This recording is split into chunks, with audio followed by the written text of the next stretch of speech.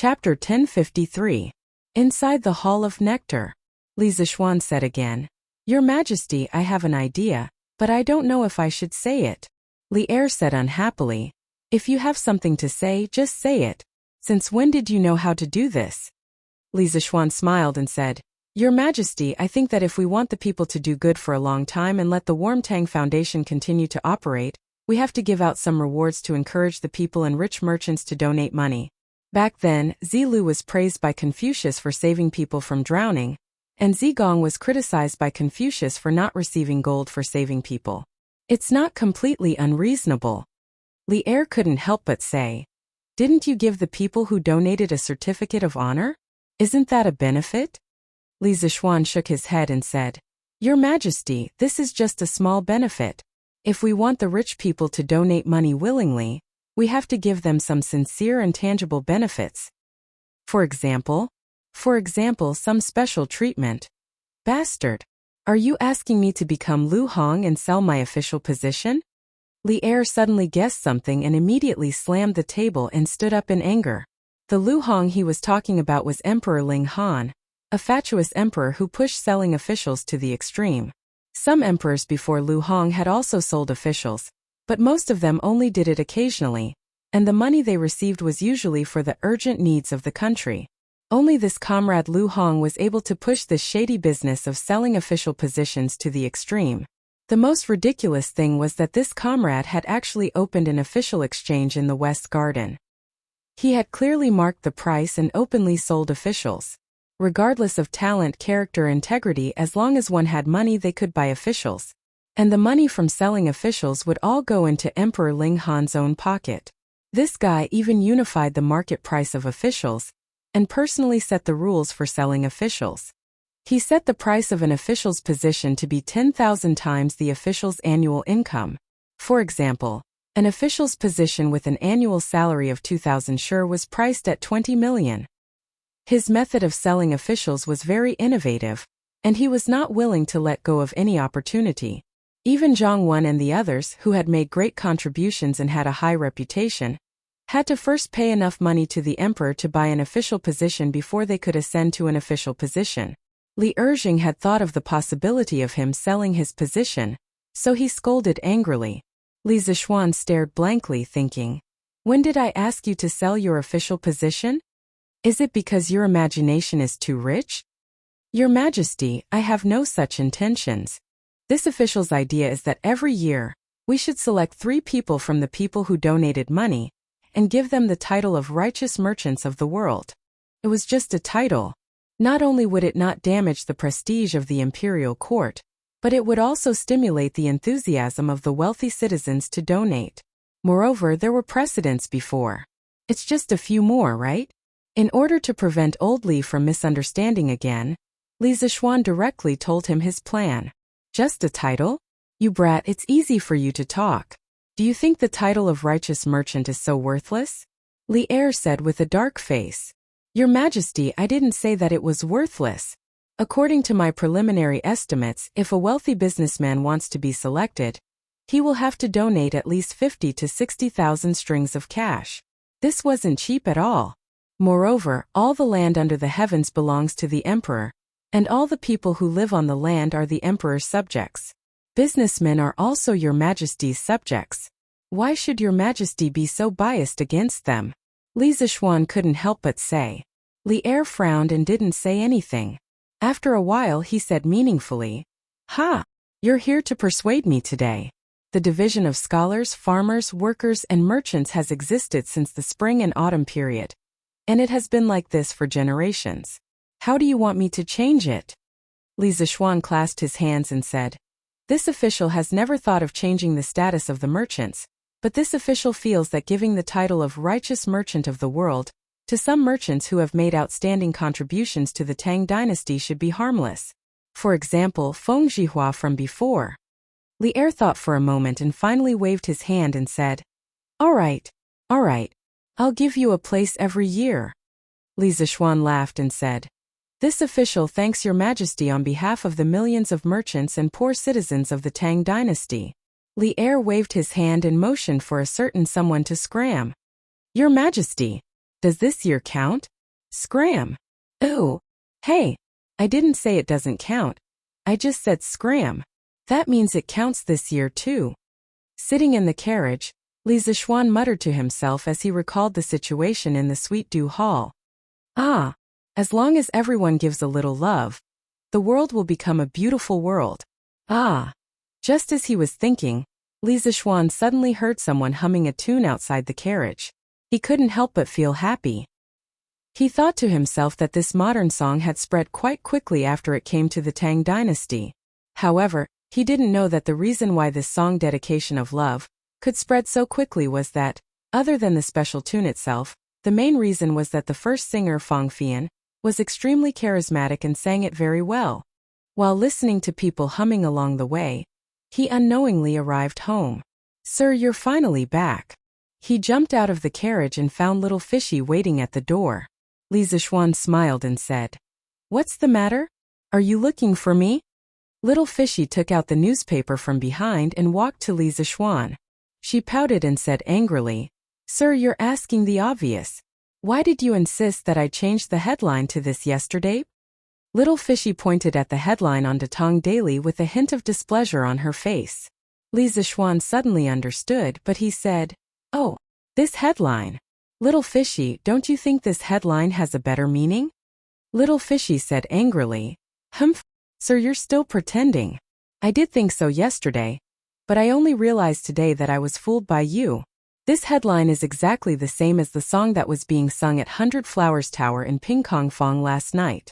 Now, everyone in the editorial department is asking me if I went to Pingkongfang last night to listen to that song. Even Steward Ma asked me this morning. Damn it." Li Zixuan wanted to laugh when he heard that, but he quickly held it back. He held back his laughter and said with a straight face, "Ahem. Coincidence. It's definitely a coincidence. Those people in the editorial department are really too much. Little Fishy, you're a pure and innocent girl. How could they say that you went to that kind of place? The next time I go to the workshop, I'll definitely give them a good scolding." Little Fishy's face suddenly turned bright.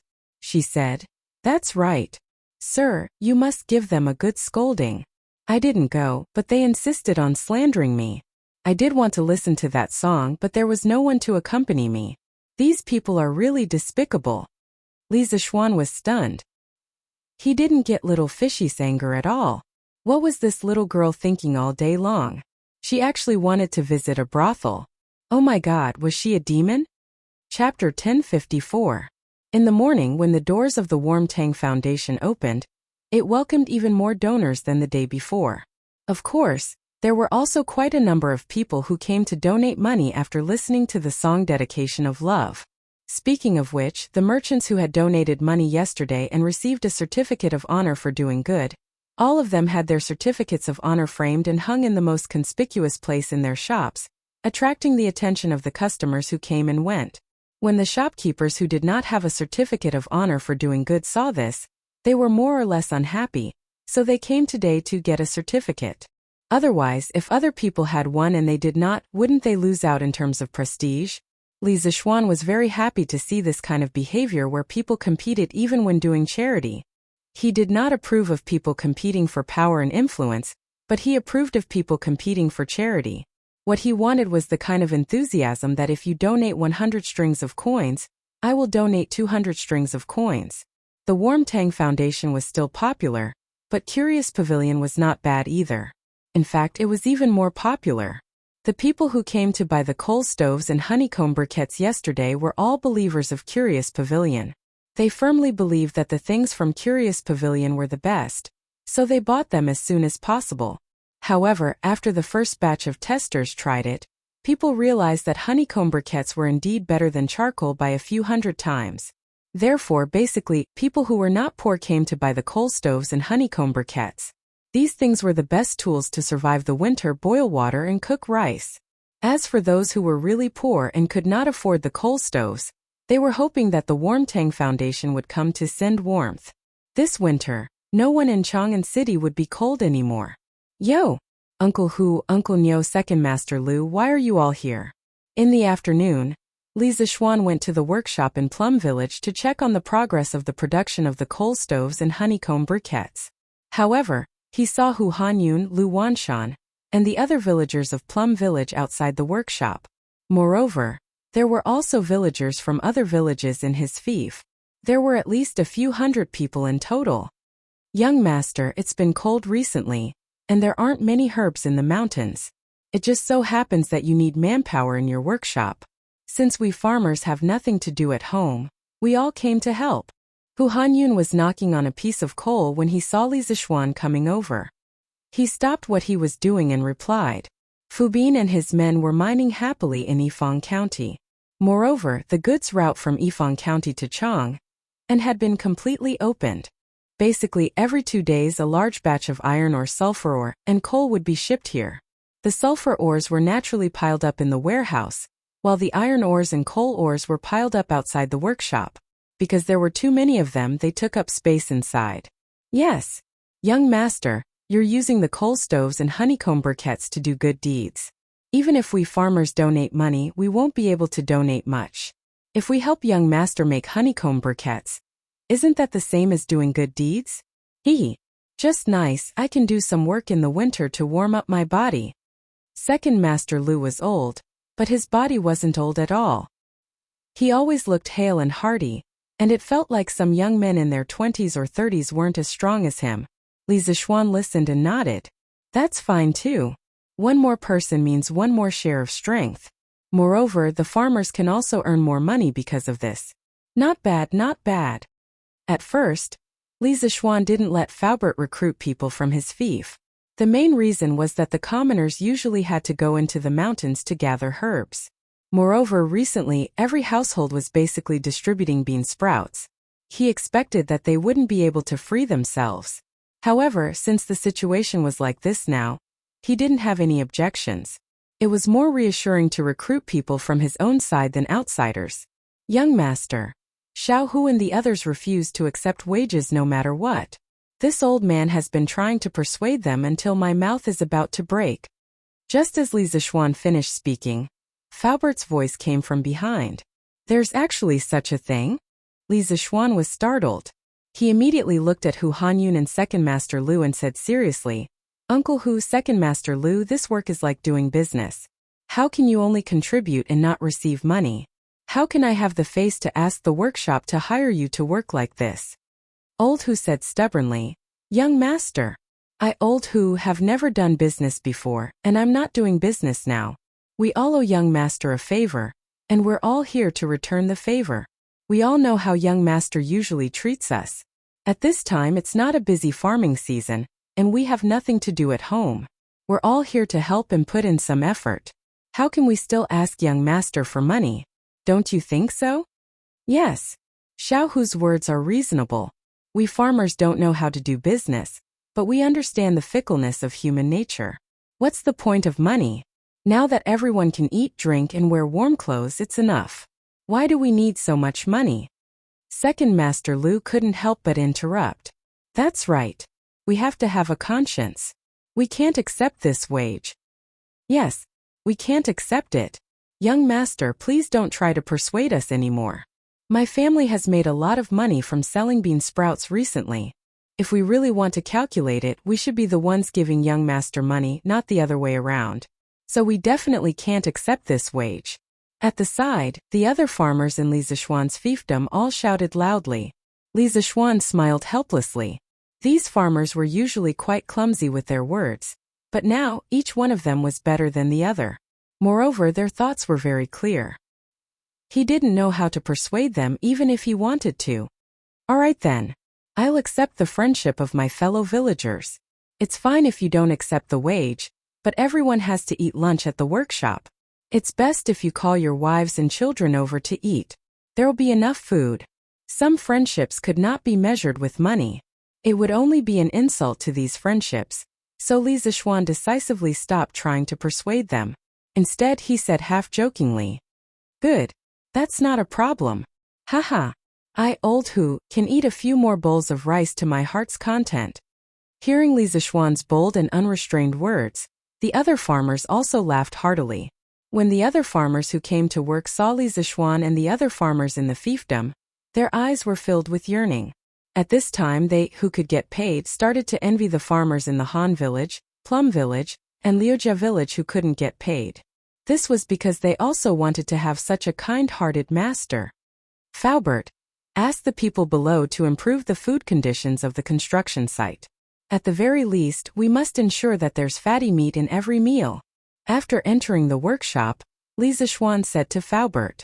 The corners of Uncle Fu's mouth twitched. This is really, of all the construction sites in Great Tang, which one would provide meat for every meal? However, he also knew that Li Zixuan didn't lack money, so he didn't object. Yes, young master. Chapter 1055. That's right, Faubert.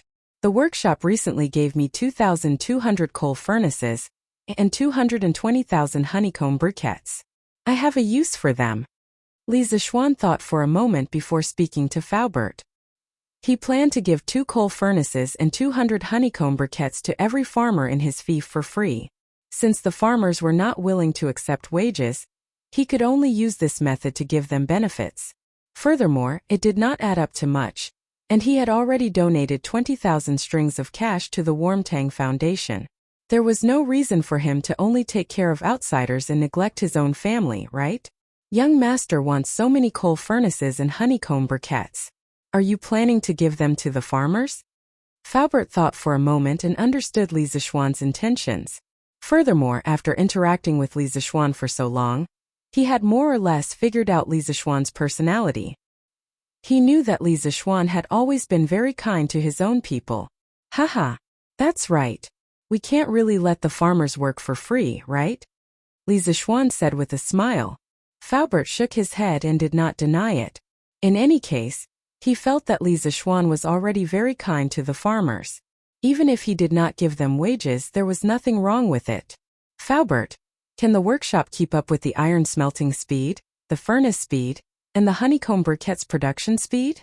Li Zixuan finally asked the question he was concerned about. Faubert nodded lightly. It can keep up. Now that the workshop has recruited close to 5,000 workers, there is no need to worry about the honeycomb briquettes production speed. The furnace is also smelting iron day and night, so we don't lack iron here. As for the furnaces, as long as there is no shortage of iron, the workshop's production speed can keep up with the consumption speed of the interesting pavilion. Now at night, the workshop was ablaze with flames. Because the blast furnace had to work day and night, there was no such thing as light pollution in this era. On the contrary, the people of Plum Village liked this scene and treated it as a unique landmark of Plum Village. Yes. Since that's the case, I'm relieved. Li Zixuan nodded. Then he walked around the workshop again. After making sure that everything was running in an orderly manner, he went home. The next day, Thursday, Yanhuang College's final exam was held as scheduled amidst the cries of the students. At 7:45 a.m., the bell and drum sounded, and all the invigilators in the examination hall began to distribute the test papers. The arrangement of the examination venue and time was similar to that of the previous monthly examination. The only difference was that the invigilation was stricter. Entering the examination hall actually required a body search. Fortunately, all the students in the academy were male. Otherwise, it would be very inconvenient to search them. In addition, the inspection team from the previous monthly examination had expanded this time. Mo Zhong, Mo Yun, and the other guards of the academy had also joined in. If you asked these guards to teach, they definitely wouldn't be able to do it. But if you asked them to inspect the exam, they wouldn't have any problem with it. Moreover, with their eyesight, they would be even better than the teachers of the academy if they were to invigilate the exam. With more people, it was natural that they would go to each examination hall more frequently. Basically, every half an hour, there would be an inspection team in front of each examination hall. As a result, no student would dare to cheat in such a strict environment. Li Zixuan didn't stay in the academy all the time this time. He came to the academy in the morning to take a look and then went back. First of all, now that every teacher in the academy had their own duties, the academy could run very well even if he wasn't there. His role was only to control the general direction of the academy's teaching.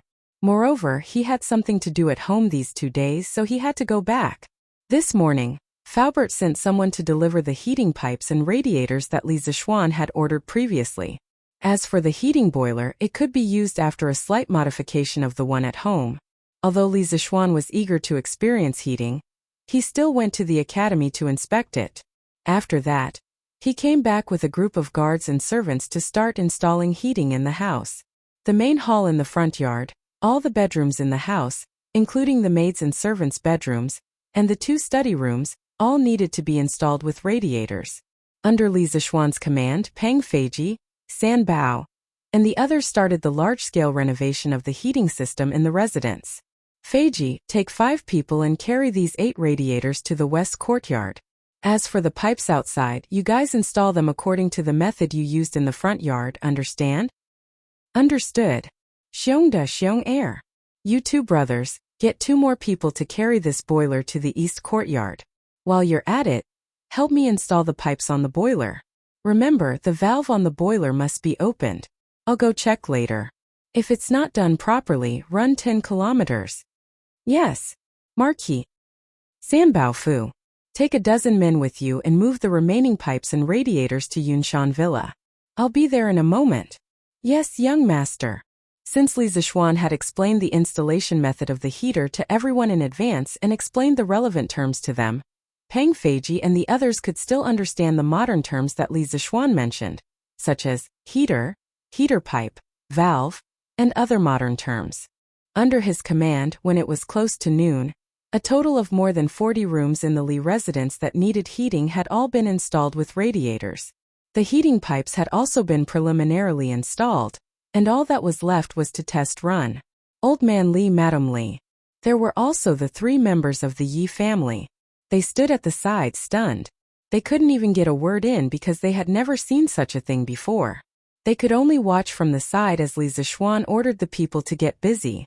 Little Xian, with just this, you can make the house as warm as spring? Seeing that Li Zixuan was almost done with his work, Li Jingma walked over and finally asked the question that had been in his heart for the entire morning. The rest of the family also looked over. Obviously, they didn't believe that Li Zixuan had made the radiator sound so magical. Hey, father, if this thing is really heated, not only will it be as warm as spring, it won't even be a problem to make the house as hot as summer. Li Zixuan chuckled. Many things that were impossible in the eyes of the ancients were so natural in the eyes of a modern person like him. Go away. You're bragging again. If it doesn't work, I'll see where you're going to put your face. Li Jingma heard that his son was getting more and more ridiculous. He couldn't help but feel annoyed. Hee. There's no point in saying more. Father, you better watch carefully later. See if your son is bragging. Chapter 1056. Start burning. After personally inspecting all the heating pipes, Li Zixuan ordered. The servants in the house quickly placed the honeycomb briquettes that had been burned in advance into the stove. In order to maintain enough steam, the capacity of the stove was 10 times larger than that of ordinary honeycomb briquettes. Therefore, the amount of coal consumed every day was not to be underestimated. After a while, the sound of boiling hot water could be heard from the pot. Li Zixuan quickly ordered. Feiji, quickly bring some people to check all the heating pipes in the house. See if there are any leaks. If there are, report to me immediately. Peng Feiji bowed and cupped his fists. Yes, Marquis. After that, Brother Chicken immediately brought a group of guards and split up to check the heating pipes that had just been installed. Old Man Li, who was watching from the side, felt a little unbearable. He went back to the main hall in the front yard and squatted in front of the radiator. He wanted to feel if there was any temperature. Drip. He didn't feel any temperature, but he heard the faint sound of water dripping from the heating pipes. After a while, it became the sound of flowing water. It was the sound of flowing water. However, the radiator was still cold. Just as Old Man Li was suspecting that his son's heating was useless, a trace of warmth suddenly came from the cold radiator. At first, he thought it was an illusion, but as time passed, that trace of warmth became more and more clear. In the end, it was even faintly hot. How is it? Father, you should believe me now, right? At this time, Li Zixuan came in with his family from outside. Seeing his father's face full of surprise, he smiled and asked. Previously, Peng Feiji had brought people to check the heating pipes. After confirming that there were no leaks, Li Zixuan was completely relieved. This was because, generally speaking, as long as the pipes didn't leak steam, they could form a closed loop. There wouldn't be a problem with heating. This thing can actually transfer heat. It's just that our main hall is so big, Shiana, you only put two radiators. If it's far away, can you feel the warmth? At this time, Li Jingma already believed that radiators could indeed conduct heat, but he did not believe that 2 radiators could warm a room. Li Zixuan did not say anything, but Yi Guozhong spoke up. He had just come over to touch the radiators and heard him say, "Don't worry, Jingma, you really won't turn back until you hit a wall. Just based on how hot this thing is, as long as we close the doors and windows and let it continue to emit heat, the hall will definitely become warm. It's just a matter of time." Old Man Yi had been a Taoist all his life. Although he didn't know the law of conservation of energy, he understood the general meaning behind it. Sure enough, an hour later, when lunch was served, Li Jingma couldn't help but wipe the sweat off his forehead and take off his thick fox fur coat because he actually felt hot. "Ah, mother. Lana is hot too." Lana ran to Madame Li and said crisply. Madame Li had no choice but to help the little girl take off her fox fur coat. The little girl's voice was filled with excitement. "This is great. Now I don't have to sleep under a thick blanket at night. Brother, this radiator you made is really amazing." Everyone laughed. To the little girl, the radiator's only advantage was that she didn't have to sleep under a thick blanket at night. Hee. Good. This way, as long as we stay in the house during winter, we definitely won't catch a cold. And this radiator is much more comfortable than a fire. Old Madame Yi said with a smile. Speaking of which, during this trip to Chang'an, the 3 of them had seen a lot of new things. Of course, grandmother, it's easy to get poisoned if you stay in the fire for too long. But this radiator won't have this problem at all. At most, it will make the air a little drier. But this problem can be solved by putting a basin of water in the house. Li Zixuan said with a smile. When it came to heating in winter, the most comfortable and natural method was the radiator. Even an air conditioner couldn't compare to it, let alone burning charcoal. It's really good. This time our house can really be as warm as spring and winter. When it comes to enjoyment, the whole Tang dynasty added together can't compare to you, Shen. Old Man Li said with a sigh. You old thing, you're always saying weird things. Don't tell me you didn't enjoy the radiator? Li Zixuan's little face darkened, but Mrs. Li rushed ahead of him and spoke up for him. Yi Guozhong stroked his beard and said with a smile, Jingma, little Xian isn't doing this for his own enjoyment. With his current martial arts cultivation, normal cold won't be able to enter his body at all. He's creating conditions for us to enjoy.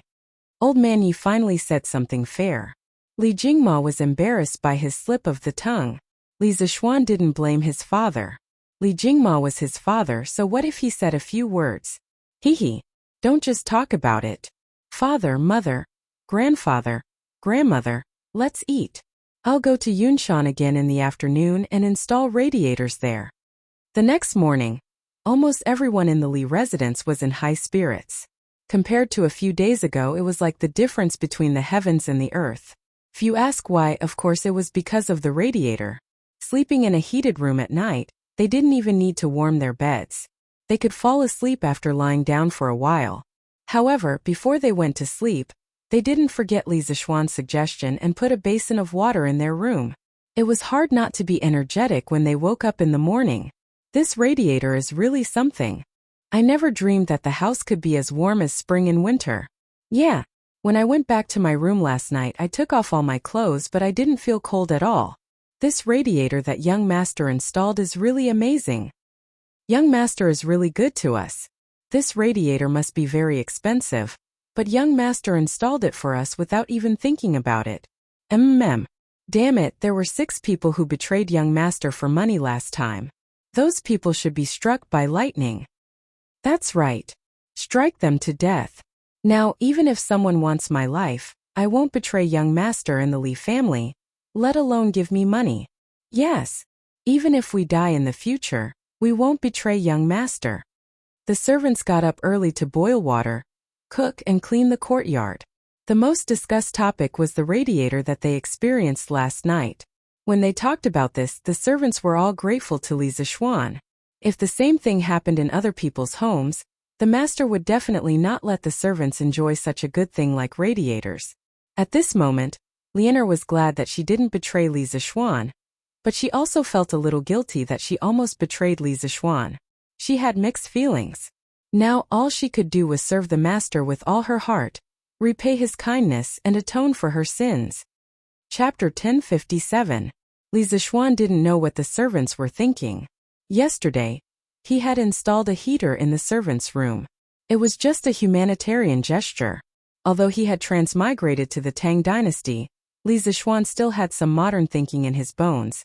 He respected every life form around him. In his dictionary there was no distinction between upper class and lower class. After getting up and having breakfast, Li Zixuan went to the academy, while Han Yushi went to the Warmtang Foundation. Both of them had their own careers now, and they were both in the rising stage of their careers. They could not stay at home every day and leave the academy or the foundation alone. Sitting in the carriage, Li Zixuan couldn't help but shake his head. His and his wife's current situation was very similar to most couples in the modern world. After breakfast they had to go to work. The only difference was that they were like bosses. Sometimes they didn't have to go to work. They had a lot of freedom. When they arrived at the academy, Li Zixuan was in Yin Silu's office, chatting with Yin Silu and Li Gang. Haha. These 2 days, the students of the academy have been working harder than usual.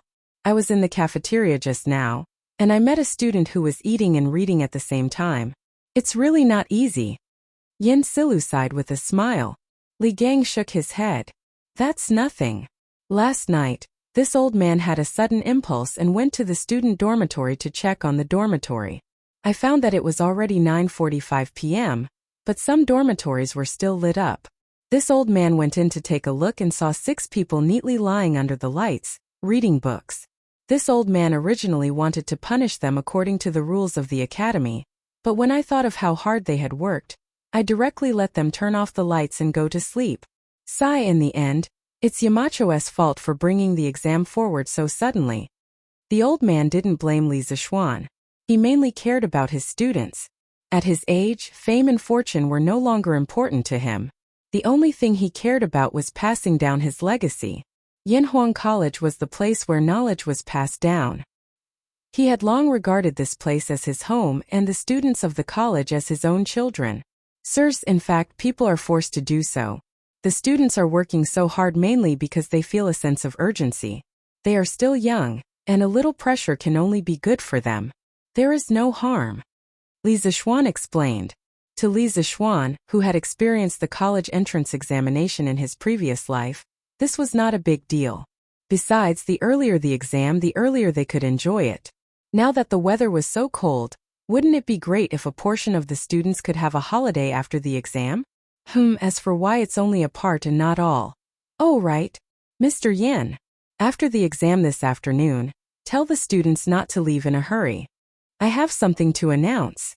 Li Zixuan suddenly added. Yes. Yin Silu nodded and couldn't help but ask. Is Yamacho going to announce the duration of the holiday? Starting from the time of Emperor Wu of Han, there were officially established schools. This was the Imperial College recorded in the history books. The students who studied there were called Imperial College students. At that time, the students had already established a holiday system. The main ones were the farm leave and the holiday. It was a bit like the modern winter and summer vacations. The duration of the holiday was usually 1 to 2 months. Of course, for students who traveled long distances, the time spent traveling to and from school was not included. Yinhuang College's winter vacation was considered late. The Imperial College had already started their holiday half a month ago. Haha, more or less. In the future, our college will call this holiday winter vacation, and the farm leave in the summer will be called summer vacation. In a while, I will make some arrangements for the students. The college had a lot of new concepts and terms, so it didn't matter if there was an extra winter and summer vacation. However, when Li Zixuan talked about the arrangements for the winter vacation, why did the smile on his face look so creepy? After staying at the college for a while, Li Zixuan returned to the courtyard to rest. Yesterday afternoon, he had brought some people to install a heater here. It was a good time to go in and enjoy himself. Hey, I have to find some time to install a heater in Li Gang's house too. The old man is so old, how can he stand the cold? After installing the heater, I will ask Priest's son to give him a physical examination next year. Li Zixuan was inexplicably startled. He suddenly remembered that according to history, Li Gang had less than 4 years to live. Moreover, the old man was now 81 years old. Let alone the academy, even in the entire Great Tang, people of this age were as rare as phoenix feathers and Qilin horns. He absolutely had to be taken care of. Therefore, Li Zixuan planned to install a heater in Li Gang's courtyard. In addition, he was thinking of asking Sun Simiao to give Li Gang a physical examination. He sincerely hoped that his arrival could slightly change history and let Li Gang live a long life. Clang, clang, clang. In the afternoon, the sound of gongs and drums suddenly rang out in Yanhuang College. It meant that the students' 2-day final exam was finally over. Stop writing. Stand up. The teachers in the 32 examination halls gave the order at the same time and started to collect the papers. Regardless of whether the students had finished or not, they all obediently put down their pens and returned to their classrooms after handing in their papers. Then the students started to chat. Some compared their answers, some complained that they did not do well, and some looked forward to a better life during the holidays. Suddenly, the classrooms of each class became noisy. However, not long after, the students regained their silence. This was because their respective form teachers came and brought a notice. All students gather at the sports field. The students did not find anything unusual. They guessed that Li Zixuan was probably going to tell them some things to take note of during the holidays. However, Li Zixuan's first sentence almost made the students kneel down.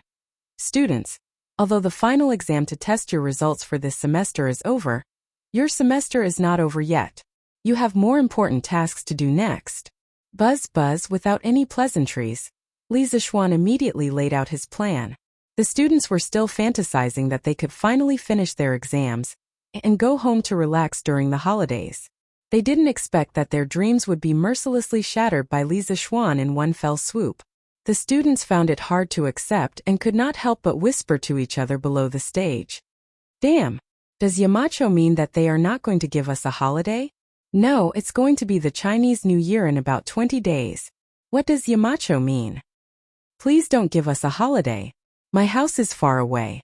We have to leave early to go home. Otherwise, we won't be able to make it in time for the Chinese New Year. Isn't this too much? Chapter 1058. That's enough. Quiet down. The students whispered among themselves for a while before Li Zixuan used his penetrating voice to stop them. The rowdy crowd instantly quieted down. Li Zixuan continued. I'm not saying that you're not allowed to have a holiday, but there are more important things that you need to do. I'm also not saying that you're not allowed to go home for the new year. Those who live more than 200 miles away from Chang and can pack up and go home tomorrow. School will officially start on the 25th of the first lunar month next year. As soon as he said that, many of the students' faces lit up. Li Zixuan paused, then continued. As for those who live closer to Chang'an from tomorrow onwards, you will report to the Warmtang Foundation. When school started, I told you that Yanhuang College does not nurture useless students who only know how to study. You must apply what you've learned to benefit the country and its people. Sending you to the Warmtang Foundation is a very valuable opportunity for you to practice. At the same time, what you're doing is very meaningful. I hope that you'll cherish this opportunity. Yamacho, what does the Warmtang Foundation do? Yeah, why does the name sound so weird? After listening to Li Zixuan, many of the students were confused. They were not confused because they could not have a holiday, but because they had no idea what the Warmtang Foundation was. On the day that the Warmtang Foundation was first established, the students had received news that the final exams would be held on Thursday. Because of that, they did not even have enough time to study, let alone read the newspaper. This included Chan Tianhua and Liao Feichen, the two part-time novel writers, who did not have time to read the newspaper. Datong Daily's editorial department was still using the manuscripts that they had sent over last week. Therefore, more than 80% of the students had not heard of the Warmtang Foundation that had recently become the talk of the town. Li Zixuan was stunned when he heard the whispers of the students. However, he quickly recovered and cleared his throat. It seems that everyone has been studying hard recently. It doesn't matter if you don't know about the Nguyen Foundation. I'll ask Mr. Ma to tell you about it now. Other than being the leader of the Academy's economics department, Ma Zhou was also the head of the editorial department of Datang Daily. Among all the teachers in the Academy, the one who knew the most about the Warmtang Foundation was definitely Ma Zhou. Under Li Zixuan's invitation, Ma Zhou walked up to the rostrum. He did not prepare a speech in advance. If it were someone else, they would definitely be at a loss. However, Ma Zhou was someone who had seen big scenes. How could he be afraid now? Ma Zhou quickly organized his words in his heart. Then he looked at the students below the stage and said in a clear voice, "Students, the Warmtang Foundation is a charity department that was personally established by the current emperor to empathize with the people. It uses the donations of the people to help the poor people." Ma Zhou was best at writing and strategy. Under his narration, Li Zixuan became the holy son of heaven who worried about the people day and night, and Li Zixuan became the great philanthropist who would rather use up all his wealth to help the poor. The students could not help but be greatly moved. At the same time, a strong sense of pride rose in their hearts. This was because Li Zixuan was their Yamacho. They felt proud that they were Li Zixuan's students. Alright, now you should understand what kind of department the Warmtang Foundation is, right? Now let me talk about your upcoming tasks. After Ma Zhou spent half an hour introducing the Warmtang Foundation, Li Zixuan continued, "The Warmtang Foundation has recently launched a warm winter program.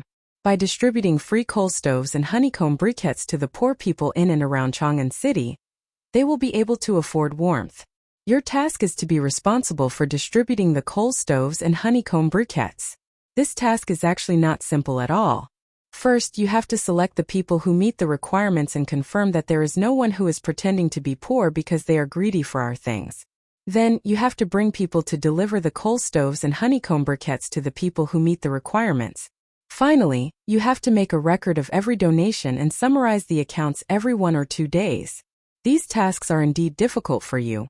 But there is nothing in this world that is impossible for those who set their minds to it.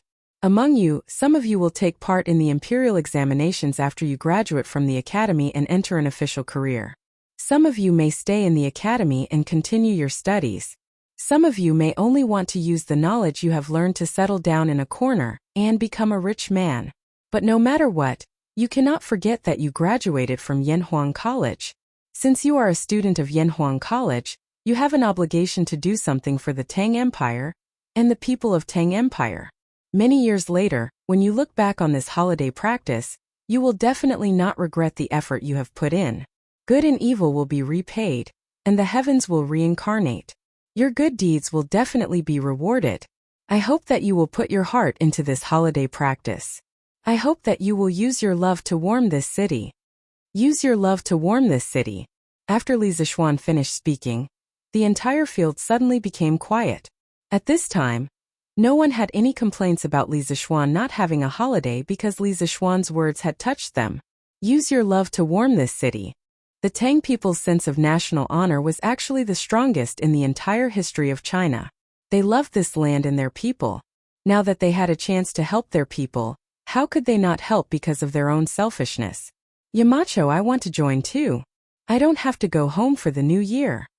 On the field, among the silent students, such a voice suddenly rang out. This shout was like a fuse, and it was followed by more and more similar shouts. Yamacho, I don't have to go home for the new year. I also want to join this holiday practice. Yamacho, I don't have to go home either. More and more students stood out. They were not locals of Chang'an, and they lived far away from the academy. Li Zixuan had also given them the opportunity to go home for the new year. But at this moment, they felt that some things were more important than going home for the new year. When Li Zixuan saw this, he smiled and said, "Good, good, good. I am very happy that so many people are willing to give up the opportunity to go home for the new year to help the Nguyen Foundation. But I still hope that you will think carefully before making a decision. Those who are willing to go home, I will support. Those who are willing to stay at the academy to do good, I will also support. Tonight, think about it carefully, and tomorrow, you will tell your final decision to your class teacher." Chapter 1059. The next morning, when Li Zixuan arrived at the academy, He found hundreds of students gathered in front of the school building. He glanced around and found that the number was about the same as the one at the field yesterday. He could not help but nod to himself. In fact, he placed great importance on the first batch of students from Yanhuang College. This was because the temperament and style of the first batch of students would determine the future of the academy. If they went astray, then the next batch of students would most likely go astray as well. At that time, it would be impossible to correct them even if he wanted to. Fortunately, the first batch of students from Yanhuang College went astray. Yamacho is here. Quick, stand still. Some students noticed Li Zixuan walking toward them. The noisy crowd immediately quieted down.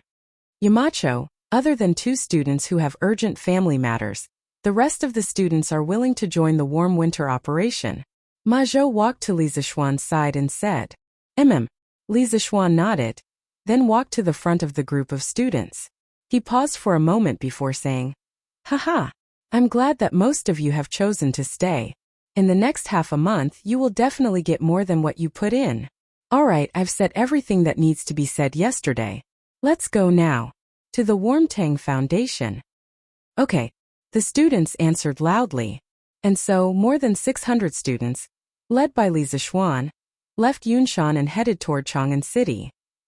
At the headquarters of the Warmtang Foundation, there were already people lining up at the entrance to donate money. Compared to the first and second day of donations, the amount of donations received every day had gradually decreased. This was something that couldn't be helped.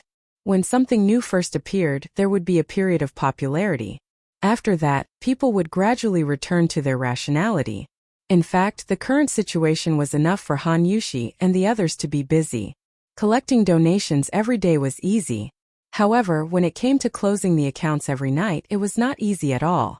This was because there were many people helping out, but few people knew how to calculate accounts.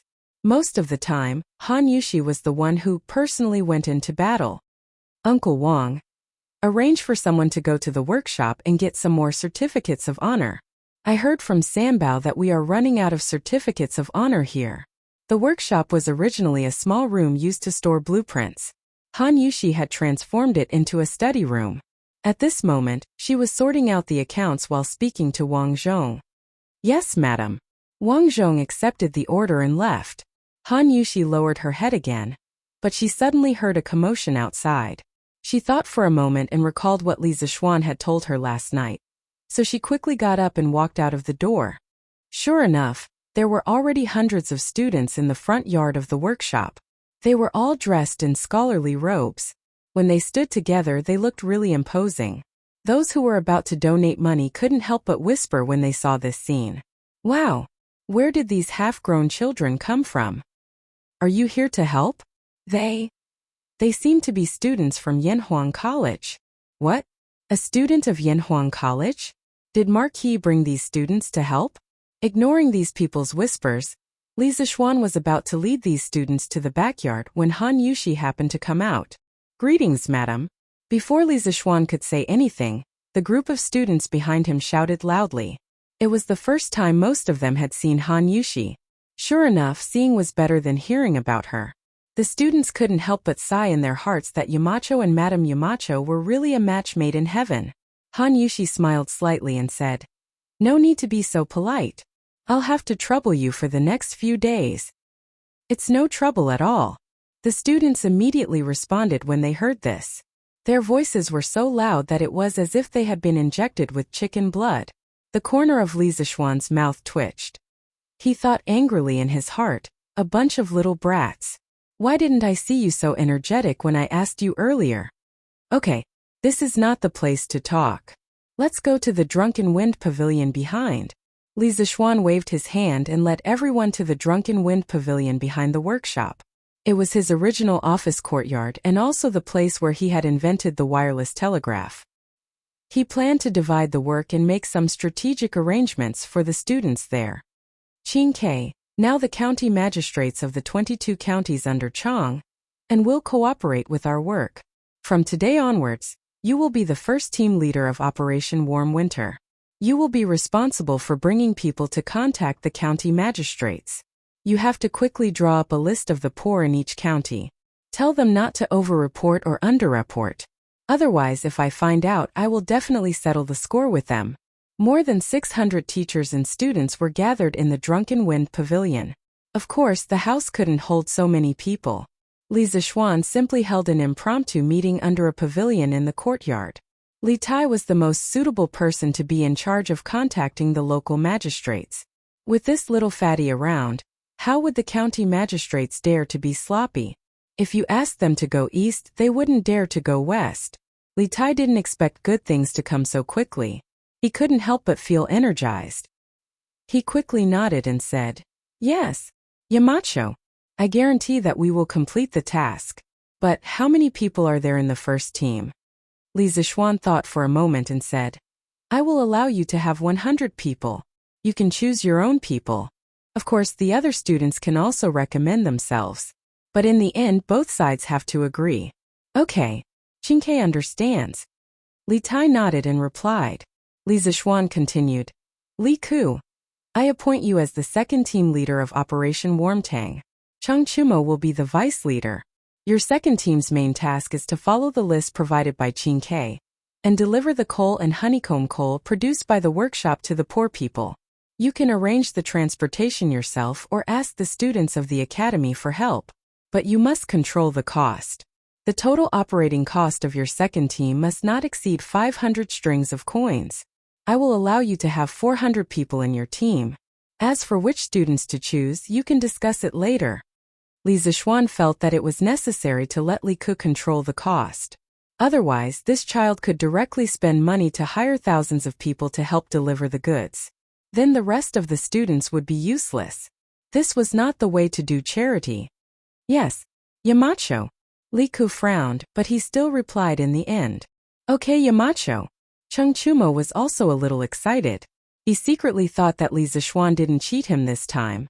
Li Zixuan then said, "Bruiser, I appoint you as the leader of the third team for Operation Warm Winter. Meng Wenhao and Li Yan will each be the vice leaders. I'll allow your team to have 138 members. You'll be responsible for keeping track of the accounts. First, you'll need to check the accounts of the Wormtang Foundation every day. Second, you'll need to record every expenditure of the workshop. All the accounts must be done clearly, do you understand?" "Yes, Master." "Yes, Yamacho." The three of them replied in unison. After everything was done, Li Zixuan stood up and said, "Well then, Operation Warm Winter will officially start from now on. Now you will all be in your teams.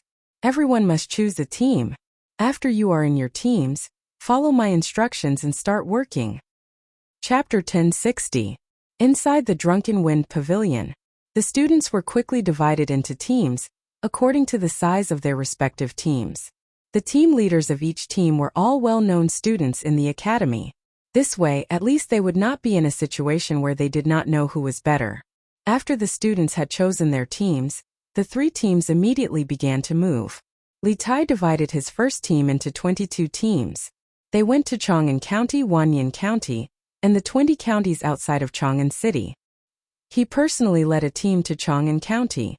Bruiser, on the other hand, led his 3rd Brigade to settle the accounts with the Wormtang Foundation. Li Ku and Chang Chumo led the 2nd team out of the workshop to prepare the carriages. Because Li Zixuan had limited their activity funds, Li Ku and Chang Chumo, who had been pampered since they were young, had no choice but to save money and bargain with others. "What? You charge 20 copper coins a day to rent a horse here? Why don't you go rob a bank? Do you think I won't sue you for running a scam?" This was Chang Chumo's voice. The shopkeeper's face stiffened. He said in a muffled voice, "Little brother, the entire Shi city is like this. If you don't believe me, you can ask other places. Don't try to blackmail me." Chang Chumo's mouth was smiling, but in his heart he was cursing. It was not like he had not asked other places, but the prices of the carriages and horses were more expensive than this place. Otherwise, why would he be chatting with an old man here? "Oh my! You say I'm blackmailing you? Let this young master tell you. An old horse like yours can only earn 3 copper coins a day at most. Don't think I don't know anything about horses. I've seen the current emperor's white-hoofed shadow, and white-hoofed shadow with my own eyes. 3 copper coins a day is already too much for me." This idiot saw that the old man did not fall for his trick, so he started to boast. The Hoofed Shadow, Green Mantis, and Saliot Purple that he mentioned were all top-notch BMWs that had accompanied Li Er on his expeditions. Other than these three, there were also Jianmao Gugua, Shifachi and Telugu, all of which were Li Er's mounts. In the middle of the Zhengguan period, in order to commemorate these 6 warhorses, Li Er ordered Yen Lide and Yen Liban to depict the 6 warhorses in relief, which were placed in the Zhao Mausoleum, and were known as the 6 horses of the Zhao Mausoleum in history. Hearing this, the old man didn't know whether to laugh or cry and said, "Little brother, since you've even seen His Majesty's beloved warhorse, it means that you're either rich or noble. Tell me, why are you arguing with me over a few copper coins?" Chang Chumo cursed in his heart again. "It's true that I'm rich, but I can't spend it now." Just as Chang Chumo was about to go berserk and beat someone up, Li Ku walked over from the other side of the street. "Choax, what's wrong? Have you reached an agreement?" Li Ku asked after he came over. They had split up into several groups to look for carriages and horses. He had just finished talking with the owner of a carriage company and had come over. "Not yet. This shopkeeper is stubborn. Little Ku, you only gave me so little money. There's no way we can talk about this business. It's better for you to talk to him." Chang Chumo curled his lips and wanted to quit. When the old man heard Chang Chumo say that he was stubborn, he couldn't help but twitch the corner of his mouth. He actually wanted to beat someone up now. However, he saw that although Li Ku was young, he couldn't hide his noble aura. He knew that Li Ku's background was not small. He calmed himself down and then cupped his hands to Li Ku, saying, "It's not that this old man is stubborn, but the price that little brother just said is simply impossible. 3 copper coins to rent a horse, not to mention Chong, and even in Bing Province and New Province, it's impossible to have such a price." The Great Tang had many horse farms in Bing Province and New Province, so the price of horses there was slightly cheaper than in other places. Li Ku didn't feel offended. He smiled kindly and cupped his hands to the old man, saying, "Shopkeeper, we are all students from Yanhuang College. This time we came out from the academy to help the Wormtang Foundation, so we came here to look for some carriages to deliver honeycomb coal and coal stoves to the poor people who can't afford to burn firewood. So, can you give us a discount? After all, we didn't bring much money with us when we came out from the academy." Compared to Chang Chumo's careless shouting, Li Ku's gentle and refined way of speaking was undoubtedly more comfortable. The shopkeeper only heard half of it and had a good impression of Li Ku. However, when he heard the purpose of Li Ku and the others looking for carriages, the shopkeeper couldn't remain calm. "Hey, so you're students working for the Wormtang Foundation. You should have said so earlier. 3 copper coins, right? This old man will rent as much as you want. Just treat it as this old man doing a good deed." "Then thank you very much, shopkeeper." Li Ku smiled and cupped his hands. Chang Chumo's eyes almost popped out of their sockets when he saw this. How the F***ck is this possible? Does that mean that all the effort I've put into talking for so long was all in vain? When he thought of this, Chang Chumo looked at the old shopkeeper with resentment. As if he could feel Chang Chumo's resentment, the old shopkeeper inexplicably shuddered. He looked at Chang Chumo and smiled apologetically. "Little brother, you can't blame this old man for this. If you had told me your purpose from the beginning, this old man wouldn't have disagreed no matter what." Chang Chumo snorted and ignored the old man. Li Ku couldn't help but laugh. "Shopkeeper, don't mind him. This brother of mine has always been like this. I haven't asked you how many horses you have here. We'll rent them all." The shopkeeper was stunned when he heard this. He didn't expect Li Ku to have such a big appetite. "There are 32 horses in total. Little lord, are you sure you want to rent them all?" "I'm sure. Shopkeeper will rent them for 20 days first. Here, the rent is 1,920 copper coins. That's the guarantor we hired." Li Ku quickly calculated the rent, and then pointed to a middle-aged scholar who was walking over. The old shopkeeper couldn't help but feel a toothache. If he rented all the horses to Li Ku for 3 copper coins a day, then his loss would be too great. However, he had already bragged earlier. At this time he couldn't regret it even if he wanted to. He could only accept the money and let the horses go. "Ahem. Little lord, since this old man rented so many horses to you at such a low price, Can you let Datong daily mention this old man's good deeds in tomorrow's news? After the handover, the old shopkeeper remembered that Li Ku was a student of Yanhuang College, and the Yamacho of Yanhuang College was the founder of Datong Daily. He had a little evil thought in his heart, so he eagerly asked Li Ku. Before Li Ku could speak, Chang Chumo said in a rough voice, "No. Do you think it's so easy to get into Datong Daily? If you really want to do good, why don't you just give these horses to us for free?" Little Ku, ignore him. Let's go. Call someone else to take the horses. Chapter 1061. Little Ku, is this considered cheating? Chang Chumo could not help but ask on the way back. Li Ku was still riding on his horse. He laughed and said, "How is this cheating? The Yamacho only said that we are not allowed to use our status to get help from our underlings, and that the total expenditure cannot exceed 500 strings of coins. They did not say that we are not allowed to bargain with others in the name of doing good. Chonyo, things are different now. We have to be careful in everything we do. Otherwise, 500 strings of coins will not be enough." The Li Ku now was a completely different person compared to 4 months ago. At that time he was living like a prince and only needed to practice martial arts in the palace. Why would he need to worry about money? Why would he need to be careful? Hey, Little Ku, what you said makes sense. How many carriages do we need? Which one should we go to now? Chang Chumo scratched his head and laughed.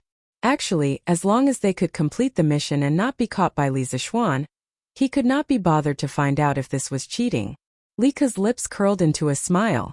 There's no need for that. We have enough carriages and horses. That's it? Does that mean that Zifin, Yui Baolin, and the rest have already rented carriages? Chang Chumo was stunned for a moment and said in disbelief. The members of the 3rd Brigade had all gone out to look for carriages according to Li Ku's plan. Sun Zifin and Yui Baolin were members of the 3rd Brigade. Haha, this is also a coincidence. Sun Zifan's family opened a carriage company, and the scale is not small, so we rented a lot of carriages from there at a low price. Now all of them added up, it is completely enough. Li Ku said with a smile. He even emphasized the word low price. It was obvious what he meant. F*ck. Sun Zifin's family owns a carriage business? Why didn't this kid say so earlier? He made us look so hard for carriages. F*ck. No, he should be back at the workshop now, right? I'm going to find him. This kid tricked me. Hiya. Chang Chumo's eyes widened. His face was filled with disbelief and anger. Yes, anger. At this moment, he felt that Sun Zifin was even more despicable than the old man from the carriage company. After saying that, he slapped the horse's butt hard, and the man and the horse rushed forward. Hey. Ugly bull, don't.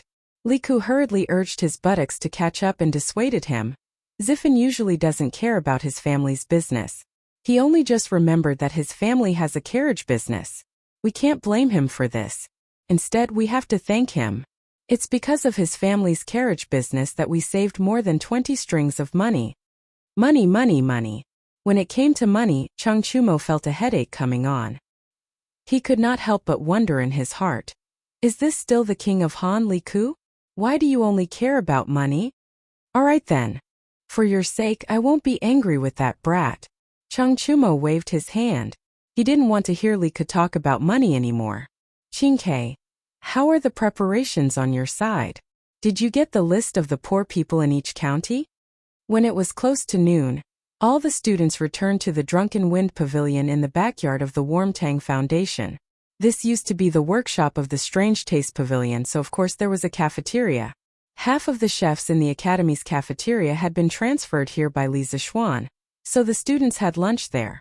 At this time, Li Ku was holding a bowl of rice and chatting with Li Tai about work. Oh, I got it all.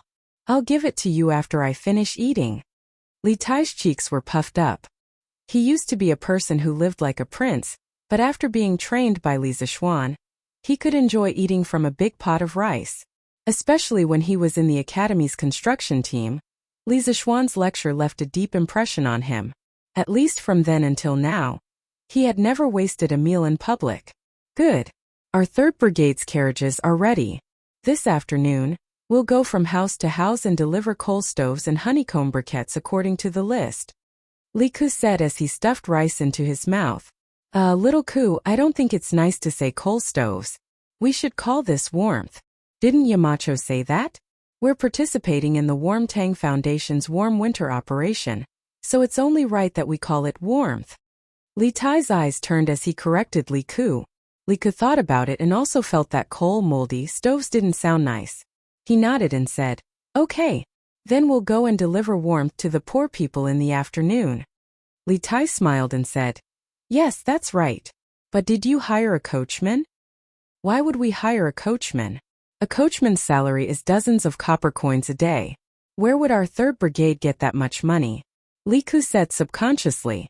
Li Tai's eyes widened as if he was meeting Li Ku for the first time. He said, "No, Little Ku, did I hear wrong? You're stingy with a few copper coins? Are you the Little Ku I know?" Li Ku said matter-of-factly, "What do you mean by stingy? There's no need to waste money. By the way, Chinke, do you have people who lend money to earn interest?"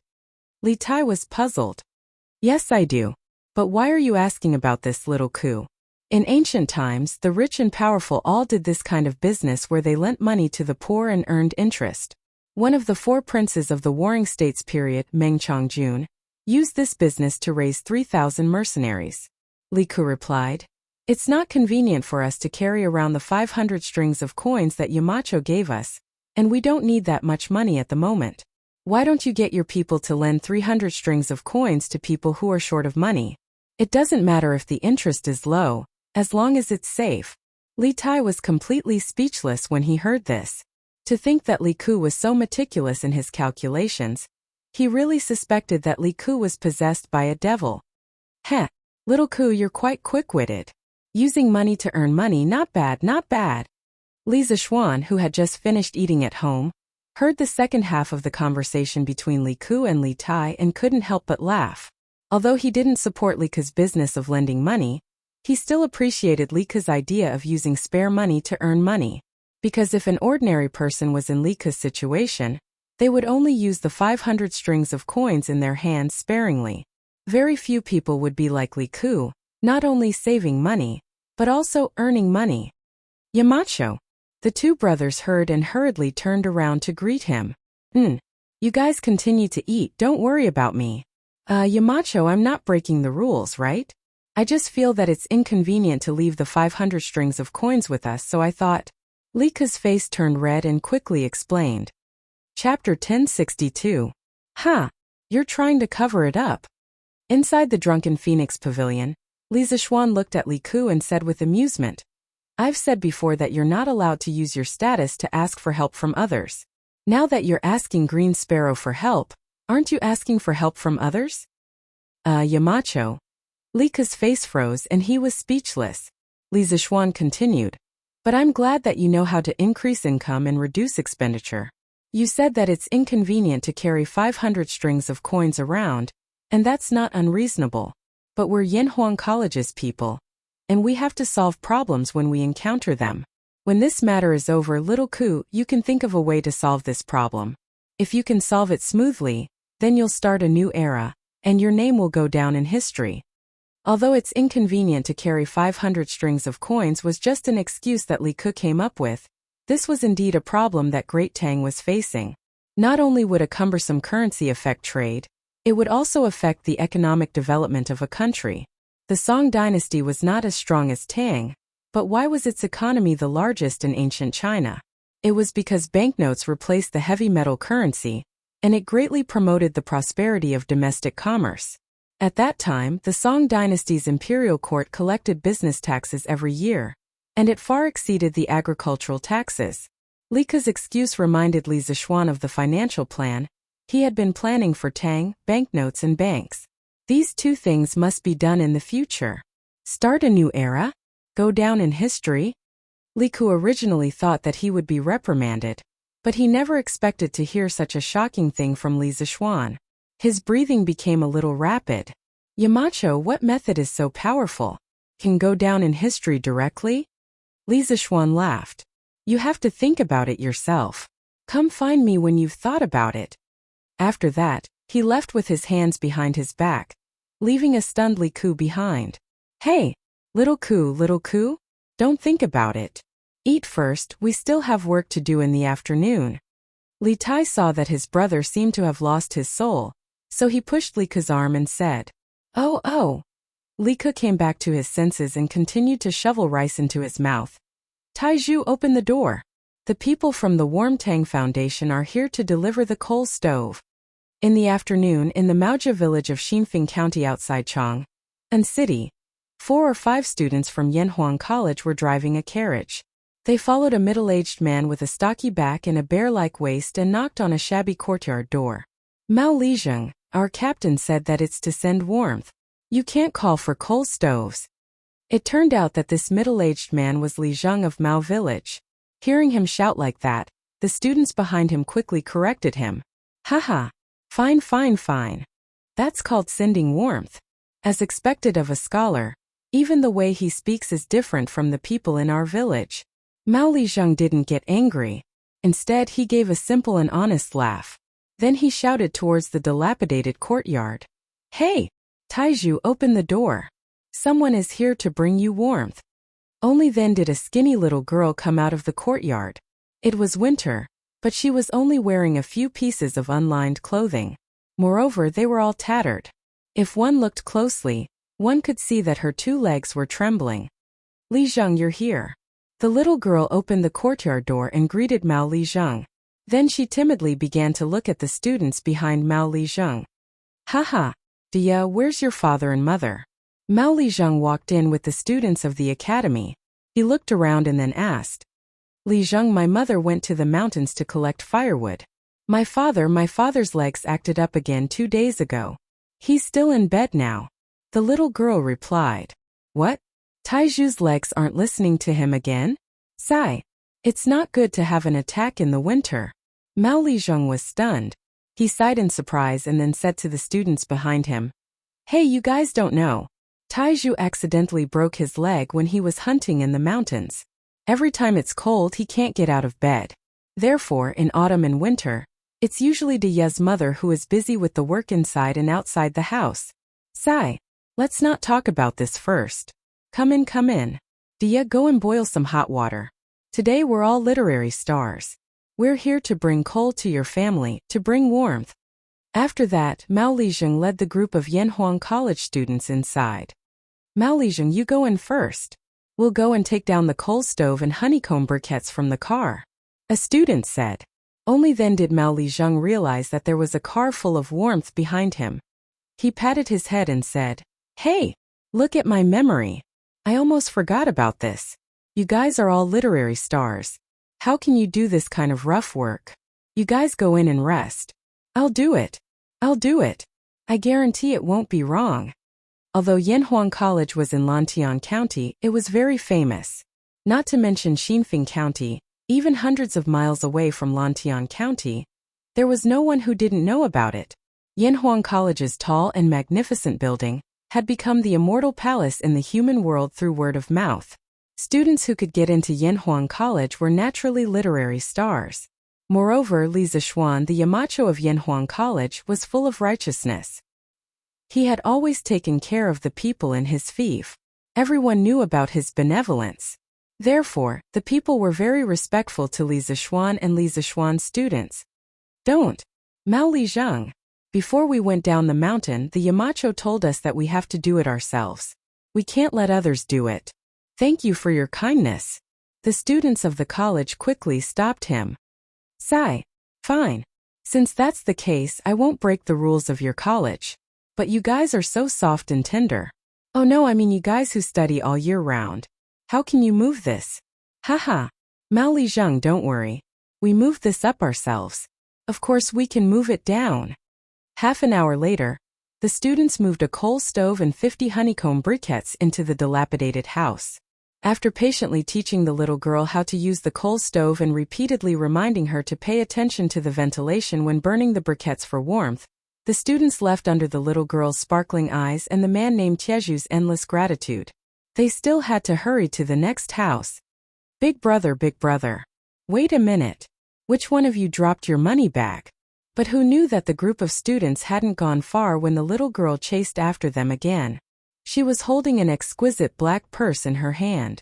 The whistling north wind messed up her hair and blew her little face red, but it still didn't stop her footsteps. Huff huff. Big brother, look, which one of you dropped your money bag in the house? Chapter 1063. Haha. Jishuan, what kind of memory do you have? How could you forget the money pouch? Luckily, the girl from the farmer's family was honest. Otherwise, where would you find it later? On the way, the group of Yanhuang College students joked with each other. It turned out that it was Di Jishuan who dropped the money pouch just now. Chu Suoyang's son, Chu Yanfu, was also among them. Di Jishuan just shook his head and smiled when others made fun of him. Jishuan, you deliberately left the money pouch in their house, didn't you? Those who could get into Yanhuang College were not fools. One of the students couldn't help but ask. As soon as the words came out, everyone was stunned. Several pairs of eyes looked at Di Jishuan. Di Jishuan smiled helplessly and said, I also saw that family's life was really difficult. But if I gave them money openly, they definitely wouldn't accept it. So I thought of this idea. I didn't expect that girl to be so honest. Alas. In fact, it's only a few hundred coins. Even if it's lost, it won't hurt at all for you and me. But for that family, it's a life-saving money. We've sent coal furnaces to almost 5 families today. To be honest, I admire Yamacho's wise decision. If we didn't go down the mountain this time, many of us might not know how difficult it is for the common people to live. Alas. As soon as he said this, the group of people who were laughing and joking just now suddenly fell silent. Among them, Di Jishuan and Chu Yanfu were from the families of officials, while the other 3 students were from the families of merchants. They really didn't know what was called suffering in the world since they were young.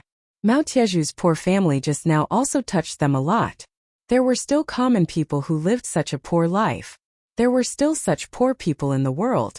Jishuan, you were right. If I had known, I would have secretly hidden some money in their house just now. The student who laughed at Di Jishuan's carelessness just now said in a low mood. Haha. Chini, it's useless. Even if they can't find the money you hid now, once they find it later, they'll come back to return it to you no matter where you go. Di Jishuan shook his head. The student named Chini was puzzled and asked, Jishuan, why are you so sure? Di Jishuan didn't explain, but Chu Yanfu laughed and said, Enough. Chani. Ji-sun is able to see things clearly and see into people's hearts. In this aspect, you shouldn't doubt him. Haha. Let's go. It's almost time for the next one. Di Jishuan's team was not the only one who encountered such poor people. In the evening, all the students returned to Yanhuang College.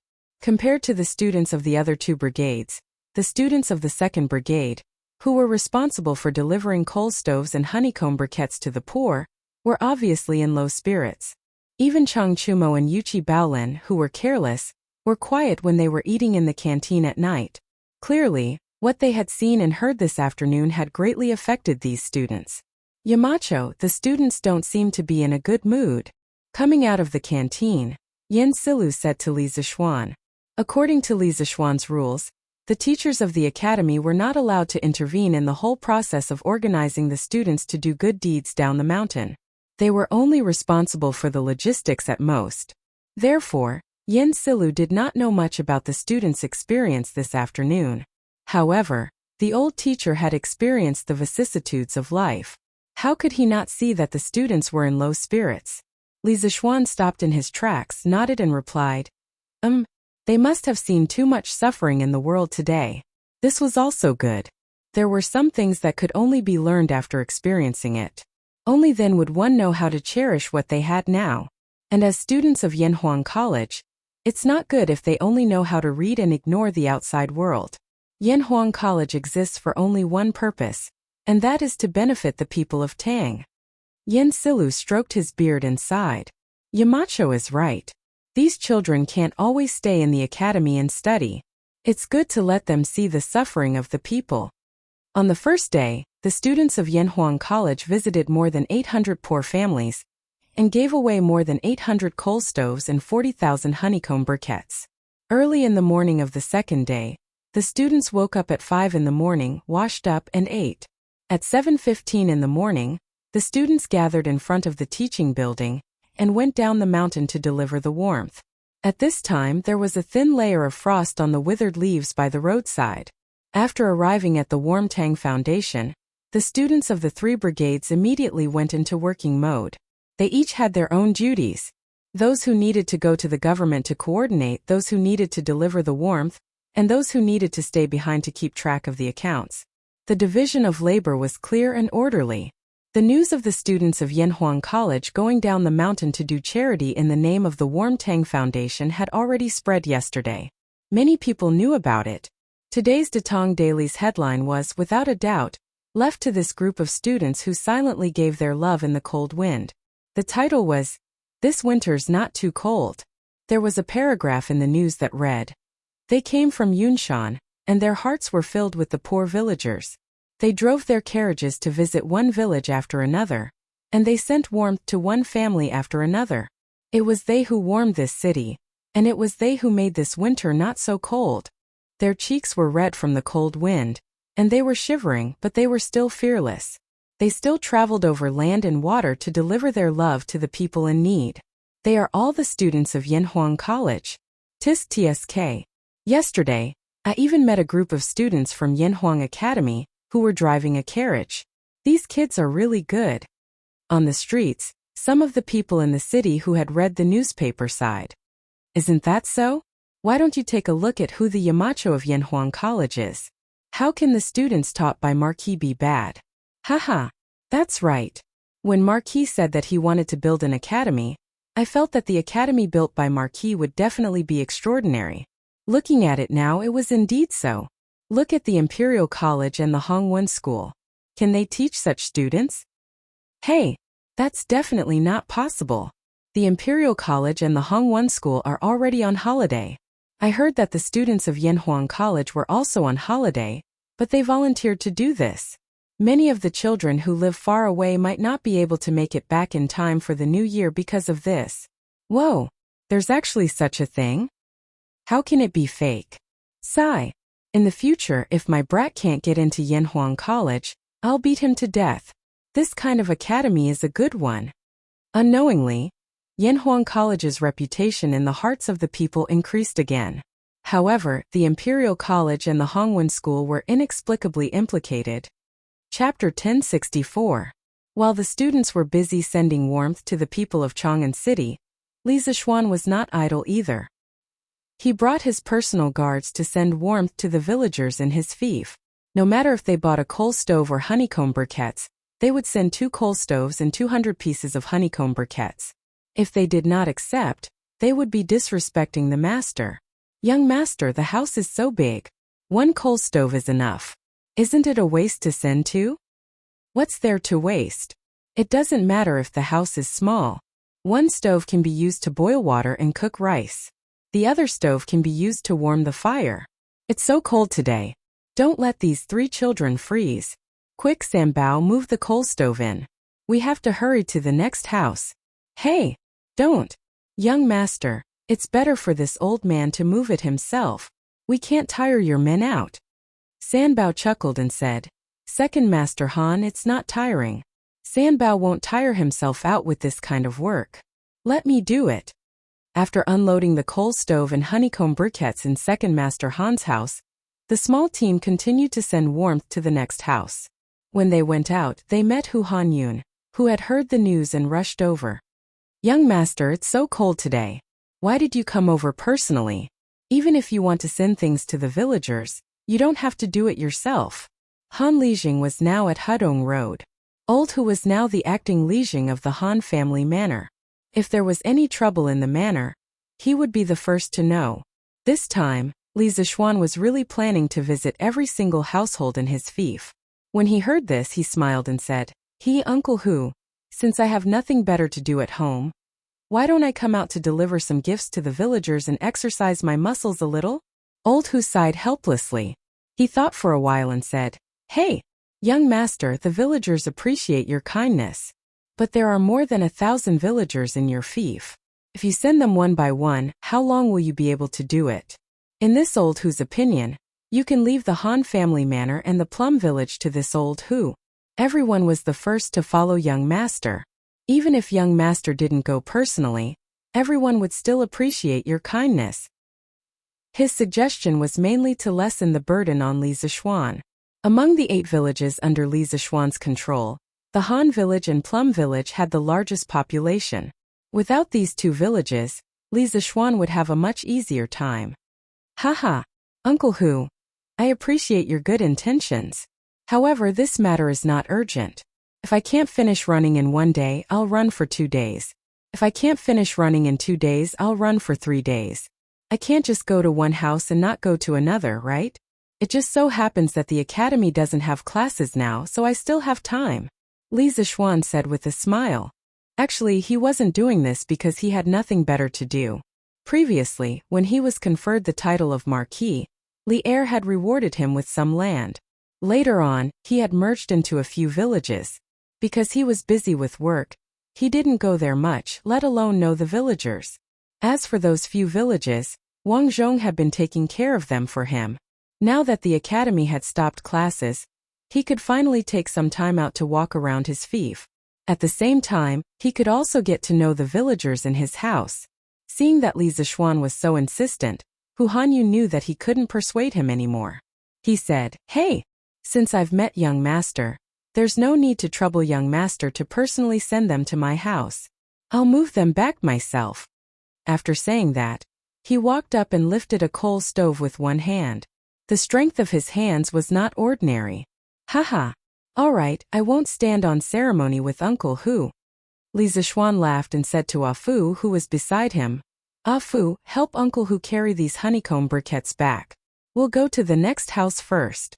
Catch up with us later." "Yes, young master." Ah Fu carried a bag of coal and left. Li Zishuan said to Peng Feiji, "Let's go. Next house." Although there were many villagers in the Han family village, they lived in close quarters. Therefore, Li Zishuan ran from house to house and was done by noon. Lunch was naturally settled at the academy. The academy had indeed transferred half of the chefs away, but the other half were still cooking for the teachers who stayed in school. After resting at the academy for a while, Li Zishuan ordered Peng Feiji to bring some people to the workshop to get some things.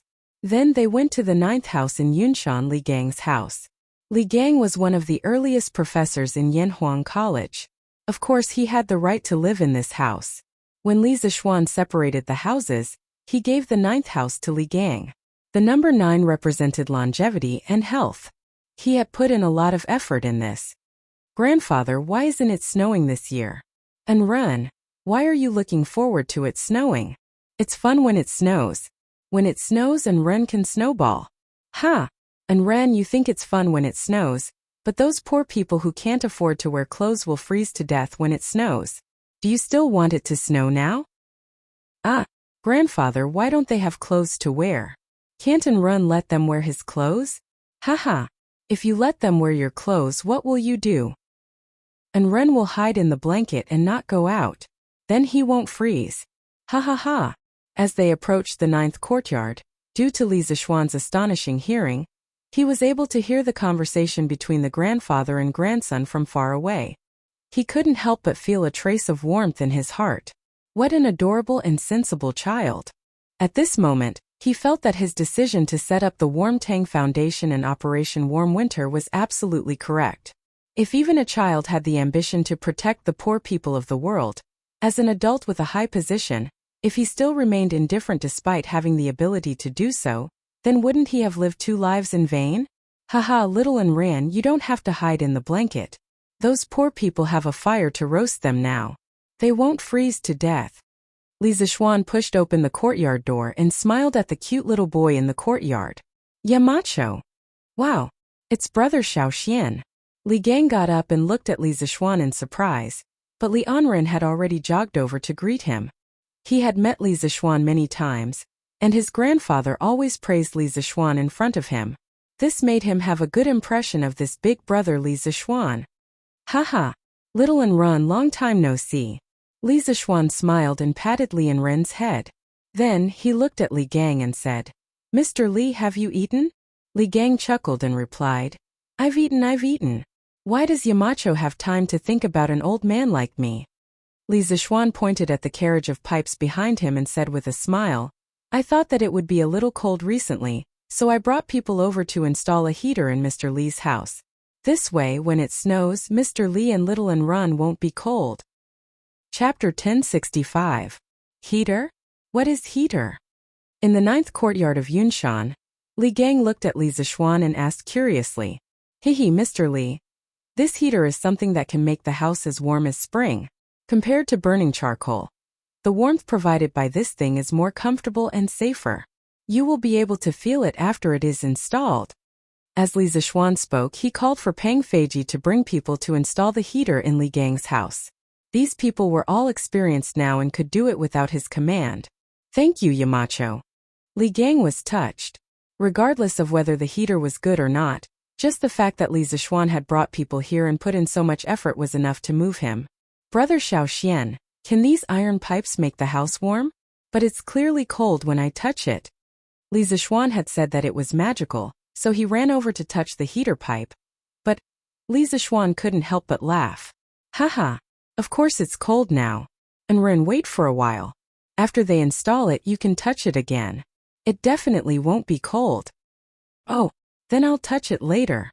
Compared to the Li residence, which occupied a huge area, the courtyard in Yunshan was not considered big. Therefore, Pang Feiji and the others used less than 2 hours to install the heater in Li Gang's house. Li Zixuan ordered, light it. Try to see if it leaks. Yes, Marquis. Pang Feiji went to light the heater with ease. After about half an hour, the heater finally started burning. Li Zixuan's people quickly entered the house to check the pipes.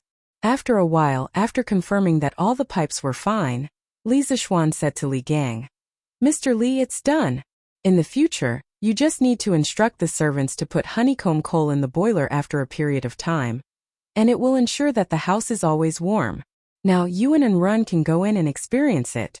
Although Li Gang had studied Confucianism all his life, he had been in Yanhuang College for so long.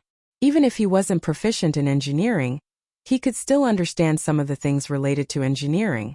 When he saw Pang Feiji and the rest install the heater, Li Gang could roughly guess the operating principle of the heater.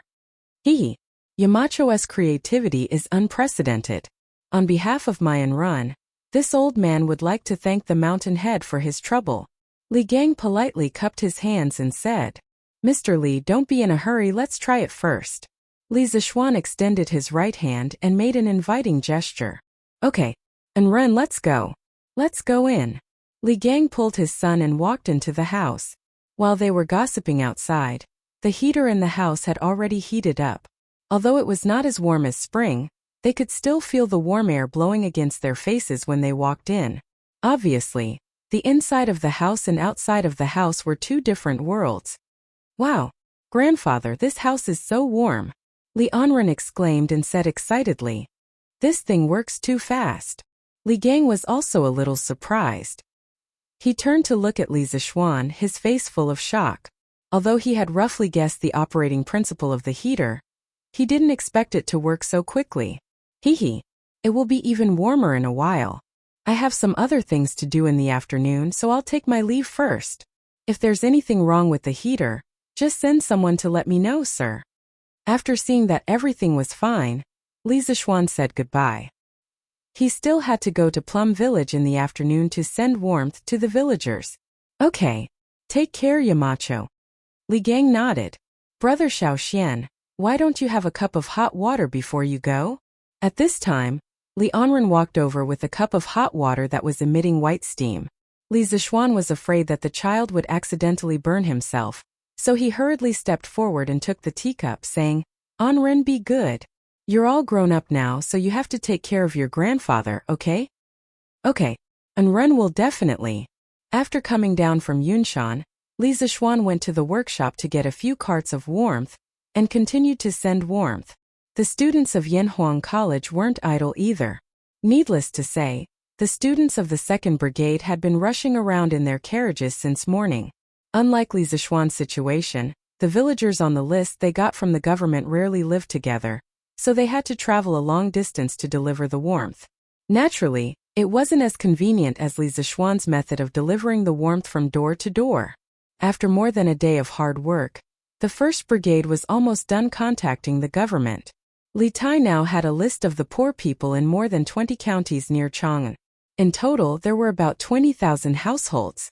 What was even more amusing was that Li Tai even received a list of poor people from some counties not near Chang'an. They hoped that Li Tai could ask the foundation to help them. Li Tai could only put the list aside helplessly. Their mission now was mainly in Chang'an City and the 20 counties around Chang'an. According to the current speed of the 2nd Brigade's warmth delivery, it would take at least a month to send all the poor people on the list. There were less than 20 days left until the new year. Li Tai wanted to help all the poor families before the new year. Therefore, in the afternoon, he brought more than 100 people from the 1st Brigade and joined the 2nd Brigade. More than 500 students followed the name list and started their journey of sending warmth again. Li Tai could do this mainly because Li Zixuan had already completed the task of collecting the list for the 1st Brigade. 3 days passed in the blink of an eye. Including the first day, the students had actually been warm messengers for 4 days. In these 4 days, the speed of their warmth gradually increased. On the first day, they sent 800 families. On the second day, they sent 1,200 families. On the third day, they sent 1,500 families. On the fourth day, they sent 2,000 families. In total, they sent 5,500 families. On the morning of the 5th day, when the students gathered in front of the teaching building, Li Zixuan looked at the group of children. Although they looked tired, their eyes were full of determination and perseverance. He couldn't help but say loudly, "I know that these 4 days have been very hard for you. You have traveled mountains and rivers, you have braved the cold wind, and many of you have blisters on the soles of your feet. But until now no one has quit. You are all good. I, Li Zixuan, am very proud to have a group of students like you. Do you still remember what I said at the beginning of school? I said that the purpose of Yanhuang College was to establish a heart for heaven and earth, and establish a life for the people. Now you have done it. What you are doing now is to establish a heart for heaven and earth, and establish a life for the people. This year's winter in Chang'an City is not too cold because of your efforts." Chapter 1066. Set your heart for the heavens and earth. Set your life for the people. Inherit the lost knowledge of the past, and create peace for all ages. These were the famous words of the Northern Song Dynasty's Confucian master Zhang Zai. During the 2nd year of the Northern Song Dynasty's Shenzong, Zhang Zai became a professor at Chongwen Academy. Later, his brother Zhang Jin was convicted of opposing Wang Engshi's reform. Zhang Zai resigned and returned to his hometown, where he made a living by lecturing and writing books in the local Chongsho courtyard. After Zhang Zai's death, people changed the name of Chongsho Courtyard to Henku Academy in his memory. Zhang Zai's famous words were magnificent and had a large structure. China's modern philosophy master Feng Yulan called them the 4 lines of Henku. Looking at Zhang Zai's life, he was summoned twice and became an external official 3 times. He wrote books and established a school, but he was poor all his life. After his death, he was so poor that he didn't even have a coffin to bury himself. Fan Wenzhengong wrote in the famous book, Yang Tower Records, that those who live high in the temple worry about the people. Those who live far away worry about the ruler. Henku Academy's Mr. Henku was an official when he advanced and a sage when he retreated. He used his actions to open up a new era of Confucianism. History was always fair. Those who see the vanity of the world as passing smoke and have the people of the world in their hearts, although they may have been poor when they were alive, after brushing away the dust of history, behind them will stand a historical monument that will be honored for generations to come. This was the logic of history. Although Li Zixuan founded engineering, he didn't completely oppose Confucianism. He admired some of the great Confucians from the bottom of his heart. He was also very willing to accept some of the advanced ideas in Confucianism. Zhang Zai's 4 lines of Henku was used by him as the school's motto. The sea can accommodate hundreds of rivers, and the tolerance is great. If engineering wanted to develop for a long time, it needed a soul. If it only relied on the accumulation of skills, it couldn't be passed down. And if a new school of thought wanted to have a complete soul, it was not something that could be done in a day. This was a long-term process of accumulation. Li Zixuan was not a big shot who specialized in philosophy or education in his previous life. What he could do now was to absorb the cultural essence of other schools of thought to enrich his knowledge. This was also the reason why he had invited famous scholars like Li Gang and Yen Silu, as well as leaders and elites like Mo Huai and Mo Lingwei to teach at the academy. Establishing a heart for the heavens and earth. Establishing a life for the people. These two sentences were like two bowls of incomparably delicious chicken soup for the soul, causing the souls of the students to be sublimated in an instant. All of a sudden, the exhaustion on their bodies seemed to have been swept away. All of them were full of energy and fighting spirit as they went down the mountain to do good deeds. Li Zishuan continued to send warmth to the villagers in his fief. There was only one village left, and he estimated that he would be able to finish running it by the morning. Now the villagers in his fief could be said to have completely become Li Zishuan's die-hard fans. If they heard someone say anything bad about Li Zishuan while walking outside, they would stop in their tracks and argue with the other party for a long time. This was the aspiration of the people. This was the invincible benevolence. The next day, under Ma Zhou's arrangement, Li Zishuan's speech to the students yesterday morning was edited by Ma Zhou and published on the Datong Daily's headlines. The title was, Establishing a Heart for the Heavens and Earth, Establishing a Life for the People. Marquis Yong An's hope for all the teachers and students of Yanhuang College. There was a paragraph in the news that read, The heavens and earth have no heart, but people have hearts. The heart of a person is to be born with a benevolent heart of universal love and help the people, and the heart of a saint like the Grand Duke, using rational cognition to think about the principles of all things in the heavens and earth. This is establishing a heart for the heavens and earth, Mencia said. Those who do their best know their nature and know the heavens. Keep a heart, nurture a nature and so do the heavens. Live a long life, cultivate the body to wait for it and so establish a life. A sage's aspiration is to establish a life for the people and our compatriots, so that there is nothing in the world that cannot be found. Only then can it be complete, and cannot be satisfied with just oneself or a few gentlemen settling down and living their lives. Such an atmosphere is establishing a life for the people. Recently, there was a lot of news on Datong Daily about Yanhuang College's students running around and helping the needy. The people now had a good impression of Yanhuang College. After they saw this headline, although they didn't quite understand what Ma Zhou meant by writing a bunch of people, they felt that it was very awesome. This was probably what it meant to not understand clearly. But when the scholars saw this news, they couldn't remain calm. Establishing a heart for the heavens and earth. Establishing a life for the people. What great courage! What a broad-minded mind! In a 3-story house near the Imperial College, Kong Yingda was holding the latest issue of Datong Daily. His hands were trembling. Other than shock, there was also a trace of regret on his face. Establishing a heart for the heavens and earth. Establishing a life for the people? This person has such a big tone. Grandfather, who said this? A youth beside Kong Yingda raised his head and asked. Sigh. Kong Yingda sighed and shook his head without saying anything. At this point there was no point in thinking too much. Li Zishuan was already walking further and further away from the Confucian school. This was a person who was gradually establishing a sect. In the past, Kong Yingda didn't particularly care about this new school of thought. This was because he felt that although it was the opposite of Confucianism, it only had a skeleton and didn't have a soul. Even if it could create a lot of advanced tools, it couldn't compare with Confucianism that had been passed down for nearly 1,000 years. But now, Kong Yingda felt an inexplicable sense of crisis in his heart. This was because Li Zishuan was injecting a soul into engineering. And in this soul there was a shadow of Confucianism. Inclusive, learned from other strong points and could be used for oneself. This kind of opponent was often more terrifying than those talented and arrogant opponents. Establishing a heart for the heavens and earth. Establishing a life for the people. What kind of place is Yanhuang College?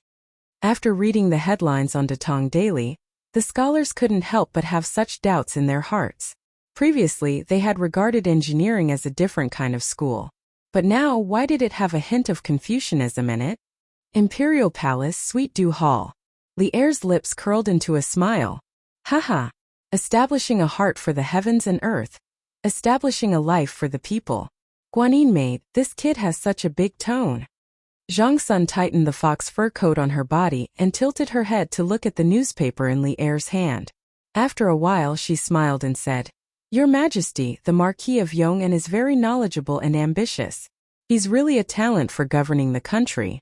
I congratulate Your Majesty on getting such a talent." Li Er couldn't help but laugh. Haha. If that kid hears Guanyin maid praising him like this, his mouth will definitely be crooked from laughing. Oh.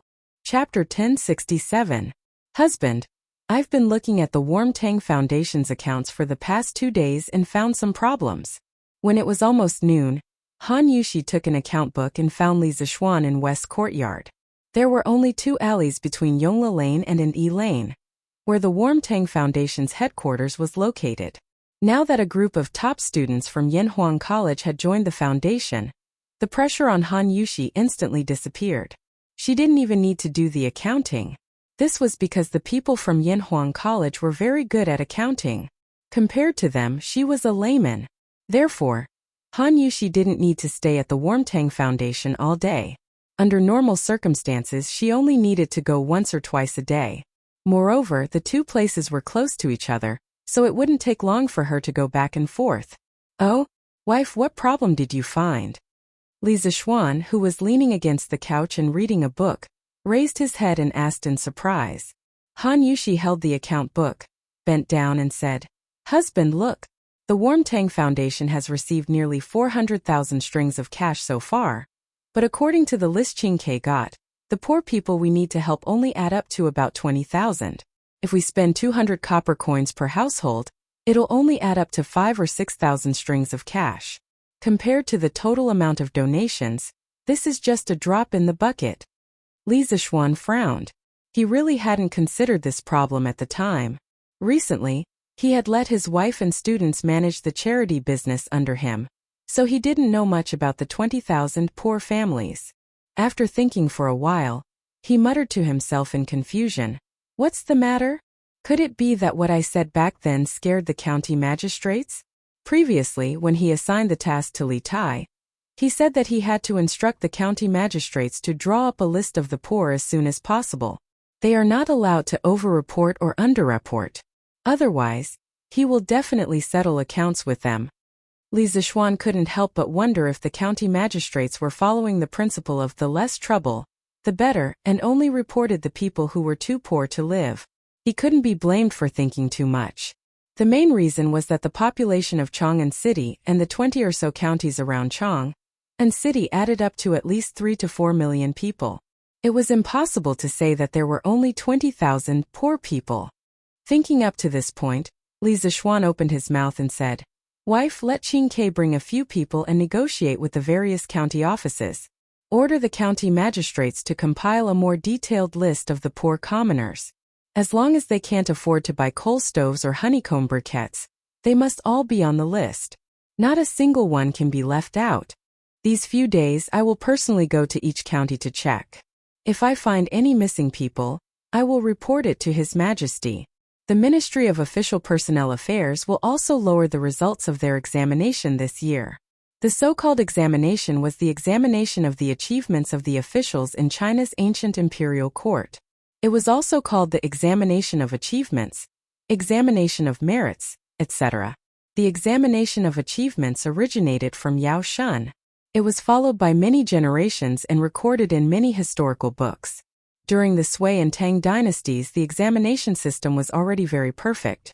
Especially with the establishment of the imperial examination system to elect officials, the examination system for officials was further perfected. It had a very positive effect on the improvement of the governance of the officials at that time. From the examination system established in the beginning of the Tang dynasty, civil and military officials and exiled officials above the 9th rank had to go through a small examination every year. Every 4 years or 3 or 5 years, a big examination would be held. The contents of the examination were 4 virtues and 27 virtues. It could be seen that the examination was very detailed. Li Zishuan's move could not be said to be not ruthless. He directly grasped the weakness of the local officials. Unless you had no ambition and only wanted to be a small county magistrate forever, you would definitely care about the examination of the imperial court every year. Husband, are you saying that the county magistrates all over the country underreported? Han Yushi blinked and asked. Li Zixuan grunted and nodded. I estimate that they underreported by at least 3 to 4 times. Of course, this is only one problem. Other than underreporting, I feel that we should slightly increase the aid given to the poor people. We can give them more clothes or food.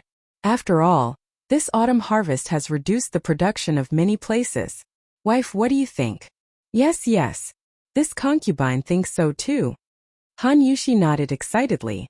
Li Zixuan smiled and said, even so, there will definitely be a lot of money left.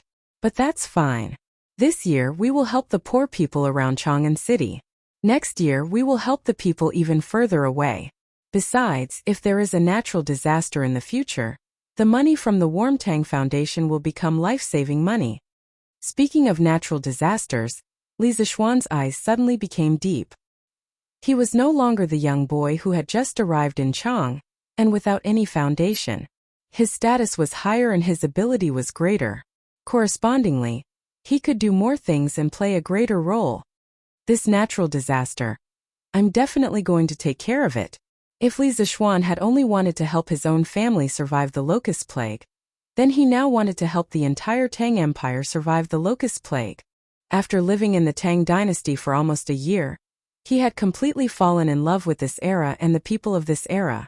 The Tang dynasty was a complex that Chinese people could never get around, and Li Zixuan was no exception.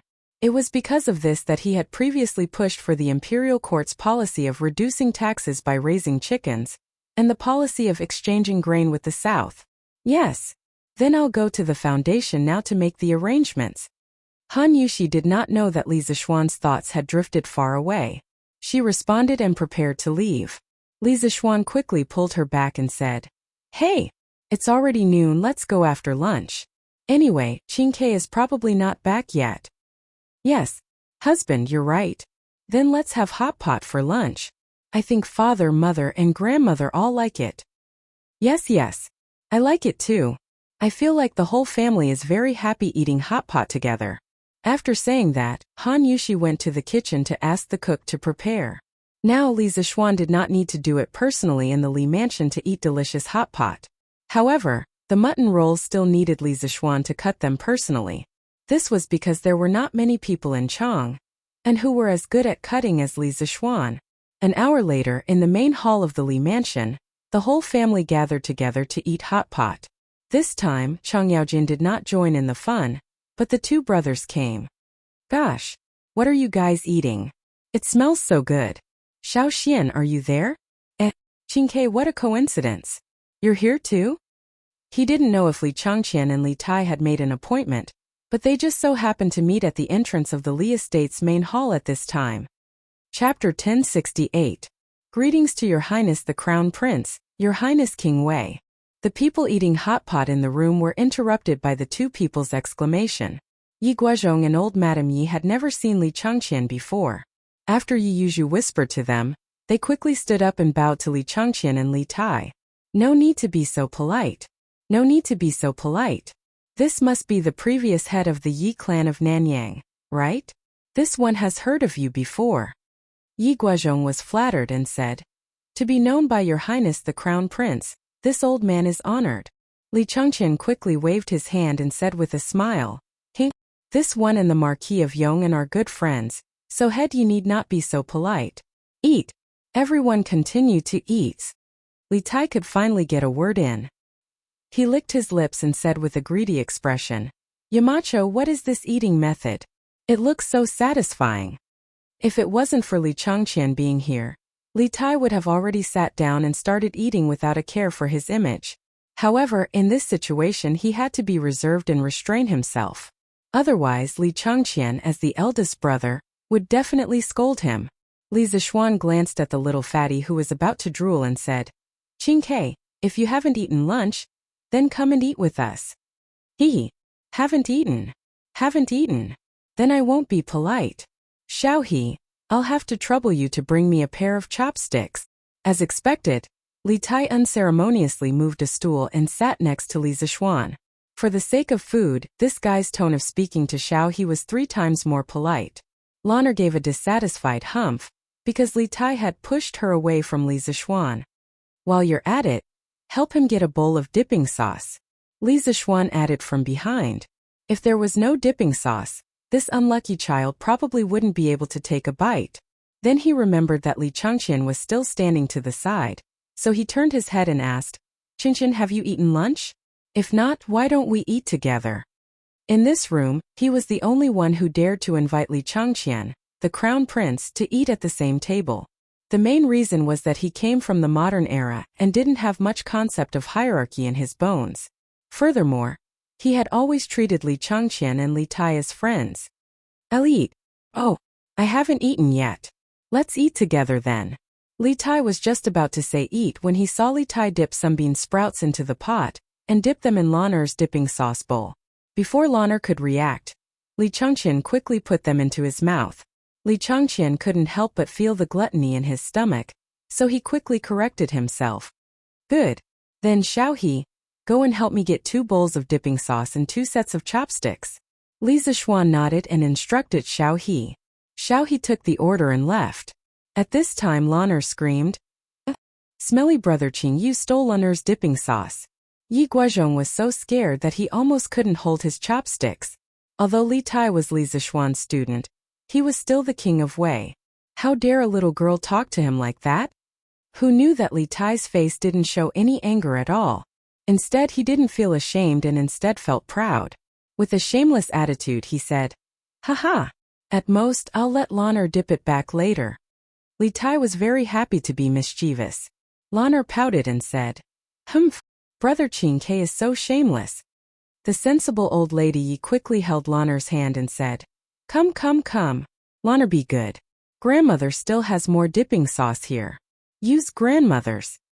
No, grandmother, you eat. Lan'er has more here. Lan'er very sensibly refused. Li Changqian looked at Li Tai and shook his head helplessly. He didn't criticize him because he felt that although the current Li Tai was a little mischievous, he was more sunny than before.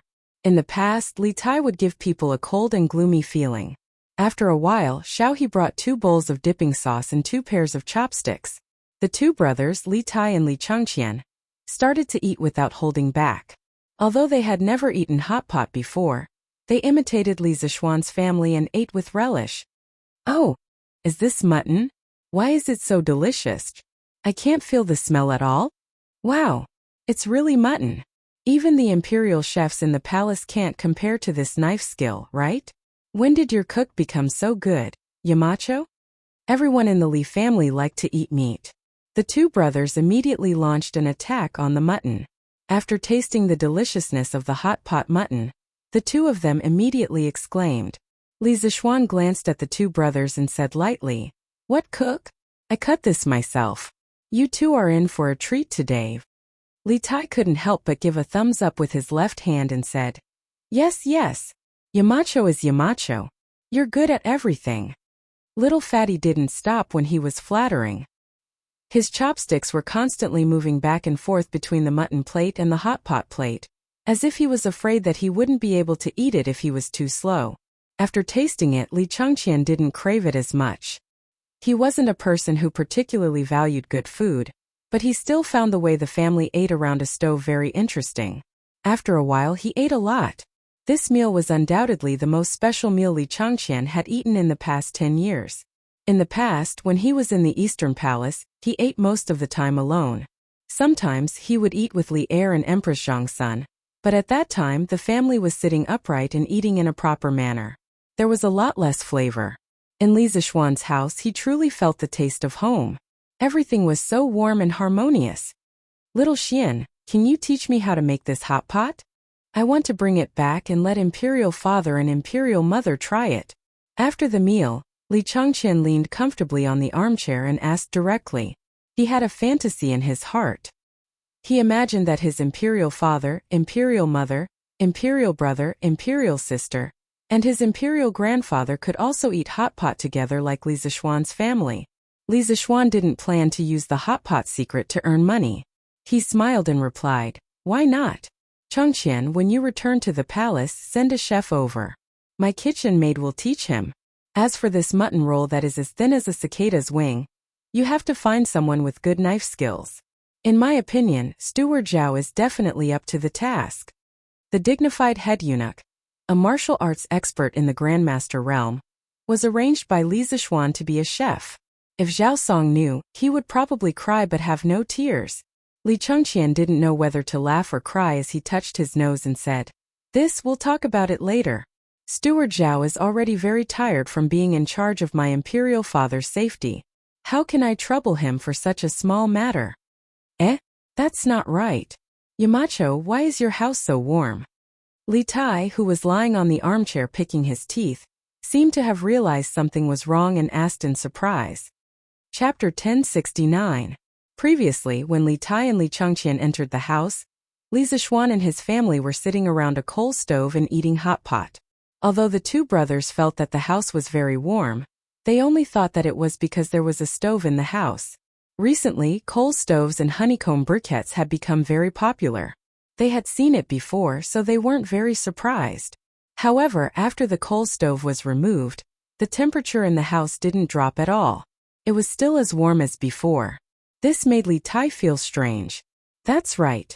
Xiaoxian, is there a heater somewhere in your house? Why is it so warm? After Li Tai's reminder, Li Chengqian also reacted. He sat up straight and asked, "Hehe, there isn't a heater in this house. Qingke, you've taken chemistry class before. You should know that a heater can poison people, right?" Li Zixuan shook his head and laughed. Li Tai rubbed his chin and thought for a moment. He nodded and said, "There is such a saying. However, if there isn't a heater in this house, why is it so warm? Yamacho, don't keep us in suspense." Li Chengqian nodded in agreement. He also looked at Li Zixuan curiously. Li Zixuan pointed at the row of heaters behind Li Tai and said, "There. Go and touch that piece of metal and you'll know why." When Li Tai heard this, he couldn't help but retract his hand. "You want me to touch a cold piece of metal in the middle of winter? Isn't that asking for my life? I'm very afraid of the cold." Li Chengqian saw Li Zixuan's solemn vow and felt that Li Zixuan wouldn't deliberately trick him. He stood up and took 2 steps forward. Then he reached out to the metal heaters. The expected cold didn't come. Instead, it was a very comfortable warmth. This warmth was even a little hot. What's going on? Not only is this lump of metal not cold, but it's also hot. This is really strange. Even though Li Chengqian was mentally prepared, he was still very surprised at this moment. This clearly went against common sense. Let me try. Hearing this, Li Tai immediately perked up. The little fatty walked to Li Chengqian's side and placed his white and fleshy palm against the radiator. Sure enough, what he felt was warmth and not coldness. His eyes lit up and he said excitedly, "Yamacho, I understand. It's because of this iron lump that your room is as warm as spring, right?" Lana rolled her eyes and said disdainfully, "Tizke, what a lump of iron. This thing is called a radiator. There's a heater in it, so of course the house will be warm." Radiator? Li Tai was stunned. He didn't have time to fight back against Lana's disdain. He turned to Li Zixuan and said, "Yamacho, do you have any extra radiators? I want to install this in the imperial residence as well." Li Chengqian also nodded vigorously and pleaded, "Yes, little Xian. This radiator is really useful. Do you have any more? I'll take it back and install it in the palace as well. During this winter, father, mother, and Chang'e all suffer. I was planning to raise money for father and mother to repair the palace. Now it seems that this radiator is enough." Li Zixuan originally made this radiator for his family to enjoy. He gave it to Li Gang out of respect for the old man's scholarly character. He also planned to prepare another set for the Qin family. He didn't expect that before he had time to prepare, the 2 brothers Li Tai and Li Chengqian came to ask for it. However, he couldn't not give it to them because he wasn't worried about whether Li Chengqian would suffer or not. He, who had transmigrated from the modern world, knew that Li Chengqian would sit on the throne for many, many years. However, it was different for Zhang Sun and Chang'e. These 2 extremely virtuous women also contributed a lot to the prosperity of the Tang dynasty. According to history, they couldn't escape the fate of death. According to historical records, one of them died in the 10th year of Zhengguan at the age of 36. The other died in the 17th year of Jingguan at the age of 23. Li Zixuan admired Empress Zhongsun and Princess Chang'e very much. He didn't want these two women to die early from illness. Empress Zhongsun's influence on Li Changqian didn't need to be mentioned. Since ancient times, when a country was about to prosper, there would be a wise ruler and a virtuous empress. Empress Zhongsun protected righteous subjects and lived up to Guanju's beauty. As for Li Lizzie, as the pearl in the emperor's palm, she didn't take advantage of her parents' doting to become arrogant. After marriage, she was filial and respectful. When the court officials couldn't persuade her father to cede land to meritorious subjects, she stood out to help at the crucial moment and put an end to the hidden danger of the Tang dynasty's provinces being divided. In Li Zixuan's view, these two women died because of their illness. They were the two biggest regrets of Jingguan's golden age. From the modern era to the Tang dynasty, Li Zixuan saw the two women he admired. One treated him like an elder, while the other was like his own little sister. He didn't want these two women to die from the bottom of his heart. Previously, he had asked Han Yuxi to teach Chang'e Tai Chi. He didn't know if this little girl persevered every day. In fact, even if she persevered every day, Li Zixuan didn't have the confidence to cure Chang'e's illness through Tai Chi. Illness was similar to asthma. It was a stubborn disease that couldn't be cured in modern society. All Li Zixuan could do was try his best to reduce the frequency of Chang'e and Zhongsun's illness. Winter was the peak season for asthma. The cold air irritated the respiratory tract mucosa and could easily cause asthma. Therefore, the imperial palace also needed heating. Changqian, this radiator needs to be customized with the heating pipe, and the heating pipe needs to be planned according to the specific size of the building. You can install heating in the palace, but you have to provide Faubert with some size data. Otherwise, if the heating is not suitable, it will easily cause problems. Li Zixuan said. This was considered to be an agreement to Li Changqian and Li Tai's requests for heating. However, unlike modern advanced production processes in technology, the heating pipe made by the workshop was custom-made and formed in one piece. With the workshop's current technology, it was still a little troublesome to make the modern air valve that connected the pipes. Therefore, if Li Changqian and Li Tai wanted to install heating, it had to be custom-made. This was also one of the reasons why Li Zixuan didn't plan to use heating to make money. This was because the heating technology he made was relatively backward and not suitable for mass production.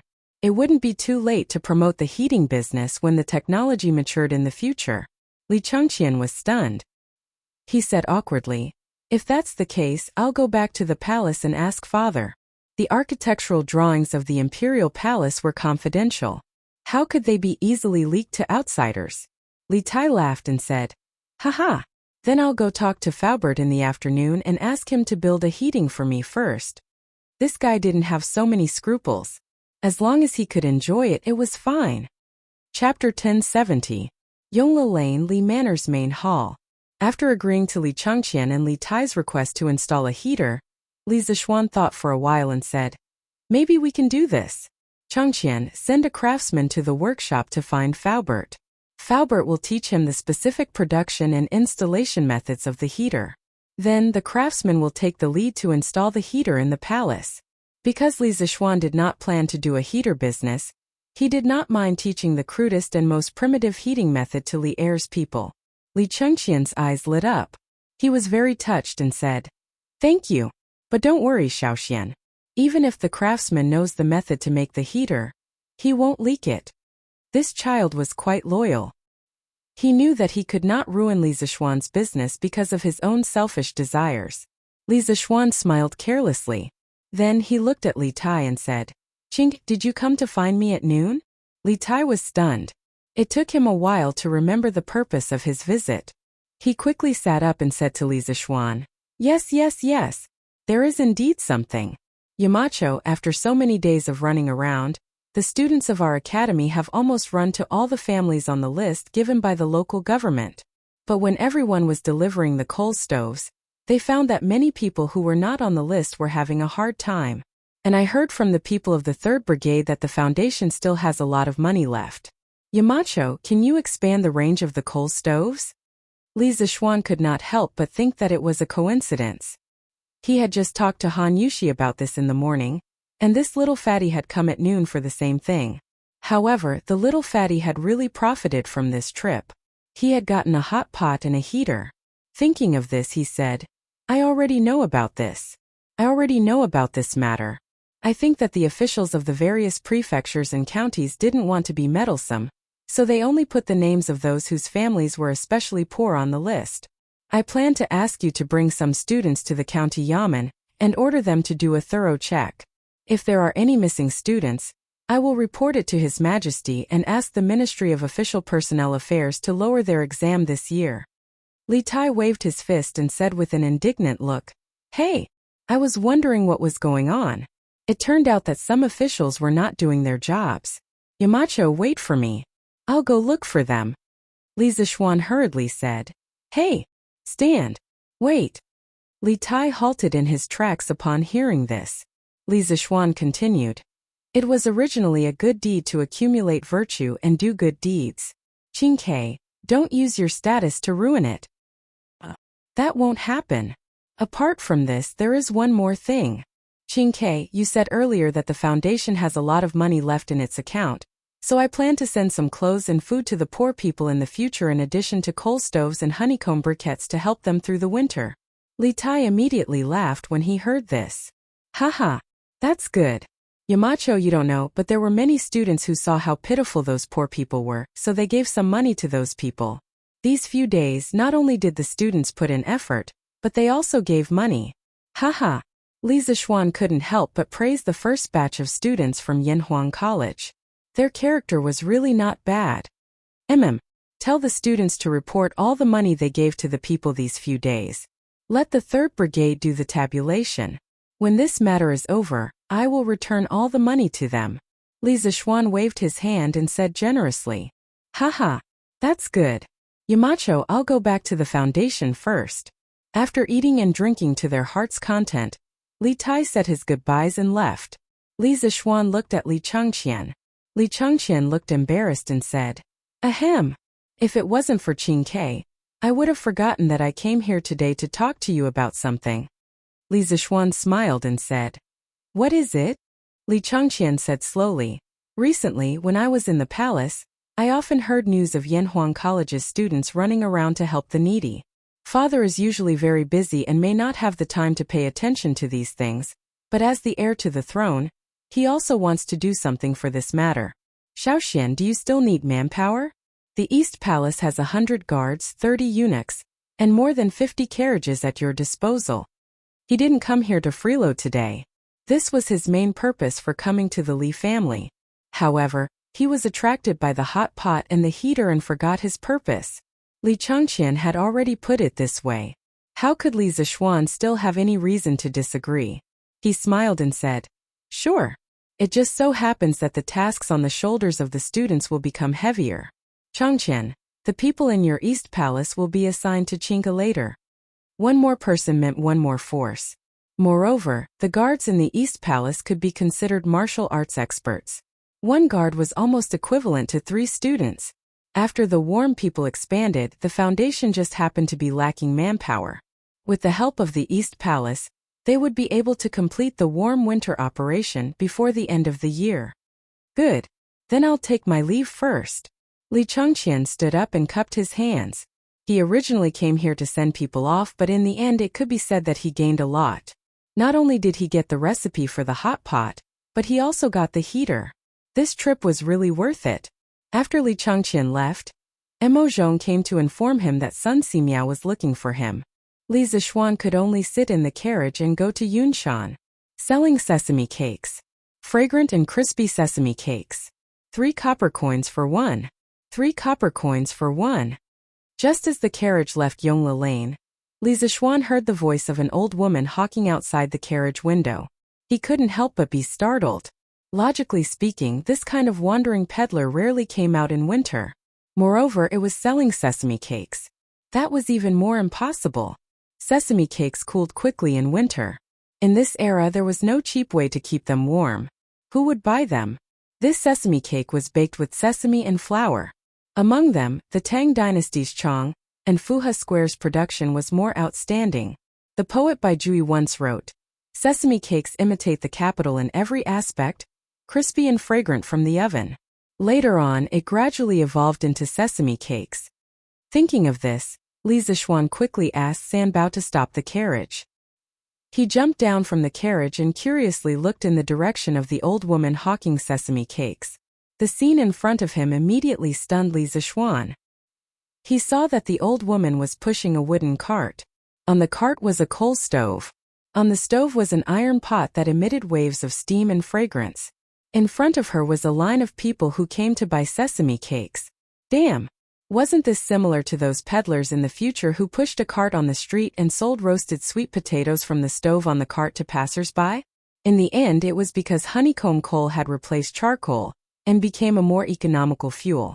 If it wasn't for this old woman wouldn't be pushing a cart out to sell sesame cakes. Otherwise, she would have to spend a day burning charcoal to pay for it. Hey! This young master has inadvertently opened up a new business for the people. Li Zixuan thought proudly in his heart. Chapter 1071. Young master, here's the sesame cake you wanted. On the streets of Yongla Lane, Li Zixuan saw that there was more than one vendor by the roadside. On a whim, he asked Sanbao to buy him a sesame cake. Since he hadn't eaten his fill in the afternoon, he wanted to try the sesame cake from the Tang dynasty. More than half of the mutton from lunch went into Li Tai's stomach.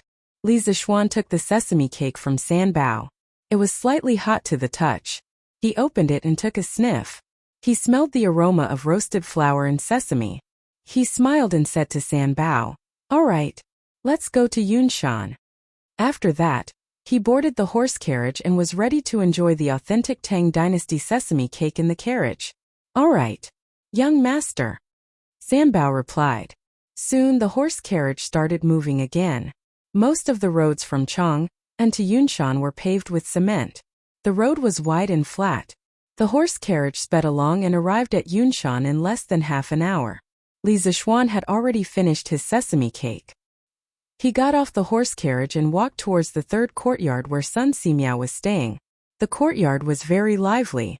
Other than Hu Jing, Professor Wang, Professor Qin, and their two disciples were all there. "Yo! Yamacho is here." In the courtyard, Professor Wang, Professor Qin, and the rest greeted Li Zixuan when they saw him. It's quite lively here today." Li Zixuan smiled and greeted everyone. He then looked at Sun Simiao and asked, "Taoist Master Sun, I heard that you were looking for me?" Sun Simiao stroked his beard and smiled. "Yes, there is. Xiaoxian, take a seat first." Li Zixuan found a stool and sat down. Sun Simiao continued, "Xiaoxian, recently, the students of Yanhuang College went down the mountain to help those in need. I've heard about it. I'm very glad that Taoism has a junior like you." Li Zixuan was stunned. Sun Simiao's words meant that he thought that he was doing so much to increase the reputation of the Tao sect. However, the actual situation was not like that. He had asked his students to do this because he could not stand the sight of so many poor people around him. In addition, it was also convenient for his students to gain experience. He had never thought of increasing the reputation of Taoism. Although he was also a member of the Tao sect and had a good impression of the Tao sect, those were two different things. When he was doing this, he did not have such thoughts. "Priest son, I just want to help the poor people around me.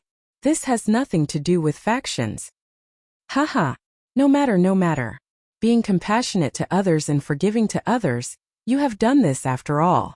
Sun Simiao waved his hand with a smile and said, "Little Xian, you're leading your students to do good deeds at the foot of the mountain, but I can't always be idle on the mountain.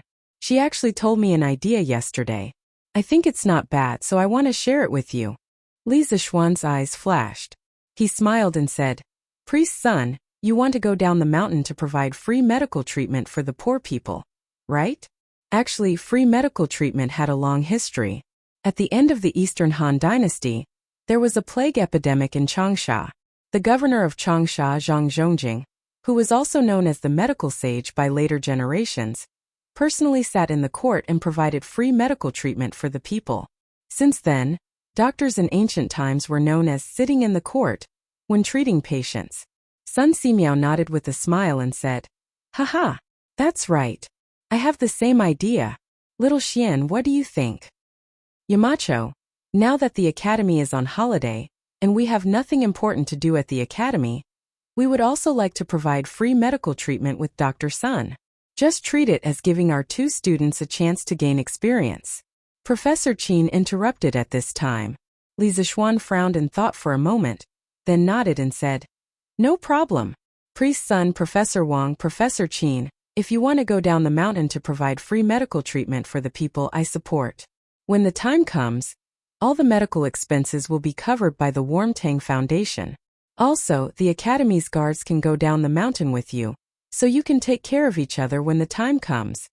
These people were all old antiques in the Academy. It was not an exaggeration to say that they were the living treasures of the Tang Empire. Li Zixuan was not at ease with them going down the mountain to provide free medical treatment. What if a few unruly pestered them endlessly and hurt them? Haha. Since this is little Xian's good intentions, then this poor Taoist will not decline.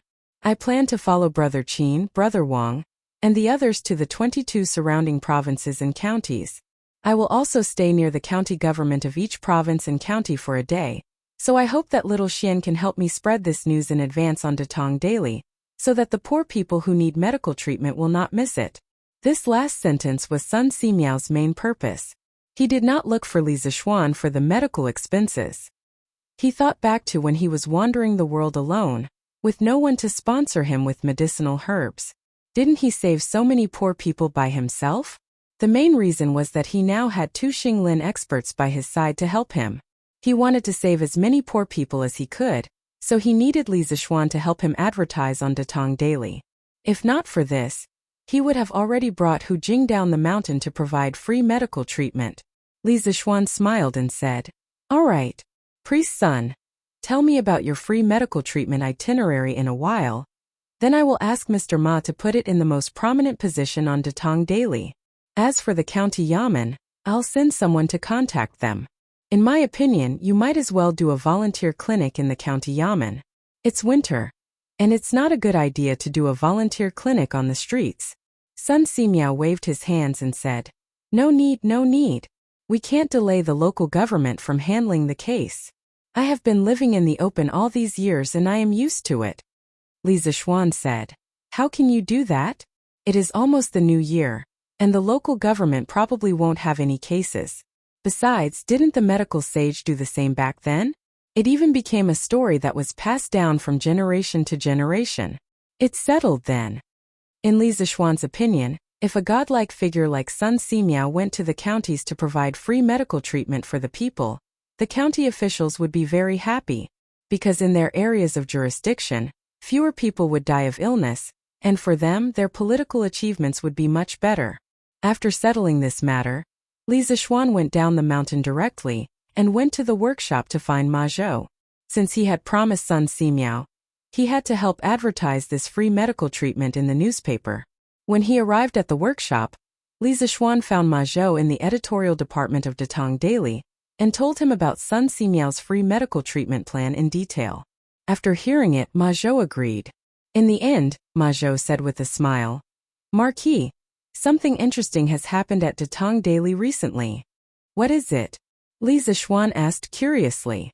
2 days ago, the authors of Zhang Xiaohua's biography of a cultivator, and The Long Way to Immortality came to find me. They said that they wanted to donate all the money they received this month and next month to the Nuantang Foundation. From this, you can see how influential the Nuantang Foundation is now. Chapter 1072. Oh, there's such a thing? Inside the Datong Daily editorial department, Li Zixuan was a little surprised after hearing Ma Zhou's words. He only knew that the Warmtang Foundation's charity storm had spread to the palace, to the homes of the civil and military officials, to the private merchants, and to the common people, but he didn't expect it to spread to the novel circle. This indeed showed that the Warmtang Foundation's charity effect was very impressive. However, the authors of Zhang Xiaohua's biography of a cultivator, and The Long Journey to Immortality, Chen Tianhua and Liao Feichen, were both students of Yanhuang College. It was very likely that they had been influenced by helping the poor in various provinces and counties, so they donated money to charity. This didn't really explain the problem. Outsiders might not know that Chen Tianhua and Liao Feichen were the authors of these 2 novels, but how could Li Zixuan and Ma Zhou, the two most powerful people in the Datong Daily editorial department. Not know? Li Zixuan wouldn't criticize his students for writing novels while attending school to earn money, as long as it didn't affect their studies. Moreover, he had also written novels when he was in university in his previous life, but it was a flop. Otherwise, he wouldn't have had to worry about finding a job when he graduated.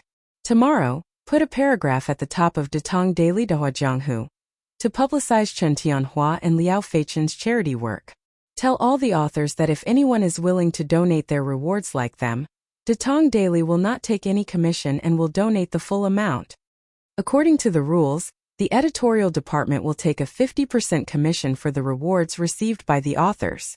Li Zixuan thought for a while and said. Ma Zhou smiled and replied, "Yes, Marquis." Li Zixuan chatted with Ma Zhou for a while. Just as he was about to leave, he suddenly remembered something and said, "By the way, Brother Ma, the headline on Datong Daily today is very good. Brother Ma, you have a deep chest and a poetic mind. No wonder Mr. Li Gang has been praising you." Ma Zhou was stunned, then he waved his hand and said modestly, "Marquis is overpraising. It's not that Ma Zhou wrote it well, but that Marquis said it well."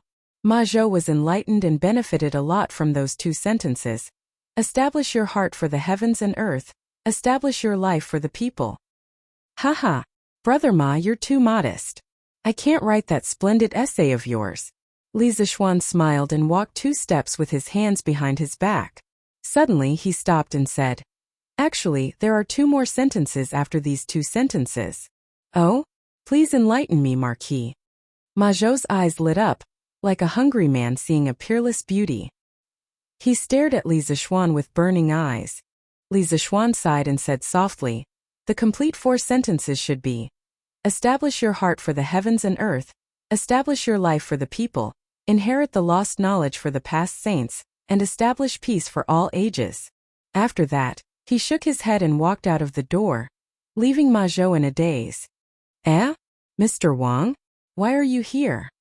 After leaving the Datong Daily editorial department building, Li Zixuan inadvertently caught a glimpse of a familiar figure coming out of the ironworks yard in the west. He couldn't help but be curious. He chased after him and found that it was Wang Ji. He couldn't help but ask, "Oh, so it's Yamacho." Wang Ji's hair was disheveled and his beard was unshaven. He looked like a prisoner who had just been released from prison. His appearance was completely different from the glorious image that a teacher of the academy should have. When he saw that the person who called him was Li Zixuan, he hurriedly tidied up his messy hair and said, "Yamacho, I heard that a big blast furnace was built in the workshop, but I was too busy with the academy's affairs to take a look. Later, when the students finished their exams, they were dragged down the mountain by you, Yamacho, to help the needy. I wanted to take a look and verify some of the chemical reactions recorded in the textbook chemistry." Li Zixuan was speechless. No wonder it was not easy to meet Wang Ji in the academy recently. It turned out that this old man came to the workshop. Looking at his sloppy appearance, he probably ate, drank, and slept in the workshop. How much hatred did he have to work so hard? "I'm just verifying some chemical reactions. Mr. Wang, you don't have to be like this." Li Zixuan pretended to be puzzled. Wang Ji's expression was awkward. He laughed and said, "Ahem. I've been a little busy recently and forgot to clean up. Sorry for my rudeness. But with Yamacho's current state, you shouldn't judge a book by its cover like the rest of the world, right? Moreover, compared to those people who look good on the outside but are rotten on the inside, I'm much better." Li Zixuan cursed in his heart. This old man had been in the academy for so long. When did he become a little shameless? Was he influenced by the bearded man? Oh, that's right. Yamacho. I've recently discovered something new. Come and take a look. Suddenly, Wang Ji patted his head and said excitedly. Li Zixuan was just about to ask what it was when old Wang pulled him by the arm and walked quickly to the workshop's office building. After going up to the 3rd floor, they turned left and right again. The 2 of them walked to the door of a room. Wang Ji said as he opened the door, "This is a room that I asked Manager Fu to specially use to test some chemical reactions. Recently, according to the teaching materials, I found someone to help me burn some tools. I've been doing experiments in this room for the past few days." While they were talking, the door had already opened. Li Zixuan almost thought that he had transmigrated back to the modern world because the table in the room was filled with glass containers of various shapes, such as distillation bottles, beakers, measuring cylinders, test tubes, and so on. Also, Li Zixuan even saw an alcohol lamp. This old man really knows how to make a mess. At this moment, Li Zixuan really admired Wang Ji. When he was writing the Academy's chemistry teaching materials, he only drew some rough outlines of the experimental equipment and briefly introduced the principles of some chemical reactions. He didn't expect the students to understand all the chemical reactions in the book. He felt that it would be good enough if the students could understand the nature of matter through the chemistry class. In other words, the chemistry teaching materials he wrote were incomplete. Due to the lack of experimental materials and equipment, the whole course lacked a lot of experimental evidence. Most of the time it was only limited to theoretical explanations. Of course, such a chemistry couldn't be considered complete. But even if it was incomplete, he still wanted to introduce this course. He wanted to present the theory first and leave some of the specific things in it for future generations to verify when the conditions were right. For example, the periodic table of the elements that he proposed. At this time, the students might not think much of it, but in a few decades or 200 or 300 years later, people would definitely be amazed by the periodic table of the elements. He wanted to introduce the knowledge of chemistry to the Tang dynasty and be a prophet in this field. Oh, Chapter 1073. Ahem. Yamacho, this room is a bit messy, please don't mind it. But everything that should be here is here. Take a look. This is the beaker that you mentioned in the chemistry textbook, this is the measuring cylinder, this is... In a room in the workshop's office building, Wang Ji introduced the experimental equipment in the room to Li Zixuan with great familiarity. In fact, there was no need for him to introduce them. Li Zixuan knew better than anyone else.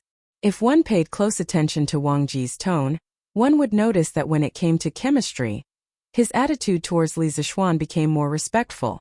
This was because in the field of knowledge, the one who was more knowledgeable was the teacher. Li Zixuan was better than him in this field, and that was a fact. Very good. I can see that Mr. Wang has been working hard these days. Li Zixuan looked at the experimental equipment in the room and nodded in admiration. Wang Ji heard this and immediately grinned. Heh, in the end it's all thanks to your workshop, Yamacho. Without the help of those craftsmen, no matter how capable I am, I wouldn't be able to create so many things in such a short period of time. He was right. Li Zixuan was definitely the one who contributed the most. If he hadn't invented the method of burning colored glaze, Wang Ji wouldn't have been able to make any of the experimental instruments in front of him. Hee. Mr. Wang is too humble. Li Zixuan laughed and then asked, Mr. Wang, have you been living in this room for the past few days? This was because he saw a very simple wooden bed in the corner of the room. When he thought about how this old man in front of him was doing experiments day and night in this cold weather, Li Zixuan felt a little sad. A scientific worker shouldn't be treated like this. But this was Wang Ji's usual style. When Yanhuang College was first established and recruited the first batch of teachers, Wang Ji wanted to win the bet with Yan Silu and prove that he was worthy of the high salary of the college and the position of the head of the chemistry department. He crazily studied the chemistry textbook day and night for nearly a month and finally won the bet with full marks and proved his ability. After the exam, the old man fell into a coma for a day and a night. This showed that this was a stubborn old man, but at the same time a very capable old man. This old man was sometimes very cruel to himself. Ugh, this is fine, as long as there's a place to lie down, it doesn't matter where I sleep. Yamacho, you don't have to worry about me. Wang Ji only wanted to show Li Zixuan his research results. He didn't have time to care about his living situation. Li Zixuan said decisively, No, the body is the body. The body, the capital, Mr. Wang. If you continue like this, you'll definitely fall sick in a few days. I'll ask Faubert to send someone to install a heater in your room. Heater? What's a heater? Wang Ji, who was only focused on various chemical equations, obviously didn't notice that the workshop had recently produced several heaters, so he asked curiously. Let's not talk about this first, Mr. Wang. You'll understand when it's installed. Li Zixuan waved his hand and then got to the point. Mr. Wang, just now outside, you said that you recently discovered something new. What is it that made you so happy? Wang Ji immediately became spirited. He quickly walked to the experiment table and took a small glass bottle with a label. There was still half a bottle of colorless liquid in it. Then he smiled and took the glass bottle in front of Li Zixuan and said, "Yamacho, this is it." "What's this?" Li Zixuan took it with one hand and asked subconsciously. But before he finished, he had already seen the H2SO4 label on the bottle. The doubt on his face suddenly turned into surprise. Sulfuric acid? Wang Ji nodded proudly and stroked his beard. "Yes, that's right. It's sulfuric acid." Geezer Wang had painstakingly studied the chemistry textbook, so Li Zixuan wasn't surprised at all that the old man could say the name sulfuric acid. But now Wang Ji actually said that he had made sulfuric acid, which made Li Zixuan feel very incredulous. "Mr. Wang, how did you make sulfuric acid?" The foundation of the modern chemical industry was 3 acids and 2 bases.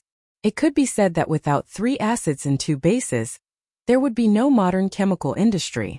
And sulfuric acid was one of the important components of 3 acids and 2 bases. If Wang Ji really made sulfuric acid, it would be awesome. The 3 acids were sulfuric acid, hydrochloric acid, and nitric acid. The 2 bases were sodium hydroxide and sodium carbonate. Wang Ji took out a small box from the drawer and a small paper bag from the wooden box. When the paper bag was opened, a small pinch of green powdery substance was revealed. Wang Ji smiled and said, "Yamacho, this is it." This old man placed the green vitriol on a flame to heat it up and discovered that it would produce a kind of gas. Furthermore, this gas is very soluble in water. After this old man used the chemical equation to calculate, this solution is very likely sulfuric acid. Green alum. Isn't this thing a water crystal of ferrous sulfate? Li Zixuan was stunned. He suddenly remembered that according to the chemistry books in his previous life, you can indeed make dilute sulfuric acid by burning green alum. The chemical equation was 2FeSO4 7H2O equals high temperature Fe2O3 plus SO2 plus SO3 plus 14H2O. Sulfur trioxide dissolved in water is dilute sulfuric acid. But where did Wang Ji get the green alum? Mr. Wang, with doubts in his heart, Li Zixuan was just about to ask where Wang Ji got the green alum from. Suddenly, the memories of his previous life made him realize that green alum was a kind of Chinese medicine in ancient times. Wang Ji must have gotten it from Sun Simiao. Tang Benchao and Compendium of Materia Medica both had records of green alum's medicinal properties. It could be used to treat typhoid, malaria, and other diseases. Hihi Yamacho, you guessed right. This green alum was borrowed by this old man from divine Dr. Sun. Wang Ji seemed to have seen through Li Zixuan's thoughts and said with a smile, "As for the borrowed," he mentioned, "it must be that he did not return it." Sun Simiao reacted after a while. He would probably find trouble with Wang Ji. Heh, Mr. Wang is really a genius. You actually thought of using green alum to make sulfuric acid. Admirable, admirable. Li Zixuan was sincerely convinced. This chemical reaction might not be difficult for a modern person like him, but Wang Ji, an ancient person, could actually make dilute sulfuric acid by himself. That was really amazing. At any time, creation was much more difficult than innovation. Wang Ji laughed and said, "You're too kind. This is all thanks to your chemistry textbook, Yamacho. That gave me a lot of inspiration. Also, some of my experiences in my early years also gave me a lot of help." Chapter 1074. In one of the episodes of the TV series The Palace, the female lead Luo Qingchuan recalled a quote from a teacher in a modern school. Sulfuric acid has been around since ancient times, but it wasn't called sulfuric acid back then. It was called green vitriol, and it wasn't used in industrial production. It was usually used to treat diseases like typhoid and dysentery. According to historical records, thieves in ancient times would burn the green vitriol collected from pharmacies and make it into a liquid. The liquid would corrode the walls of rich families and steal from them. Sulfuric acid had been widely used more than 1,000 years ago.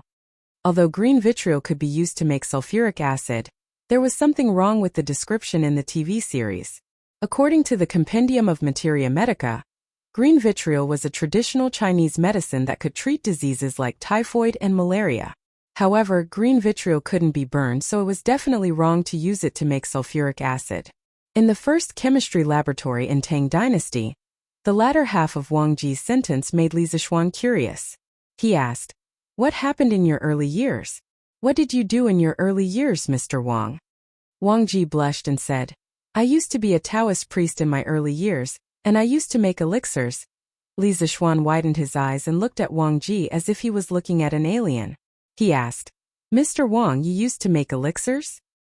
He only knew that Wang Ji was good at writing and used to be a Taoist priest, but he didn't expect this old man to be an alchemist. The academy had really picked up a treasure. A ghost. A ghost. Wang Ji was embarrassed. He coughed and said, "Ahem. That's all in the past, Yamacho, don't mention it again. Don't mention it again." Now that Wang Ji had studied chemistry, he finally understood how ridiculous his alchemy was. The elixirs he made were just poisonous pills. If it weren't for Li Zixuan asking about it today, he would definitely not have mentioned the matter of refining pills all those years ago. In his opinion, this matter should be considered a stain in his life. Li Zixuan pursed his lips into a smile and said, "Haha, then I won't mention it. Mr. Wang, please continue." Wang Ji glanced at Li Zixuan with hidden bitterness before he continued. "Back then, when this old man was refining pills, I once threw green vitriol into the furnace. As a result, a small piece of the furnace was corroded. A few days ago, this old man suddenly thought of this matter. Combined with the chemistry textbook that Yamacho wrote, I felt that the reason why the furnace was corroded was probably because the green vitriol was decomposed under high temperature, producing sulfuric acid." Li Zixuan had a complicated expression on his face.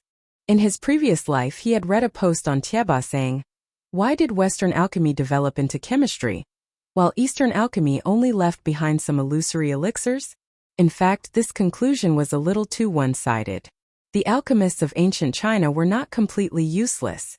They invented gunpowder, sulfuric acid, and discovered oxidation reduction, metal displacement, and acid-base neutralization reactions. For example, the Eastern Jin dynasty's alchemist Gu Hong successfully summed up the saying, "Cinnabar is burned into mercury, and when it accumulates it becomes cinnabar." This was the first time that humans had used chemical methods to obtain a substance that was exactly the same as a natural product. It could be said to be a great creation. From the Han dynasty to the Tang dynasty, many alchemists recorded that copper could be replaced by iron in a sulfuric acid solution. This method was called the copper immersion method. It did not require high-temperature smelting to obtain copper powder. It was easy to operate and the cost was lower. It was the world's earliest metal displacement reaction. In the Tang dynasty during the Kaiyuan era, the alchemist Gu Gongzi recorded in his Yellow Emperor's Nine Cauldrons Divine Pill Scripture, the 9th volume of the refining stone gallbladder essence extraction method. It was the dry distillation of stone gallbladder, CuSO4, 5H2O to obtain sulfuric acid. This was the world's earliest documented sulfuric acid production case. Western alchemists, on the other hand, originally refined copper, iron, lead and other base metals into precious gold and silver to increase their wealth. In the Middle Ages of the West, alchemists believed that all metals were composed of mercury and sulfur. Mercury was the origin of all metals, sulfur was the common component of all combustible substances, and gold and silver contained the purest mercury and sulfur. Therefore, in their view, the difference between ordinary metals and precious gold and silver was mainly in the ratio and purity of mercury and sulfur. Using a kind of philosopher's stone, the nature of the metal could be changed, and the base metals could be transformed into precious metals. This kind of philosopher's stone was revered as the wise man's stone. It was sacred and had magical properties. Countless alchemists went through thousands of mountains and rivers and tried their best to find the legendary wise man's stone. In this way, alchemists had been engaged in this kind of useless labor in the mineral, plant, and animal world for a long time.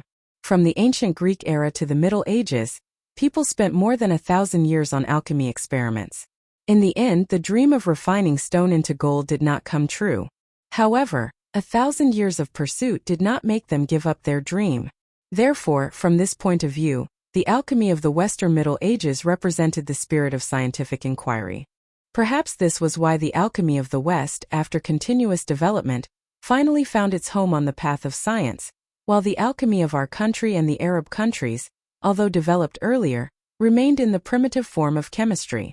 Looking at Western alchemy dialectically, it could be seen that Western alchemy, from the early days of blindly chasing stone into gold, developed to the later days of exploration and knowledge of natural substances, had ups and downs and finally died out. However, without the early alchemists' painstaking exploration, it was likely that there would not be modern chemistry. The 16th-century English philosopher Francis Bacon once made a fair and reasonable evaluation of the contribution of alchemy to science. He said, "The painstaking perseverance of alchemists in searching for gold has led their descendants to many useful inventions and beneficial experiments, and indirectly led chemistry to the bright road." To some extent, the ancient Western alchemists and Eastern alchemists were a group of ancient chemistry supergeniuses. However, many alchemists' life goal was to refine elixirs, so many of their useful inventions were not widely used for a long time, such as gunpowder. Now, Wang Ji had gradually evolved from a traditional alchemist to an alchemist who was constantly seeking knowledge. His life goal was no longer to refine elixirs, but to seek knowledge and exploration. Many people may not believe it, but the titan of physics, Newton, in addition to the dazzling titles of physicist, mathematician, and dynamicist, he also had a little-known title which was alchemist. Yamacho, this old man has a question. When sulfur is directly burned, why can't sulfur dioxide continue to react with oxygen in the air to form sulfur trioxide? Chapter 1075. Sulfur burned in the air to produce sulfur dioxide. Wang Ji was wondering why he couldn't use the reaction between sulfur dioxide and oxygen to produce sulfur trioxide and sulfuric acid. Not only had he thought about it, but he had also done a lot of experiments recently, all of which ended in failure. Li Zixuan heard this and couldn't help but secretly praise Wang Ji. This old man was very talented in the field of chemistry. He could even comprehend by analogy.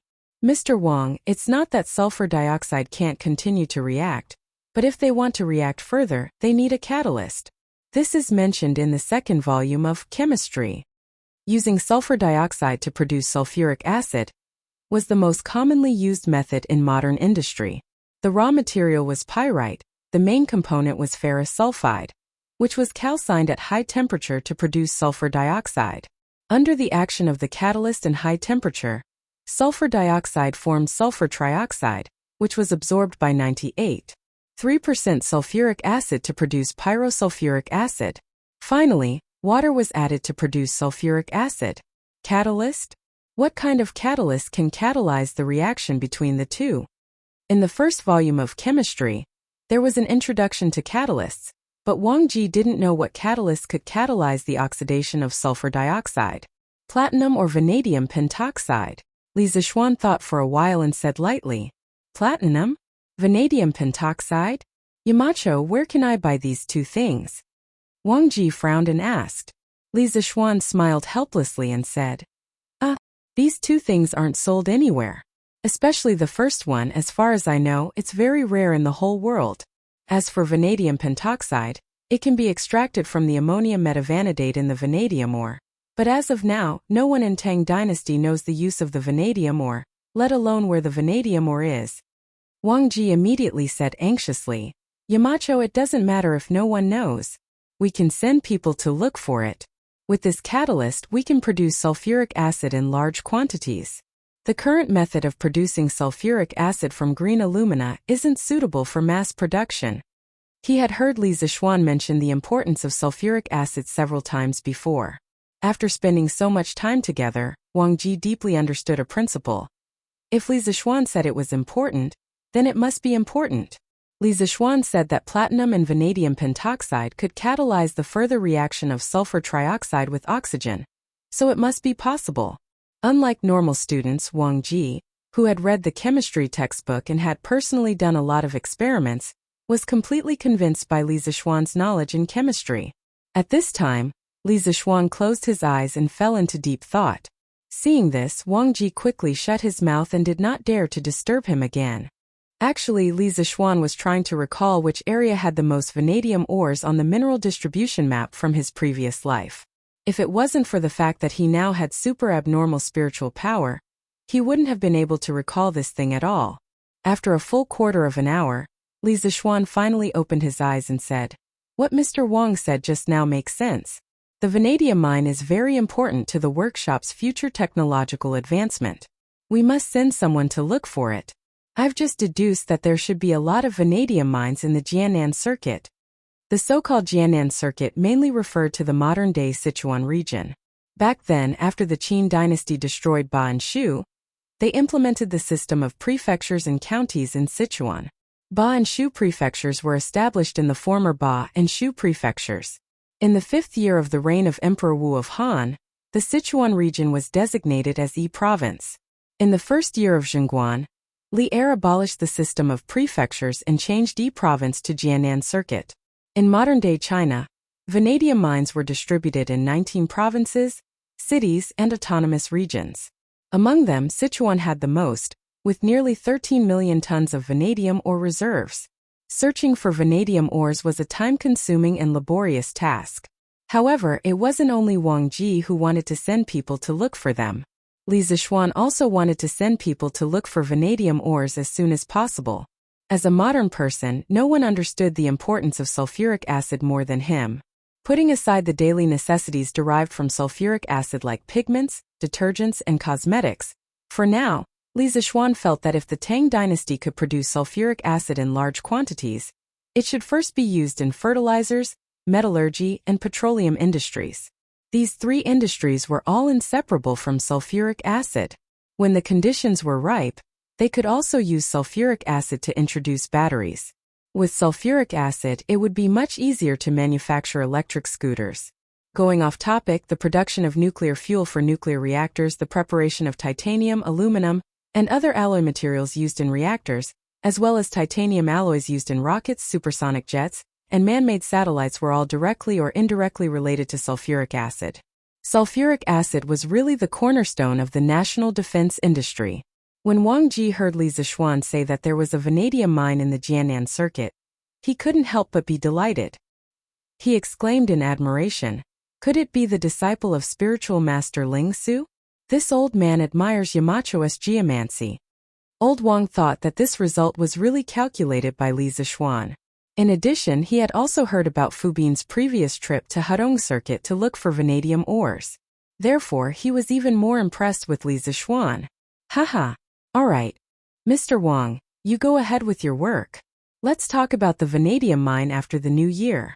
You also have to pay attention to your rest during this period. Don't tire your body out. Li Zishuan felt a little guilty under Wang Ji's fanatical and worshipful gaze and hurriedly ran away. Although sulfuric acid was very important, the new year was equally important. The Chinese people's feelings towards the new year had not weakened for thousands of years. Li Zishuan didn't want to send people to Sichuan to look for vanadium ores at this critical juncture near the end of the year. Ma Zhou was very efficient. In the afternoon, he had written a beautiful article about the free medical consultation. After Li Zishuan read it, he couldn't help but secretly sigh. How can a golden fish be a fish in a pond? This small temple of his would probably not be able to accommodate a great Buddha like Ma Zhou in a few years. There were some things that he could change, but there were some that he couldn't. A person like Ma Zhou who was full of talent would definitely become a country's prime minister in the end. The next day, Datong Daily's headlines announced that with the support of the Warm Tang Foundation, Sun Simiao and 2 former doctors from the Imperial Physician Department were planning to hold a free medical consultation in the surrounding counties of Chang'an City. When the news spread, thousands of people cheered. Regardless of whether it was modern or ancient times, there were many people who couldn't afford to fall sick. They didn't even dare to fall sick because sometimes, a seemingly insignificant illness could very well drag down an entire family. Now that Sun Simiao, the Tang Empire's publicly recognized miracle doctor, was planning to hold a free medical consultation, many families with patients would be reborn because of this free medical consultation. How could the people not be happy? Those who knew the news spread it everywhere. In an instant, the people of Chang'an City and its surrounding areas were beaming with joy as if it was the new year. Oh. Chapter 1076. This morning, Sun Simiao and his group arrived at the Lantian County Yamen first. This was the first stop of their volunteer medical treatment trip. They chose this place mainly because it was close to Yunshan. The county magistrate of Lantian County had already received the news, so he personally came out of the Yamen to welcome them. There were desks, tables, and chairs in the yard of the county yamen. Everyone entered the county yamen. Sun Simiao and the other doctors took their seats one by one, while Emo Zhong and the other academy guards stood on both sides. Sun Simiao smiled and said, "County Magistrate He, I'm ready. Don't delay your work." County Magistrate He was a middle-aged scholar in his 40s. He had a small beard on his chin and did not have a big belly like the other officials. He looked like an easygoing person. "Haha. It's fine. It's fine. There haven't been any cases in the yamen recently. I've also learned some medical knowledge since I was young. Today I can learn from Dr. Sunday. It won't delay my work." Li Zishuan had sent people to greet the county magistrates of the 22 counties in Chang, and yesterday afternoon. They must treat Sun Simiao and his group well and ensure the safety of Sun Simiao, Dr. Qin, Dr. Wang, and the others. Lantian County was where most of Li Zishuan's fiefdom was located. Strictly speaking, county magistrate He was a subordinate of Li Zishuan. Today, all the yamen runners were present. No matter what the reason was, they were all summoned back by county magistrate He. It could be said that the yamen was on full alert today to prevent any troublemakers from offending Sun Simiao. Yes. Since that's the case, please let the people waiting outside in. Sun Simiao frowned slightly. Due to his long years of cultivation and traveling, he did not like to deal with local officials. He was not used to county magistrate He's enthusiasm. "No problem." County magistrate He answered and turned to the runner behind him. "Arrest her, son. Let the people outside the yamen line up and come in." After that, he gave the latter a look, indicating that he should be more vigilant and prevent any bad people from mixing into the crowd. "Yes." Constable Sun agreed loudly and nodded almost imperceptibly. Line up, don't squeeze." There was already a sea of people outside the yamen. The commoners were squeezed into the crowd with their families. None of them wished to miss today's free medical consultation. If they missed it, it wouldn't just be a matter of waiting a year. Seeing that the officials of the yamen were finally willing to let them go, the commoners cheered. The previously crowded and noisy crowd immediately lined up into 2 columns and began to enter the yamen for treatment. "Elder, where are you feeling unwell?" "Divine Dr. Sun, this old woman's leg hurts day and night. Please take a look." Not long after, the free clinic officially began. In front of Sun Simiao sat a white-haired old lady. Behind the old lady stood a woman. She must be her daughter-in-law or daughter. "Does it hurt here?" "No. Here." Right. "Does it hurt here?" "Ouch, it hurts a little too." Sun Simiao stood up and walked to the old lady. He pinched a few spots on the old lady's right leg. After confirming the location of the injury, he sat back down and said, "The main reason for this is that your body is too damp. Coupled with the cold weather, it's only natural that such symptoms would appear. I'll prescribe you a cream to remove dampness and remove cold. Apply it to your leg when you go back." The old lady and the woman behind her were overjoyed. They thanked him profusely. "Thank you, Divine Dr. Sun. Thank you, Divine Dr. Sun." Sun Simiao smiled. After a while, he finished writing the prescription and said, "Please go to the side to get the herbs. Next." The two were stunned. After looking at Hu Jing and the pile of herbs behind him, they finally understood that Sun Simiao was not only treating them and writing prescriptions, he was also giving them herbs for free. "Thank you, Divine Dr. Sun." The two of them were moved to tears. They thanked Sun Simiao again and almost knelt down before him. Sun Simiao waved his hand and said, "No need to thank me. If you want to thank someone, thank the Emperor and those who donated money to the Warmtang Foundation." In the palace, after the morning court, a doctor from the Imperial Physician Department asked to see Li Er. He told Li Er about Sun Simiao and the others' tour for free medical treatment on Datang daily. He also asked Li Er to allow the doctors from the Imperial Physician Department to join in. When Li Er heard the news, he immediately agreed. Therefore, when it was close to noon, the doctors from the Imperial Physician Department brought more than 50 students from the Imperial Physician Department to the Lantian County Yamen to join in the free medical treatment team. When the citizens heard the news, they couldn't help but kneel in front of the palace and chant, "His Majesty is benevolent." At this time, seeing so many doctors entering the county Yamen, The citizens who came later and were at the back of the line finally stopped worrying that they wouldn't be able to get their turn. Divine Doctor Sun, my wife caught a cold a few days ago. Today, her forehead suddenly became hot. Please give her some medicine to save her. In the afternoon, a middle-aged man carried a woman whose eyes were closed and whose face was red. He staggered to Sun Simiao and cried bitterly. Sun Simiao's eyes narrowed. He said, "Then quickly help her sit up. This poor Taoist will take her pulse." However, the man's expression changed. He said, "Taoist son, my wife has a fever without a doubt. Why do I need to take her pulse? You can just give her some medicine to reduce her fever. Besides, men and women shouldn't touch each other. What if the so-called fever is what people in modern times call a fever? How dare you?" Seeing that the man was becoming more and more outrageous, County Magistrate he finally couldn't help but scold him. At this time, County Magistrate he really wanted to take the man down and interrogate him. However, he also knew that there were many citizens here. If he were to take the man down rashly, it would likely cause panic. After thinking about it, he suppressed the anger in his heart and said, "Where did you come from? How dare you speak so rudely in front of this official and divine Doctor Sun? Doctors don't differentiate between men and women. If you're afraid of treatment, why did you bring your wife here to see a doctor?" The man lay on the ground and complained with snot and tears. "Lord, it's not that I'm being nosy. It's just that my wife doesn't like to be touched by other men. Now my wife's cold has worsened. Her fever hasn't subsided and she's unconscious. I beg Lord and Divine Doctor Sun to be kind and give my wife some medicine. I beg the two of you." Hearing him cry so miserably, many people in the yard began to whisper.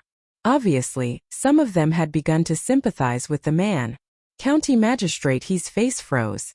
At this time he also believed that the man was evil.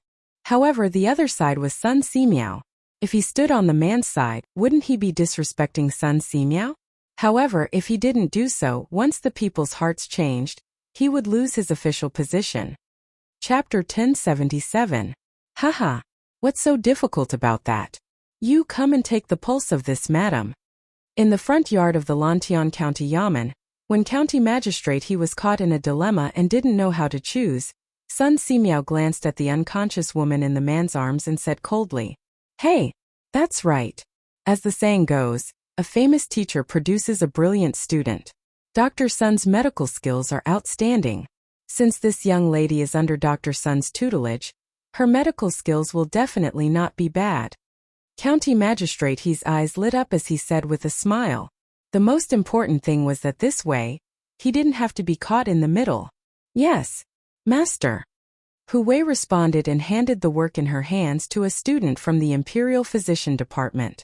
Then she walked towards the sick woman, who knew that the middle-aged man would quickly hug the woman in his arms tightly at this time, guarding against Hu Wei as if she was a bad person.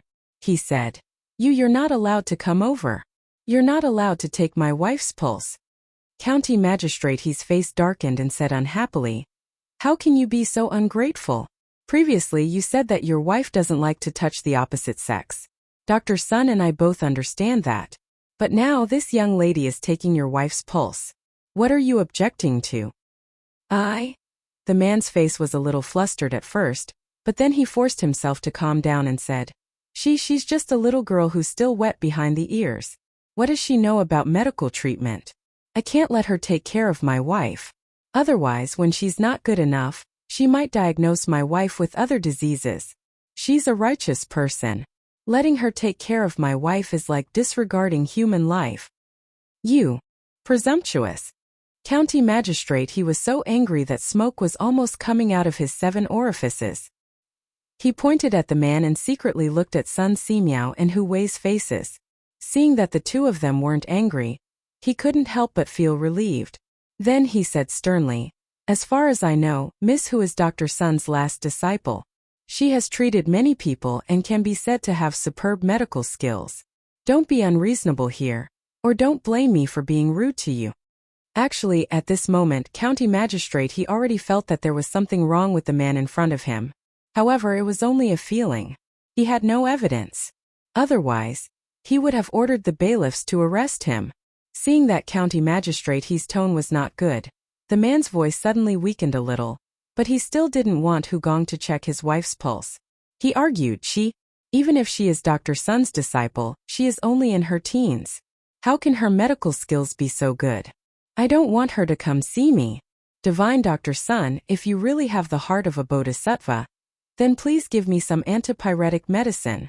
If you don't want to give me the medicine, I'll take my wife to the doctor in Chang'an City. Sun Simiao narrowed his eyes and remained unmoved.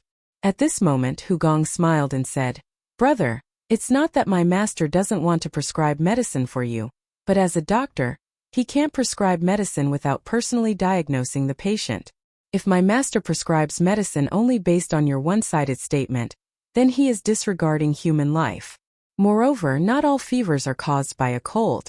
As far as I know, heavy humidity, night sweats, internal injuries, blood and qi not flowing smoothly, and visceral dysfunction can all cause fevers. So brother, if you really want the best for your wife, then let me check your wife's pulse." As soon as she said this, Dr. Wang, Dr. Qin, and the other doctors of the Imperial Physician Department couldn't help but nod their heads. They secretly praised Sun Simiao's ability to teach his disciple, which was as good as his medical skills. However, the man wasn't in such a good mood at this moment. He still stubbornly said, "I don't care. What do you know about medical treatment as a little girl? What do you know about checking the pulse?" County magistrate, he flew into a rage and was about to order the arrest when Hugong beat him to it and said, "Brother, you keep saying that I'm young and don't know how to treat illnesses, then I have to introduce myself." Then she looked at the bustling commoners in the courtyard and said loudly, "Fellow villagers, my name is Hugong. Before April this year, I was just a blind girl who couldn't see anything. Fortunately, my master saved me and I became his disciple. Although I don't dare to say that I've saved all the people in the world, I've actually cured at least a few hundred people. In August this year, my master and I traveled to Liang province and there was a plague there. It was my master and I who helped the local medical officials and suppressed the plague. So brother, tell me, do I have the qualifications to treat your wife?" Hu Jing's beautiful face, coupled with her extremely clean voice, made the people present feel as if they had experienced a spring rain. Those who were in a bad mood also felt their moods lighten up at this moment. "Wow, this girl is amazing. She's been studying medicine for less than a year, and she can actually cure a plague. Tisk, aren't you spouting nonsense? How can Dr. Sun's disciple be bad? I remember now. Isn't this the fairy doctor who was rumored in Liang province?" "Fairy doctor? Yes, that's her." Some of the commoners recognized Hugong and the crowd immediately exclaimed. When the middle-aged man heard the discussions and cheers, his face was as black as ink. He could no longer speak. "Brother, if you don't believe me, then I'll treat you first." Hugong laughed. "Treat me? I'm not sick. I'm going to bring my wife to Chang'an City to seek treatment. Get out of the way." The man picked up the woman in his arms and was about to leave. "Brother, your lips are purplish red, which means that your liver has been burning and your temper has been irritable recently. Are the 3 inches below your side often swollen and painful? And you don't have an appetite?" Hugong blurted out. When the man heard that, his body trembled and he could not help but stop in his tracks. Hugong continued, "Other than that, your mouth and tongue have been dry recently. You've been eating less and your chest feels stuffy. This is very likely a symptom of depression." "Ridiculous. What stingy atmosphere, I've never heard of it. This little girl is spouting nonsense again," the middle-aged man angrily rebuked. The few doctors present shook their heads. Hugong chuckled and explained, "As the saying goes, the 5 viscera and 6 bowels, the major meridians and small meridians circulate endlessly day and night. It must rely on the qi in the chest to mediate. In the human body, there is a stream of qi in the chest that governs the breathing of the lungs. It supports the whole body and boosts the spirit. This is the qi, also known as the qi, spirit, qi and spirit. All 3 are indispensable." Clap, clap, clap. "Good, good, good. Priest's son, you've taken in a good disciple."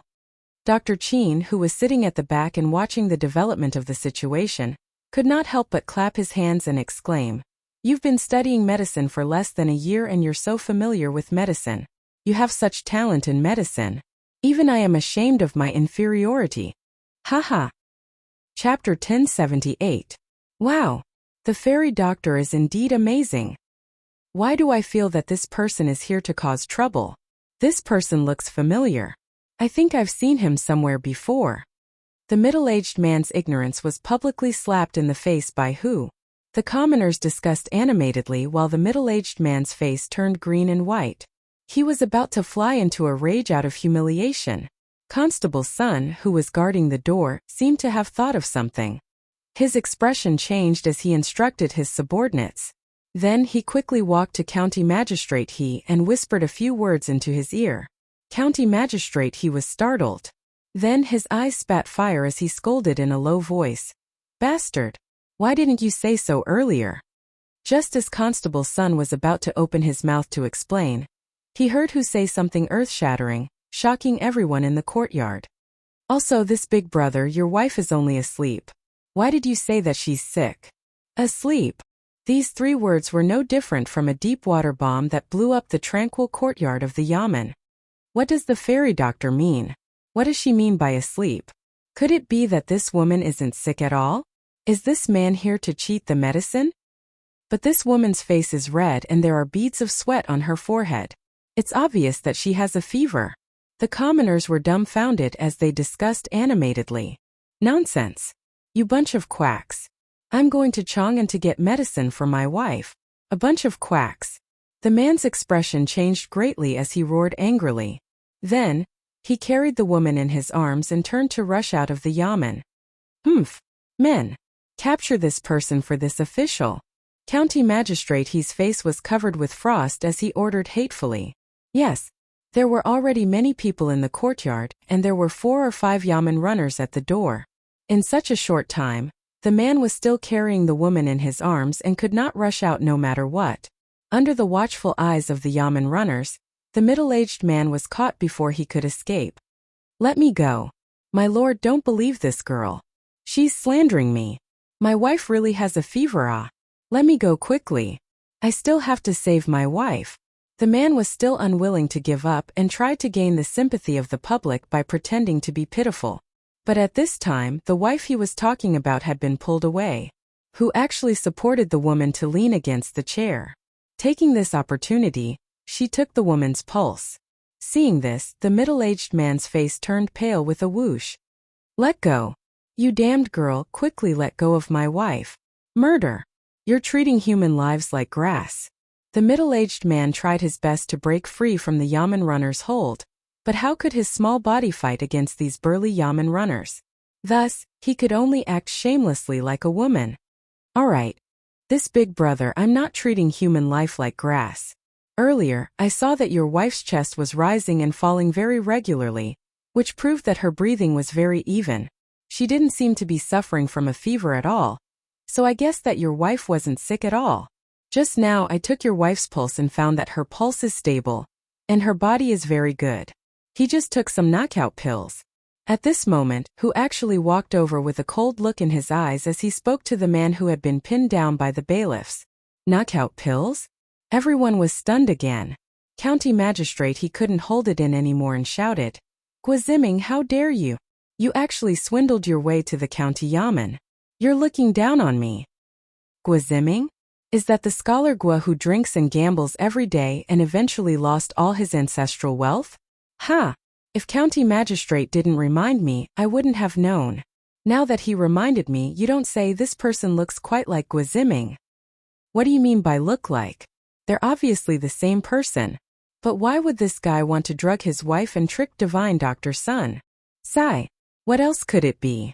Isn't it because he wants to swindle a few sets of herbs to treat fever from Dr. Sun? If he takes them out and sells them, he can at least earn a few hundred copper coins. Hiss! This son of a b*** is really a bastard. How could he do such a wicked thing? If old Master Gua's spirit is in heaven, wouldn't he be angered to death? That's right. Dr. Sun was kind enough to treat us for free, and this son of a b** actually did such a despicable thing. If my son is as useless as this scholar Gua, I'll beat him to death. Sigh. That young lady is also a pitiful person. She hasn't even enjoyed a few days of happiness after marrying into the Gua family, and the Guo family's wealth has been squandered away by this Guoziming. This Guoziming would beat her up every time he gets drunk. How pitiful. Sigh. That's right. Now this young lady of the Guo family has been drugged by this bastard, and then brought here to swindle and embarrass herself. This Guoziming is really heartless. Beat him to death. Beat this bastard to death. County magistrate, he only knew the true identity of this middle-aged man after Constable Sun's report. His scolding caused many of the commoners in the crowd to recognize Guoziming. After a series of discussions, Guoziming's dark history was instantly exposed. The commoners were even more enraged, and each of them wanted to rush up and beat Guoziming to death. The atmosphere in the county office was a little tense. County magistrate, he saw the situation and quickly shouted, "Everyone stop! Men, take this Guoziming to the prison and wait for trial." Yes. The bailiffs lifted Guoziming from the ground and escorted him to the back door of the county office. In fact, these bailiffs wanted to beat Guoziming up even more than the commoners, but they knew that even if they wanted to beat him up, they couldn't do it in front of so many commoners. Otherwise, if the commoners came over and beat him up, he would definitely be beaten to death. If that happened, they wouldn't be able to bear the consequences. "Dr. Sun, I'm really sorry. I was careless and almost fell into this unruly commoner's trap." After Guoziming was taken away, county magistrate, he coughed twice and bowed apologetically to Sun Simiao. "No worries. As long as you didn't waste the Nuantang Foundation's donation for no reason." Sun Simiao waved his hand and said. Seeing that Sun Simiao didn't have any intention of blaming him, county magistrate, he sighed in relief and said, "I heard from Constable Sun that Guoziming was originally from a scholarly family. However, he later got addicted to alcohol and gambling. After his father passed away, he became even more uncontrollable and quickly squandered away all the family's wealth. Who knew that after squandering away all the family's wealth, he still didn't know how to restrain himself. Not only did he look for people to borrow money, he even swindled people into the county office. This is really outrageous." Hu Meng glanced at the woman lying on the chair and sighed faintly. "It's just that I pity this sister. She was ruined by a man like Guoziming. County magistrate, please help her more in the future." County magistrate, he smiled and said, "Haha, of course. However, there's one thing that I don't understand. Please enlighten me." Hu Meng raised her head and said, "County magistrate, you want to ask why this madam's face is so red, right?" County magistrate, he gave her a thumbs up and said, "Miss Hu is really smart. You got it so quickly." Actually, county magistrate, he wasn't the only one who wanted to know. Everyone else wanted to know too. As expected, everyone in the courtyard pricked up their ears. They wanted to know the truth of the matter. Hu Meng pursed her lips and said, "Actually, it's not as complicated as you think, county magistrate. This madam's face is just a little more rouge." "Rouge? Pft."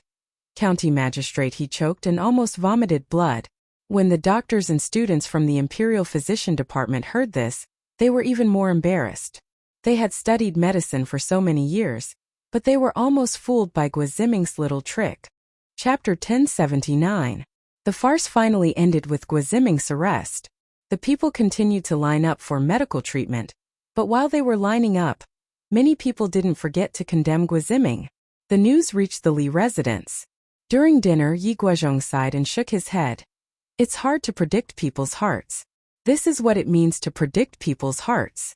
Sometimes you want to be a good person, but you will always meet people with ulterior motives. Li Zixuan was silent for a moment, then said, "But in this world, there are always many good people. We can't give up the persistence in our hearts because of a few rats." Old Madame Yi laughed and clapped her hands. "Haha, Xiao Xian said it well. I always believe that the heavens are watching everything that people do. Some evil is not unpunished, but it's not time yet. Some kindness is the same. Good and evil will eventually be repaid. This is the truth." Yi Fashion nodded and said, "I agree with grandmother and cousin. No matter how evil others are, we just need to stay true to our hearts." Mrs. Li rubbed her nephew's head with a smile and said, "All right, don't talk anymore. Eat. It won't taste good if it gets cold." Everyone put down the topic and began to eat. After dinner, Li Zixuan and Han Yushi returned to the west courtyard. But they didn't go to bed immediately. Han Yushi took out an account book and began to flip through it. Li Zixuan stood at the side and watched. After a while he frowned and couldn't help but say, "Wife, we spent more than 7,000 strings of coins today?" "Yes. Why are you so surprised? Dr. Sun brought a group of doctors from the Imperial Medical Department for a day, and used so many herbs. Don't they need money?" Han Yushi felt that her husband was making a fuss about nothing, so she said. Li Zixuan smacked his lips and sighed. "Tisk tisk ke. I know that herbs cost money, but I didn't expect it to be so expensive. This is more expensive than sending coal stoves and clothes." He couldn't help but sigh in his heart. It seems that whether it's in ancient times or modern times, seeing a doctor is quite expensive. At the very least, it's much more than the usual expenses of food, clothing, housing, and transportation. Han Yushi rolled her eyes at her man and said, "This is still because Dao's son and a group of imperial physicians tried their best to replace some of the expensive medicinal herbs when prescribing medicine. Otherwise, it wouldn't have been 7,000 strings of coins." Speaking of which, who had actually helped the Nuantang Foundation reduce their losses? "Husband, this child is becoming more and more promising. Uncle Hu and Aunt Lu don't have to worry about them anymore."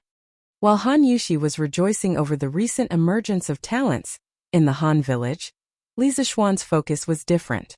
When he heard that Hu had actually helped the foundation save 2 or 3 strings of money, he was immediately surprised. 2 or 3 consecutive hits. Wasn't it just a few decoctions for febrile diseases? Is it that expensive? Speaking of which, in modern times a cold medicine costs only $1, right? Now that he had finished 2 or 3 rounds of medicinal soup, what he was eating wasn't medicinal soup, but immortal herbs. Han Yushi pursed her lips gloomily and then said angrily, "Does husband think that fever is so easy to treat? It's very difficult for a normal doctor to treat it. In our Tang Empire, who knows how many people die from fever every year? Dao's son's medical skills are top-notch. The decoctions that he prescribes, not to mention the medicinal herbs, are worth more than 2 or 3 strings of coins." Oh, Li Zixuan instantly understood. In the past, he had heard that febrile diseases were considered serious illnesses for ancient people. If they were not treated well, they might even die. He didn't expect it to be true. After thinking about it, he thought to himself, "Looks like there's a problem with the medical skills of this era. A small prescription for a cold decoction hasn't been popularized yet. It's not good to keep it to oneself. Medical skills must be constantly exchanged to improve. Old son probably hasn't started writing his 1,000 gold prescriptions yet, right? I have to hurry him up and give him some advice while I'm at it. When the time comes, once he settles down to write his book, he won't have time to wander around. He can also leave behind a medical canon for all the doctors in Tang Empire. It's killing 2 birds with 1 stone. Hey, hubby. While he was lost in thought, Li Zixuan felt his arm being shaken twice. He took a closer look and realized that it was Han Yushi calling him. He came back to his senses. "Oh, my wife, what's the matter?" Han Yushi rolled her eyes and had no choice but to repeat herself. She said, "I'm asking hubby, you used Leather Knight to write a record of a mortal's journey to immortality in the newspaper. Now do you want to donate some money?" "Hubby, what were you thinking about just now? Why were you so lost in thought?" "Donate money? Oh, my wife, did you read today's Datang Daily?" When Li Zixuan heard this, he knew that Han Yushi had read the notice on Datang Daily, Dahua Jianghu, about the author donating money to the editorial department. He didn't know whether to laugh or cry. Was his wife addicted to doing charity? She was asking him for money instead. But when he thought about it, it was quite interesting. He had 2 identities now. Han Yushi was asking Leather Knight for money. Logically speaking, there was nothing wrong with that. "Wife, those authors are donating the rewards they received this month or next month. Your hubby has finished writing the novel, but I haven't received any rewards. How should I donate?" The main reason was that he felt that the foundation wasn't short of money now. Otherwise, he would definitely donate all the rewards he received. When Han Yushi heard this, she snorted. "Who said there's no more? I heard from Steward Ma that although hubby's novel was finished last month, there were still many people who gave hubby rewards this month. Up until now, there were already a few thousand strings of coins." Li Zixuan was slightly surprised. Then he looked at Han Yushi's cute wrinkled nose and couldn't help but scratch her nose. He said dotingly, Okay. I'll do as you say. My wife, you can tell Steward Ma yourself. Sigh. My wife, you're really a little money grubber. The Nguyen Foundation hired you as the vice president. They really picked up a treasure. Haha. Didn't they pick up a treasure? How could the manager of a charity foundation use his own family's money for charity? Han Yushi grabbed Li Zixuan's hand and said unhappily, Hubby, aren't I just accumulating merit for our future children? Li Zixuan shuddered. His head moved closer to Han Yushi's face and he said nervously, My wife, you're pregnant? He remembered that the safety measures had been done quite well recently. That shouldn't be. Han Yushi was stunned. When she came to her senses, she was instantly embarrassed and said, Hubby, I'm talking about the future. What are you talking about? What's there and not there?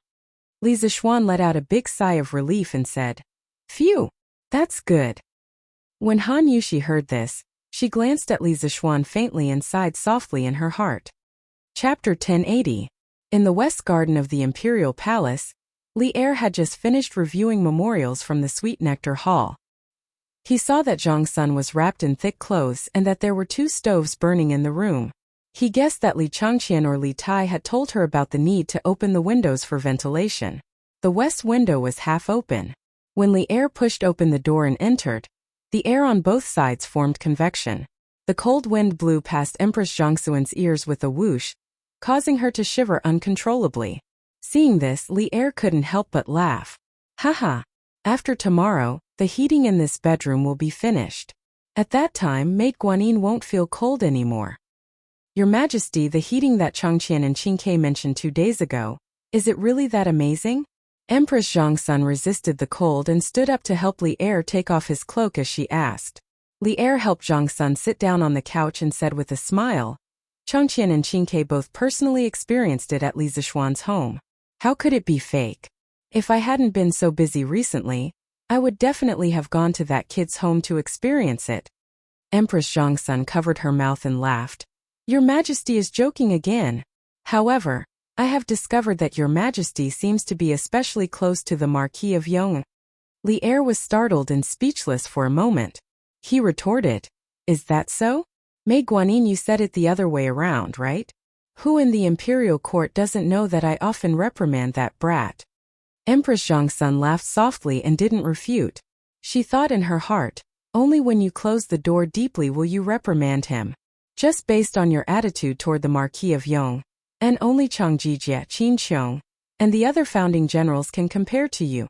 Li Er saw that although Empress Zhangsun didn't refute, it was clear that she didn't believe him. He smiled helplessly and didn't make any more excuses. Instead, he skipped the topic and continued, Haha, let's not talk about anything else. The hot pot we ate tonight was truly delicious. Haha. Li Changqian and Li Tai not only did they introduce heating into the imperial palace, they also introduced hot pot. Compared to heating, which required time to produce, hot pot was something that could be made easily. Ever since Li Changqian returned to the palace with the secret recipe for the hot pot yesterday afternoon, Li Er had actually eaten 3 hot pot meals. In other words, old Li's 3 meals a day were all hot pot. This was simply insane. This hot pot is indeed extraordinary. Moreover, this method of cooking the vegetables before dipping them in the sauce not only retains the freshness of the ingredients, but also allows the ingredients to be infused with flavor. Changle had never eaten mutton before. She didn't expect that because of the hot pot, she had eaten a lot in the past 2 days. In this concubine's view, the Marquis of Yong'an's skill in gourmet cuisine is truly unmatched in the entire Great Tang. Speaking of hot pot, Empress Zhangsun couldn't help but sigh with emotion. The taste was only one aspect. The liveliness of eating hot pot with the whole family was what she missed the most.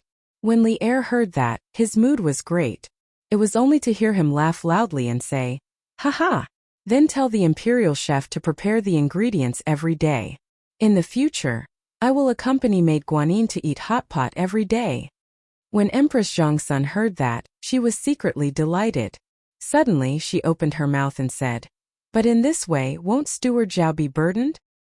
Hearing her say that, It seemed that the great Grandmaster Zhao Song was actually doing as Li Zixuan had predicted. He was actually doing the work of cutting mutton. Li Er thought for a moment and said, "Aren't there still 2 imperial concubines? When the time comes, they will take turns with Zhao Song." When Zhang Sun heard that, she was speechless.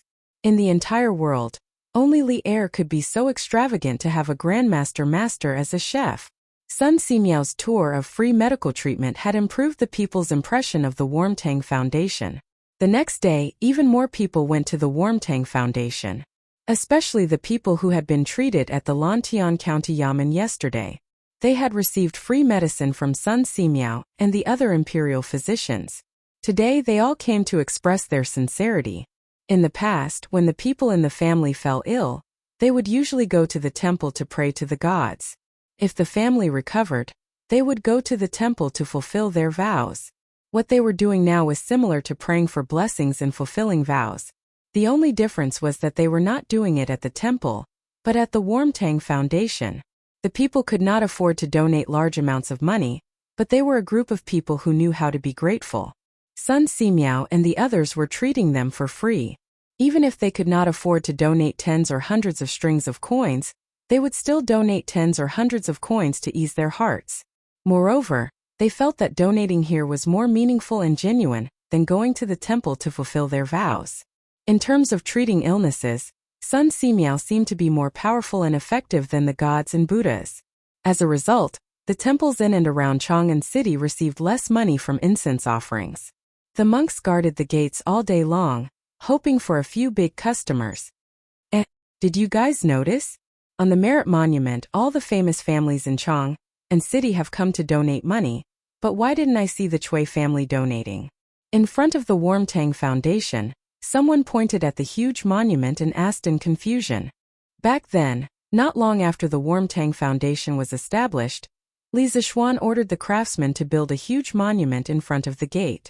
It was called the Merit Monument, and it was used to record the names of those who had donated more than 1,000 strings of coins to the Warmtang Foundation. The person had only said it casually, but as soon as he said it, many people subconsciously searched for the Chui family's name on the monument. After a few minutes, the people were not surprised to find that there was no one related to the Chui family on the monument. Therefore, they were instantly enraged. Even poor people like them were willing to donate money to the Warmtang Foundation. But why was a top family like the Chui family doing nothing? There really is no Chui family. The Chui family is one of the 5 families, the role model of all scholars in the world, but they are so heartless and cold-blooded. This is so disappointing. A down-and-out scholar could not help but beat his chest and stomp his feet after looking at the monument. Originally, the 5 surnames and 7 hopes had a very high reputation in the minds of scholars. However, the scene today made many people recognize the reality of the situation.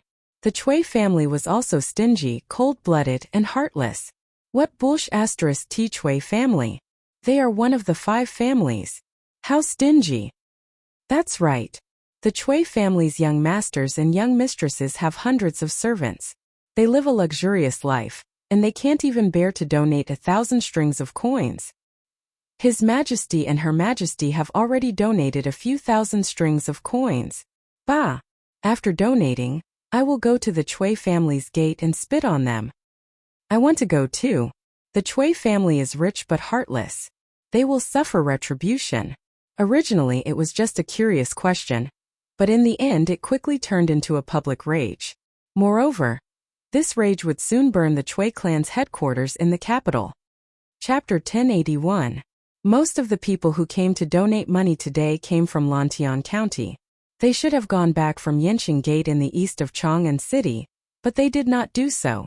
After they donated money, they did not go to the east gate. Instead, they went south. A group of people went straight to Dunhua Square. Dunhua Square was where the Chui family's stronghold in the capital was located. Bah! The Chui family is rich but heartless. Bah! The Chui family is cold-blooded and heartless. Bah! The Chui family is heartless. Bah! The Chui family is shameless. Usually, people would often hear jokes about how one spit from each person could drown you. The Chui family now had a real experience of being baptized by the people's spit. Although the Chui family's threshold was high, And even if all the people in Chang'an City spit at them, the Chui family had been standing for thousands of years. When had they ever suffered such humiliation? A 1,000-year-old family was also very concerned about their reputation.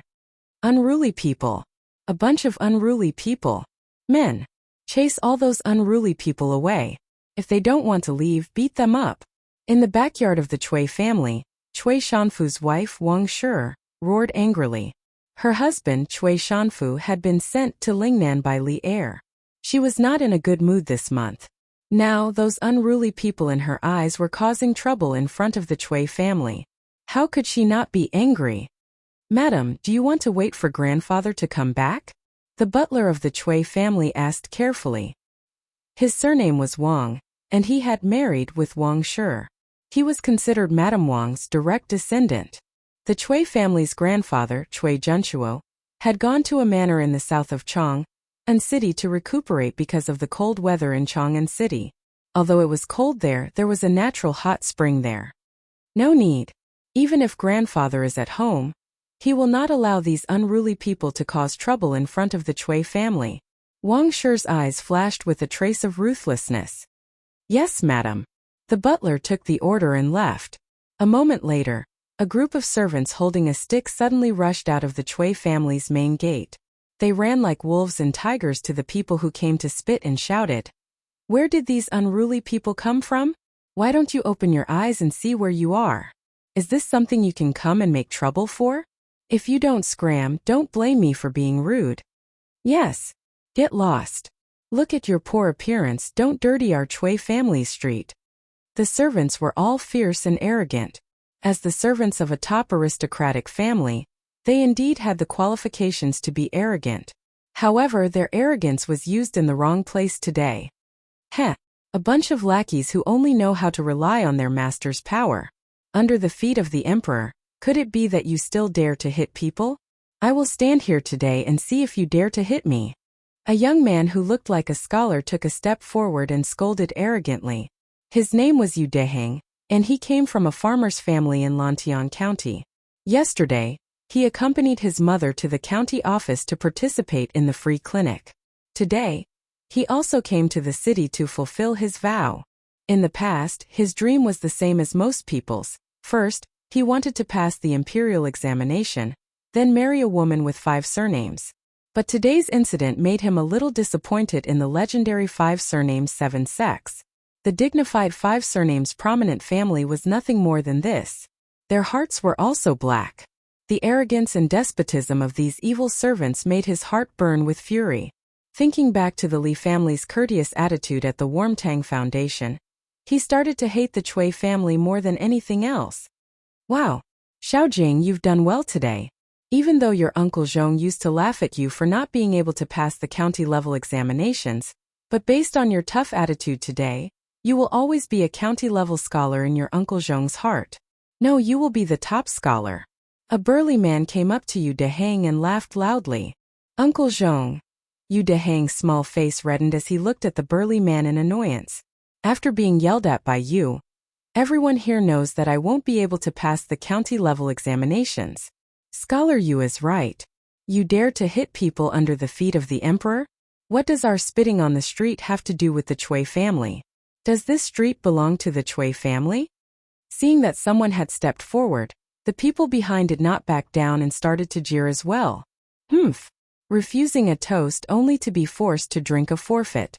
Madam has ordered that if these unruly people don't leave, take a stick and beat them away. The leader of the servants shouted angrily, and then took the lead to hit Yu Deheng with the stick. "Io! F***CK. You bunch of dog slaves, how dare you hurt people on the street? See if I don't fight with you." "Go. Fight with them." Yongla Lane Li Mansion. Hee. Young master, this is what happened. San Bao did not expect that the people would notice that the Chui family's name was not on the merit monument. The group of people in front of the Warmtang Foundation's entrance was quickly noticed. San Bao hurried back to inform Li Zixuan. Li Zixuan was stunned when he heard this, but when he saw San Bao's gloating face, he put on a straight face and said, "What? Are you happy that the people are causing trouble for the Chui family?" San Bao replied instinctively, "Of course I'm happy." Young master. Previously, that old fart from the Chui family kept causing trouble for you and now finally… Young master. San Bao was halfway through her sentence when she suddenly realized that Li Zixuan's tone was not right. So she quickly shut up. Li Zixuan snorted and flicked his sleeves. Humph. It's true that I have a grudge against the Chui family, but I never thought of letting these poor people stand up for me. They don't even care about the food and clothing of their own families. Do you think they can go against the Chui family? In the end, it won't be a lose-lose situation. Instead, they will be completely wiped out. For their families, it will be one disaster after another. Li Zixuan's purpose in establishing the Warmtang Foundation was to help the poor. However, if the people were to fight against the Chui family, the ones who would be hurt would be the poor people like them.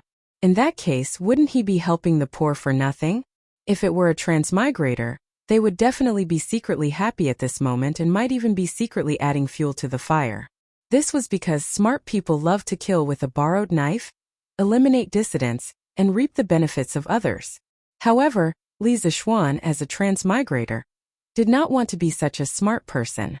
He did not want to use the weak knife of the people to fight against the giant rock that was the Chui family. Some people often said that a general's success was built on thousands of bones. However, Li Zixuan knew that he could not be so cold-blooded. Clap, clap, clap. Good. Xiao Xian, I am very happy that you can think this way. Yi Guozhong, the crazy eavesdropper, suddenly appeared out of nowhere. He clapped his hands and sighed. The grudges between the Chui family and the Li family are all between them. In this matter, no matter what, we cannot drag the people into it. Chapter 1082. San Bao, get the horse ready. I want to go to the Chui family. Yongla Lane Li family. After understanding the situation, Li Zixuan shouted at San Bao. San Bao became nervous and said worriedly, Young master, it's dangerous for you to go alone. San Bao, get the rest of the family to go with you. Li Zixuan said crossly, When I, the young master, am in danger, what can you all do if you go? Stop talking nonsense and get big white out. Young master. San Bao's martial arts may not be as good as yours, but San Bao has thick skin and a lot of meat. He can block arrows for you. San Bao said unwillingly. Get lost. I'll beat you up if you keep talking nonsense. Li Zixuan was touched, but he still scolded him mercilessly. San Bao had no choice but to leave. Yi Guozhong sighed and said, Xiao Xian, I won't stop you if you want to go to the Chui family. But don't act rashly. The Chui family has been standing strong for thousands of years. Their background and hidden strength is not something you and I can imagine. So don't fall out with the Chui family unless you have no other choice. Li Zixuan frowned and said, Grandfather, don't worry. I know the severity of the situation. Just as he finished speaking, San Bao brought the horses over. Peng Feiji walked over and cupped his fists. Marquis, let me accompany you. Li Zixuan waved his hand and said, No need. I'm just going to take a look. You stay here. After he finished speaking, he mounted his horse and rode out of the mansion. Behind him was Li Jingma and his wife, who had rushed over after hearing the news. The two of them asked Yi Guozhong about Li Zixuan's whereabouts. Peng Feiji saw that there was nothing else for him to do and left to patrol. However, what no one noticed was that after this fellow patrolled around the Li residence twice, he quietly slipped away. As for where he went, only the heavens knew. Dunhua Square, in front of the Chui family. This small skirmish had developed into a full-scale conflict. The poor commoners who had been fighting with the Chui family's guards could only retreat as they fought. However, not long after, they received wave after wave of reinforcements. Those were the commoners from the other counties who had come from the Warmtang Foundation to support them. As a result, the Chui family's servants were not enough. The servant who shouted the loudest quickly asked the rest to hold the fort while he went in to get reinforcements. Chui Shanfu's wife, Wang Shi, was furious when she heard this. She sent out all the servants in the residence and swore to chase away all these unruly people. However, most of the servants of the Chui clan were used to living a comfortable life in the Chui clan. How could they be a match for these villagers who had been through hardships every day? Not long after, the Chui family's servants were all wounded. Of course, many of the commoners were injured as well. Fortunately, the people on both sides did not kill them. Thus, although they were injured, they were far from being seriously injured to the point of dying. Humph! What a bunch of trash. Zhao Quan, Madam is not satisfied with your performance. She wants you to scram. Just as the Chui Manor servant was about to lose, a big man wearing a blood-red cloak suddenly walked out from the Chui Manor. That big man was carrying a large saber, and there was a long scar on the right side of his face, looking extremely terrifying and sinister. Behind him, there were more than 10 martial artists in martial arts attire. Every one of them was holding a sword. These were not ordinary servants. They were the Chui family's guards. Or it could be said that they were part of the Chui family's warriors. Oh, it's Master Wan. That's great. Madam has finally sent you out. You have to avenge us. This bunch of unruly people are too much. The servant's name was Zhao Quan. When he heard someone scolding him, he did not get angry. Instead, he went up to them and said. The man neither agreed nor disagreed. He stretched out his hand and pulled Zhao Quan behind him. Zhao Quan could be heard grumbling in dissatisfaction. You can't even beat a bunch of bumpkins. You're really a disgrace to the Chui family. Scram. I will teach you how to deal with unruly people. Okay, Master Wan. The morale of the Chui family's servants rose by a lot. On the other hand, those commoners who came forward to spit, when the scarred-faced big man walked out with a knife, most of them instantly became timid.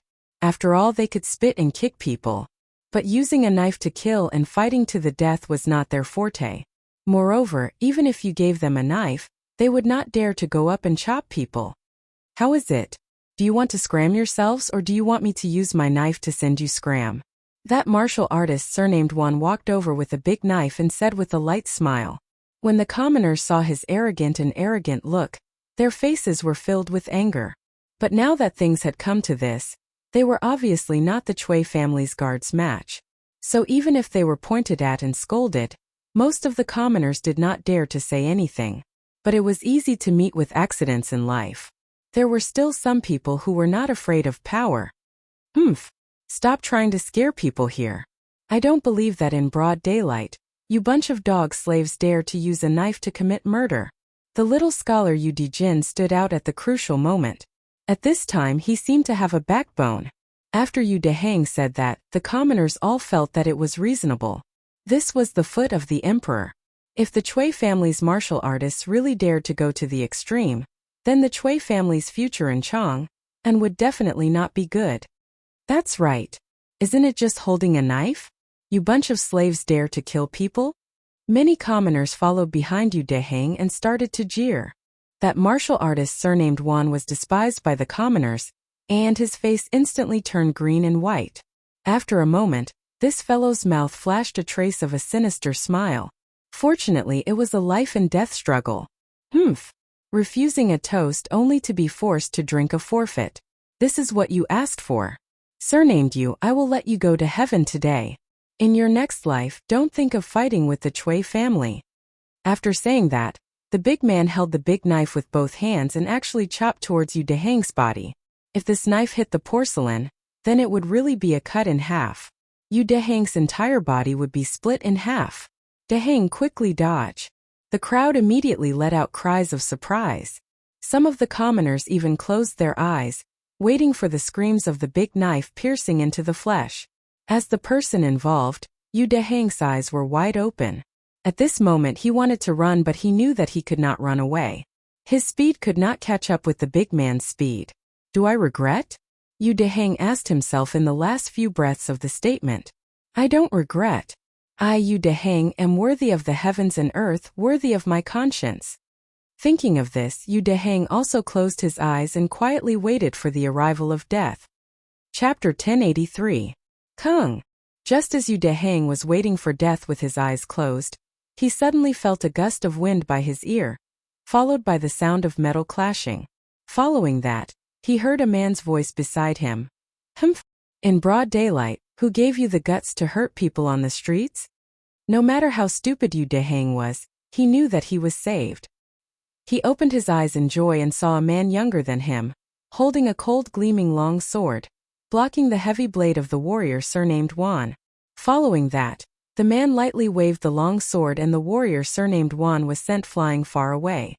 With a pung sound like a sandbag, he slammed heavily into the Chui family's dark red iron gate. Master Wan!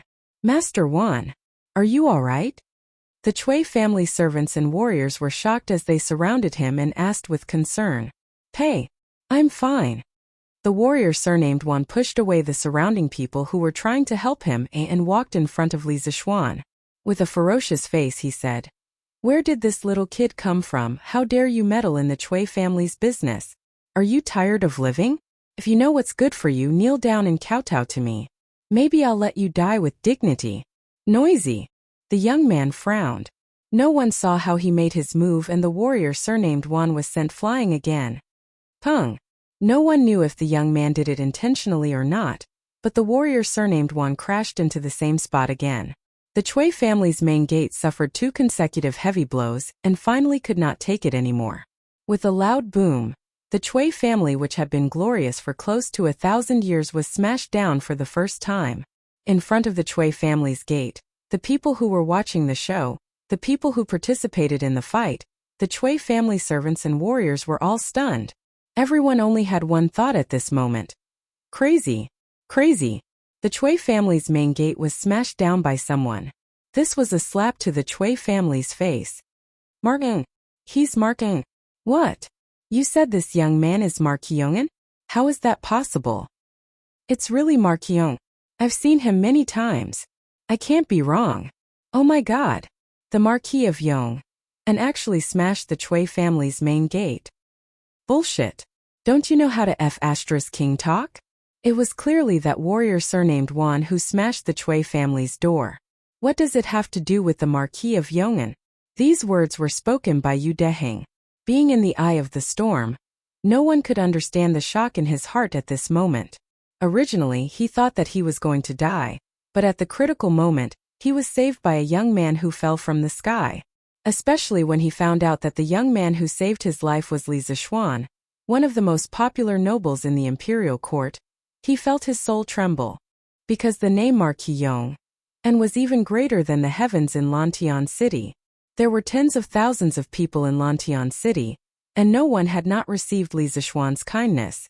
But when he heard that Li Zishuan had smashed the Chui family's main gate, he subconsciously quivered. Although he worshipped Li Zishuan, but he knew that with Li Zishuan's current power, he was definitely not the Chui family's match. Hence, he came up with an idea to help Li Zishuan get off the hook. This idea seemed very childish, but Yu Deheng could only think of such a childish idea in a short period of time. Because he was anxious to correct others, he couldn't help but swear. Hey, Deheng is right. It was obviously the Chui family's own people who smashed the main gate, and it has nothing to do with the Marquis of Yong. That burly man surnamed Zhong was first stunned, but immediately followed up with a loud voice to echo. That's right, it was the Chui family who smashed it, and it has nothing to do with the Marquis of Yongan. No matter how stupid the commoners were, they knew what they should say. In a moment, the voices of the crowd gradually became unified, and there was no second voice to be found. All the servants and warriors of the Chui manor were shocked and angry at this moment. They were shocked because this young man in front of them was actually the recently famous Marquis Yongan. They were angry because this group of commoners actually dared to lie with their eyes wide open, treating them as if they were blind or played with. Marquis Yongan? Even if you are Marquis Yongan, you cannot knowingly break the law. Warrior Wan spat out 2 mouthfuls of blood, climbed up from the ground, and walked to Li Zishuan about 3 feet away, and said angrily. It was just that his tone of voice was already much better than before. Clearly, he was scared of being beaten up by Li Zishuan. Ask your master to come out. You are not fit to speak to this Marquis. Li Zishuan glanced at him and said indifferently. It wasn't that he was acting like a big shot, but he really couldn't be bothered to speak to this kind of brute who only knew how to be used as a tool. You! The warrior surnamed Wan was instantly humiliated. His face alternated between green and white. However, Li Zishuan mercilessly interrupted him. What? You don't accept it? Then pick up your sword and come forward to fight. Otherwise, quickly go back and ask your master to come out. Finally, Warrior Wan's face changed, and he didn't dare to say anything else, and immediately ran back to the Chui family in a sorry state. What is your name? Where do you live? Li Zixuan turned around, looked at Yu Deheng, who he saved earlier, and asked with a smile. Yu Deheng was taken aback, because the current enthusiastic Li Zixuan was like a completely different person from before. Oh, Marquis, my name is Yu Deheng, and I live in Lantian County's Yu family village. Just now I am indebted to Marquis for saving me, and I am extremely grateful. Yu Deheng, who recovered from her shock, cupped her hands towards Li Zixuan. Yu family village? If she didn't remember wrongly, Yu family village should be more than 10 miles north of Lu family village, which was the northernmost part of Lantian County. This village just happened to not belong to Li Zixuan's fief, so it was no wonder that Li Zixuan found this young man unfamiliar. Yu Deheng, why didn't you dodge when that burly man tried to chop you? Li Zixuan smiled and asked. Yu Deheng's mouth twitched and she bitterly smiled. To tell you the truth, Marquis, I didn't expect that guy to be so lawless, daring to kill someone on the street. I was caught off guard, and couldn't escape even if I wanted to. When she said this, some of the commoners not far from them suddenly burst into laughter. Li Zixuan also couldn't help but laugh. Haha, you are quite honest. There was one thing he didn't say, and that was that the warrior from before didn't really want to chop Yu Deheng, and was only testing her. When his wind-chasing sword caught the warrior's blade, he understood, and it was because of this that he spared the warrior's life. I was wondering who it was. So it's the Marquis of Yong. But even if you are a marquis personally conferred by the emperor, you still shouldn't smash my Chui family's door, right? While the two were talking, an upper-class lady wearing a purple fur coat walked out from the Chui family. She had a pair of phoenix eyes, and that upper-class lady came in front of Li Zixuan, and said in a cold voice. Li Zixuan patted Yu Deheng's shoulder, indicating for him to leave, and then turned around to look at the upper-class lady. You are the one who sent the Chui family to kill the commoners? Chapter 1084. In front of the Chui residence. Two people who should not have interacted with each other in their lives were now facing each other, as though they were at each other's throats. Wang Shi hatefully said. So what if it's me? This bunch of unruly people gathered in front of the Chui residence to cause trouble. Can't we chase them away? If it was someone else, Wang Shi would have already ordered people to chase them away. But the person in front of her was Li Zixuan. This name had appeared more than once in the Chui family. He made the two young masters of the Chui family. One was exiled to Chongzhou, the other was chased back to Zhengzhou. But the Chui family's old grandfather still could not do anything to him. As such, Wang Shi had no choice but to deal with him carefully. Gathering people to cause trouble? What trouble did they cause? Li Zixuan crossed his arms in front of his chest, and asked while knowing the answer. Wang Shi snappily said, What good things did they do, Marquis Yong, and can just ask them? Why ask me? Li Zixuan laughed and casually said, It's just spitting on this street. How big of a deal can it be? This street doesn't belong to the Chui family, right? Besides, if Madame Chui is really angry, just let the people from Wuhou government come and take them away. Why did you instigate your servants to maliciously harm people? If I was a step late, there would be people's blood splattered on the spot. The current emperor is ruling the country with benevolence, but your Chui family is so blatantly harming people's lives. You are not putting the emperor in your eyes. How should you be punished? Wang Shi frowned. Her face was so gloomy that water was about to drip out. She softly scolded. Wan Jinggang, what did I tell you before? You can only chase people away, you can't intentionally harm people. What did you do? The warrior surnamed Wan had a pig's face. He hurriedly explained to Wang Shi. Madam, I'm innocent. This subordinate was just trying to scare that scholar. I didn't mean to take his life. Clap, clap, clap. Wan Jingang's voice fell, but Li Zixuan clapped his hands, only to hear him say, Haha, act. Good acting. Madame Chui, in front of so many people, can you not act like this? Under the watchful eyes of so many people, can't you tell right from wrong? Although he knew in his heart that Wan Jinggang really did not have the intention to kill Yu Deheng, he had to put the blame on Wan Jinggang, because this was the only way to reduce the scope of the war, and avoid completely falling out with the Chui family. Look, I'm helping you by beating up your men. Otherwise, if someone dies, your Chui family will have to go to court, and it won't end well with the emperor. Therefore, today's matter should end here. That was what it meant. Right now, Li Zixuan really didn't want to start a war with the Cui family. Yes, Wan Jinggang was spouting nonsense. Just now, his knife was about to chop Yu Dehang's head. How could it be just to scare her? That's right. That one fellow is trying to kill someone. The commoners cooperated and shouted behind Li Zixuan.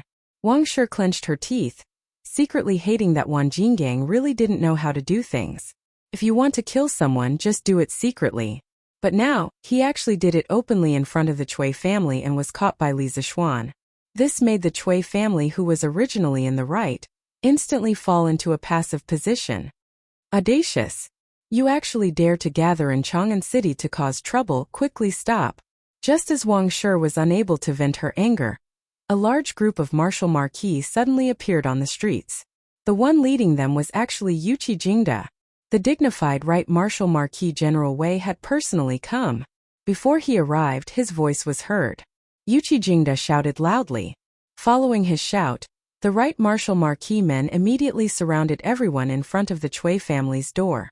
From the start of the matter till now, it had been close to half an hour before the Martial Marquis government people finally arrived. Uncle Yuqi, you're here.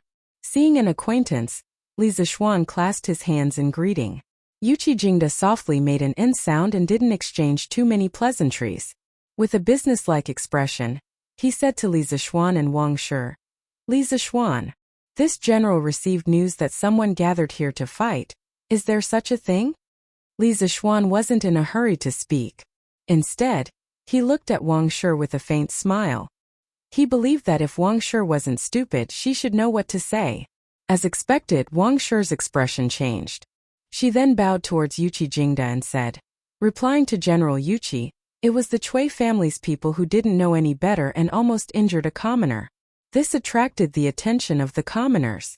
The Cui family will definitely restrain the servants in the future. N.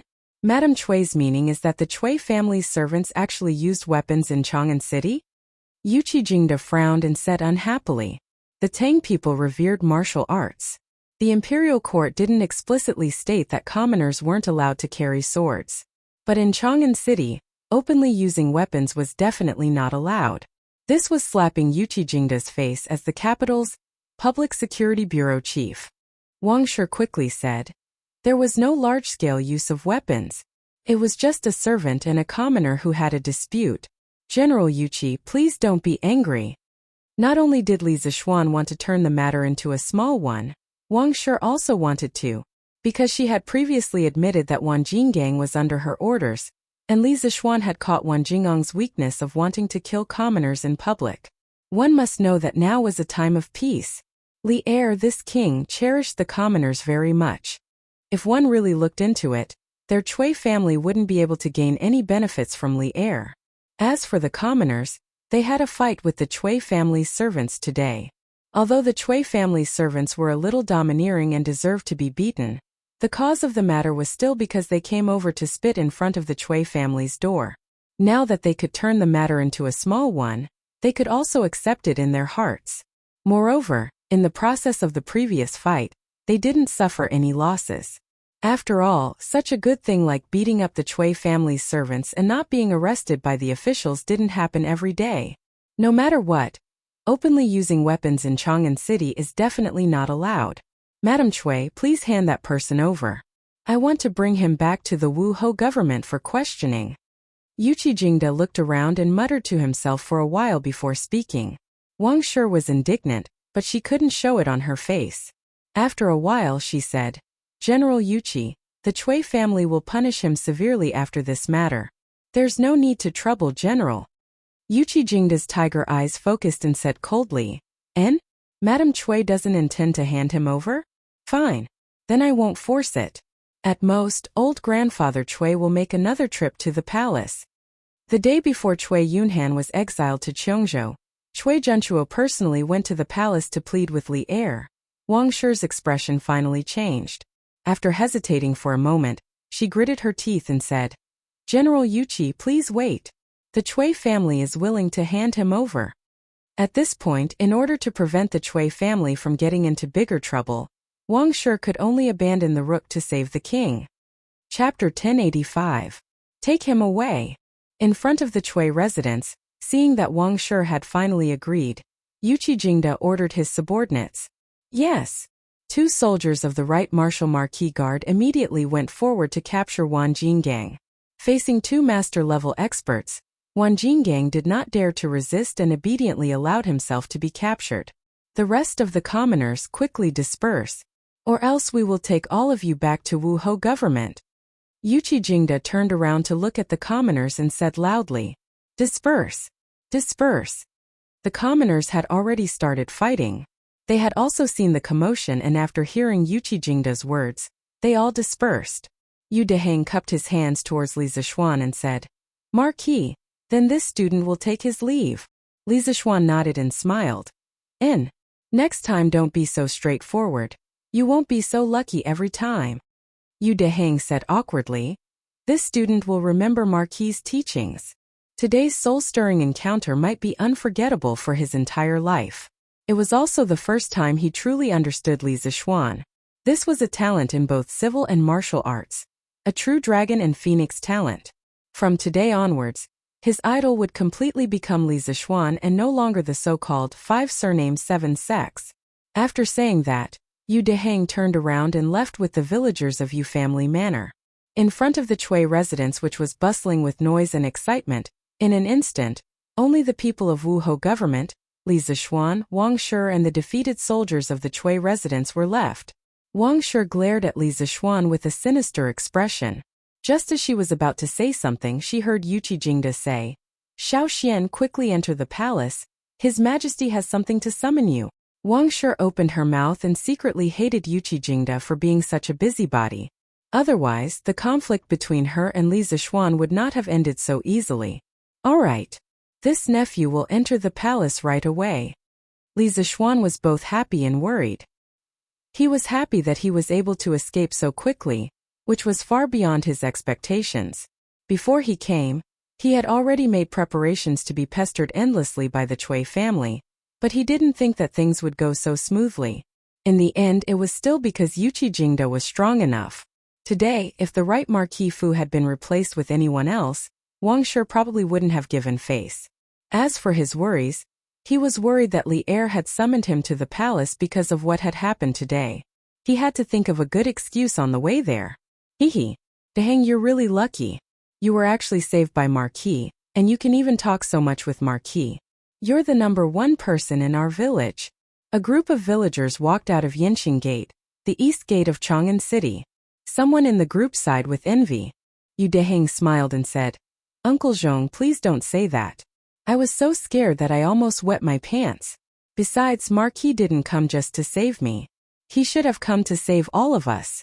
If Marquis didn't come to intervene today, Uncle Zhong, do you think that Madame Chui of the Chui family would spare us? After she finished speaking, the commoners fell into silence. After a while, the burly man surnamed Zhong sighed and said, Marquis is a good person. I, old Zhong, have lived for decades and have seen many officials, but no matter if it's the previous dynasty or now, there is no official who loves the people as much as Marquis. The only pity is that our Yu family manor is too far north. Otherwise, it would have become Marquis fief long ago.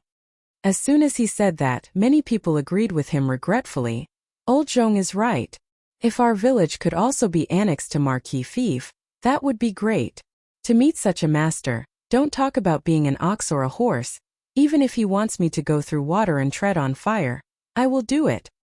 Hey, why would Marquis want you to be an ox or a horse? Marquis is very good to the commoners in his fief.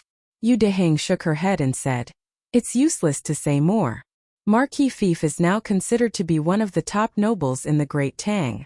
If he wants to expand his fief, Marquis will have to make more contributions. Let's quickly go back. Imperial Palace, Lijiang Hall.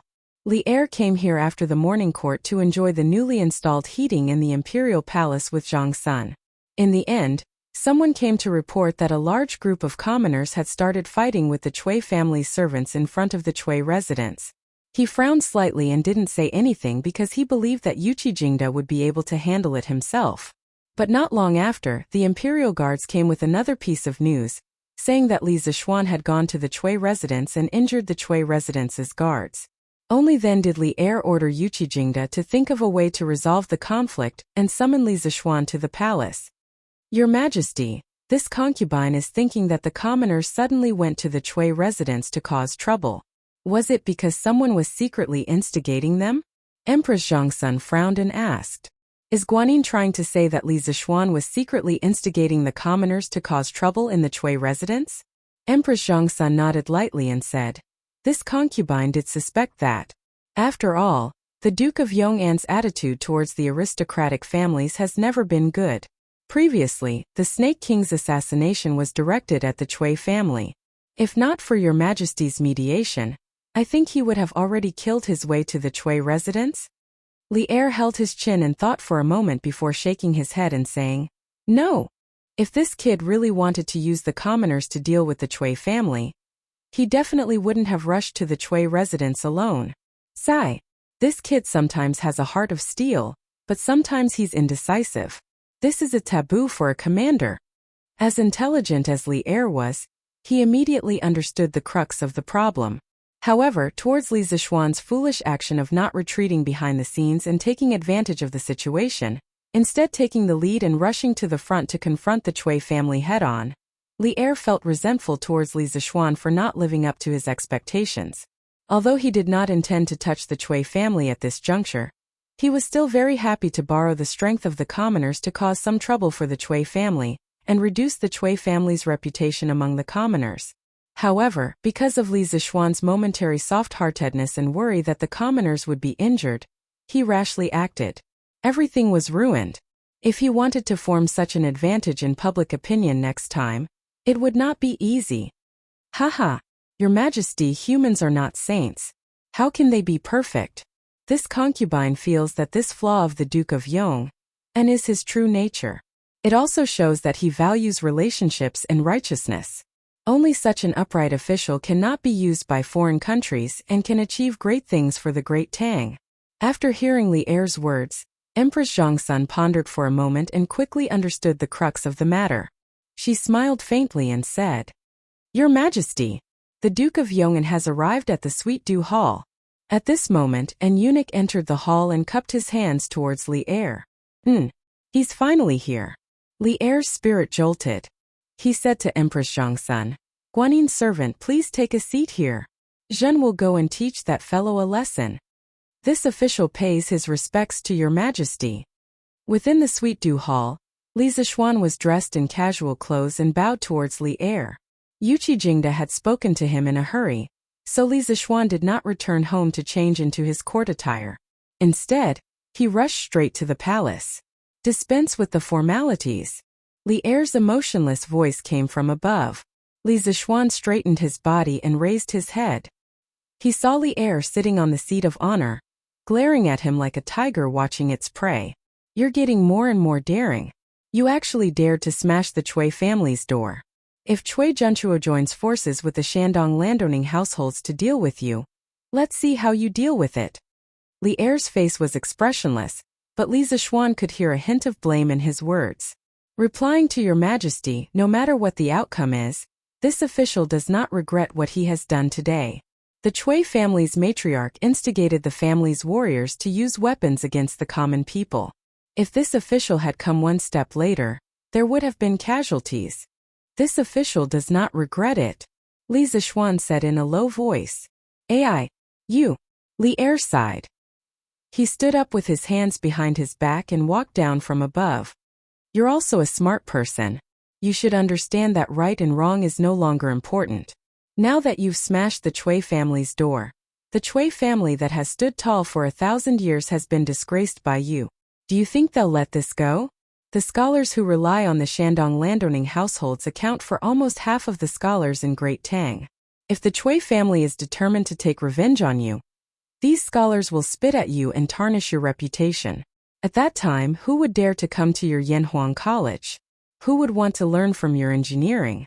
Who would want to buy things from your workshop? Li Zixuan furrowed his brows. He had only thought that the Chui clan would send some assassins to take revenge on him.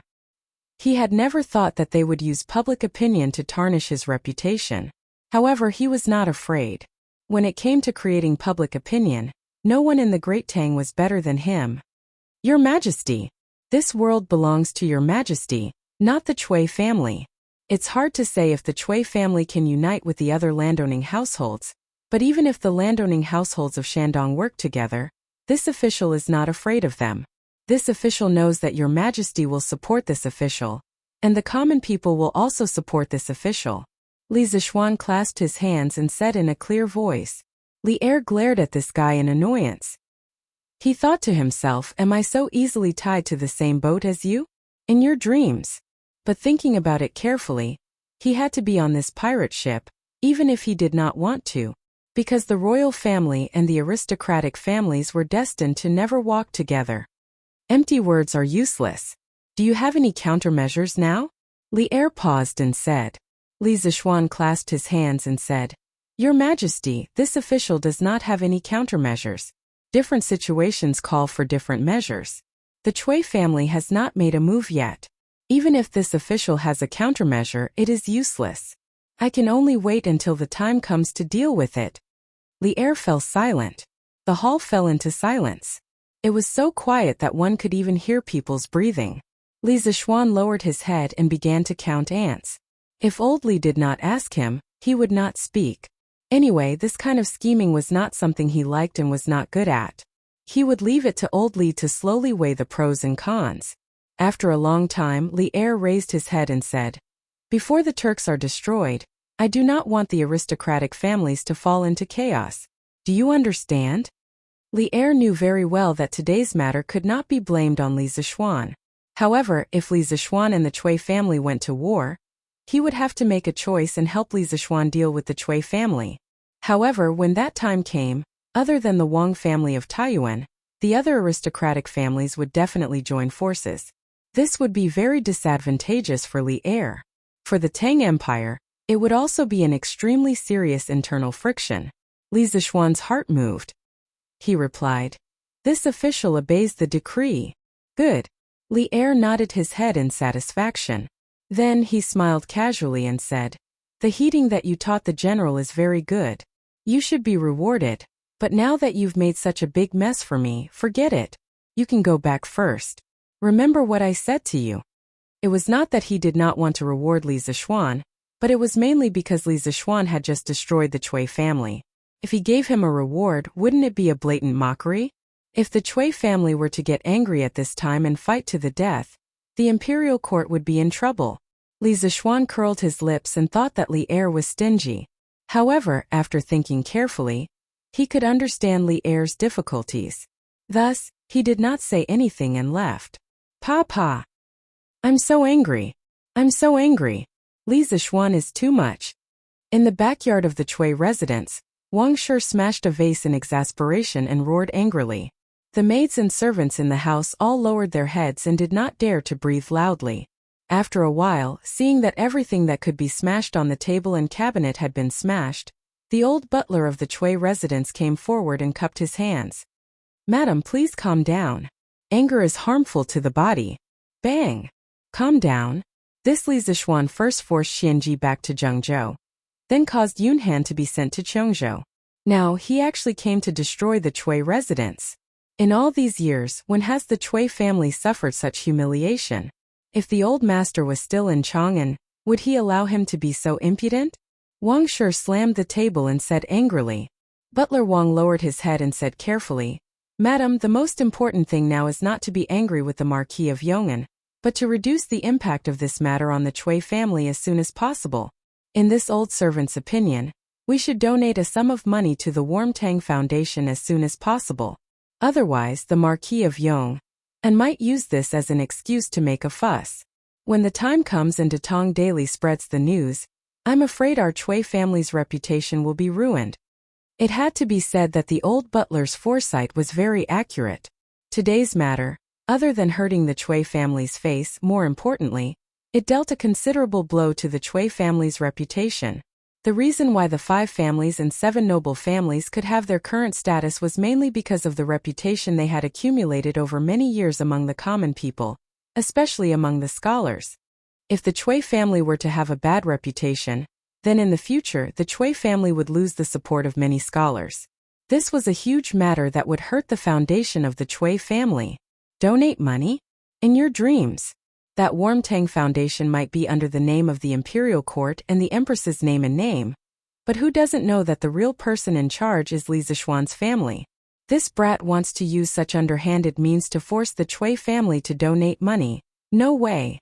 Wang Shi, who was in a fit of anger, refused without hesitation. Madam, Butler, you don't have to say anymore. I've already made up my mind. Not only will the Chui family not donate money, today's matter will not be settled so easily. The old butler still wanted to say something, but Wang Shi did not want to hear any more. She threw down this sentence and left immediately. The old butler opened his mouth and was filled with helplessness. He could only secretly pray that the old master of the Chui family, Chui Junchuo, would receive the news as soon as possible and rush back to preside over the situation. Chapter 1086. The old butler of the Chui residence was right. In the afternoon, Li Zixuan directly went to the workshop to discuss with Ma Zhou whether they should publish the conflict between the commoners and the Chui family in the Great Tang Daily. Marquis, forgive me for being blunt, but today's incident has already caused a huge uproar. There are definitely many people who know about it. Moreover, Marquis, you have already smashed the door of the Chui family. Even if we don't publish this news, the Chui family won't owe us a favor. Moreover, the people who know about it will misunderstand that we are jackals of the same tribe as the Chui family and deliberately hide the truth. In this way, it will be a big blow to the credibility of Datong Daily. After Ma Zhou listened to Li Zixuan's explanation seriously, he pondered for a moment and said, "That's right." Li Zixuan nodded and said, "Brother Ma's words make sense.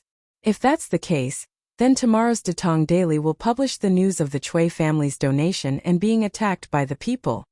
Ma Zhou's eyes flashed with excitement. He was born in a poor family and didn't have a good impression of the aristocratic families. If Li Zixuan wanted to fall out with the aristocratic families, he would definitely support it from the bottom of his heart. Hearing this, he hurriedly said, "Yes, Marquis." Li Zixuan thought for a while and added, "But there's one thing you have to pay attention to. The news has to be realistic. We only need to report the facts and not exaggerate." Li Zixuan had listened to Li Er's previous words. He also felt that the current Tang Empire should be united against the outside world and not have too much internal friction. If they were to exaggerate and smear the Chui family in the newspaper, it might expand the conflict and damage the credibility of Datong Daily.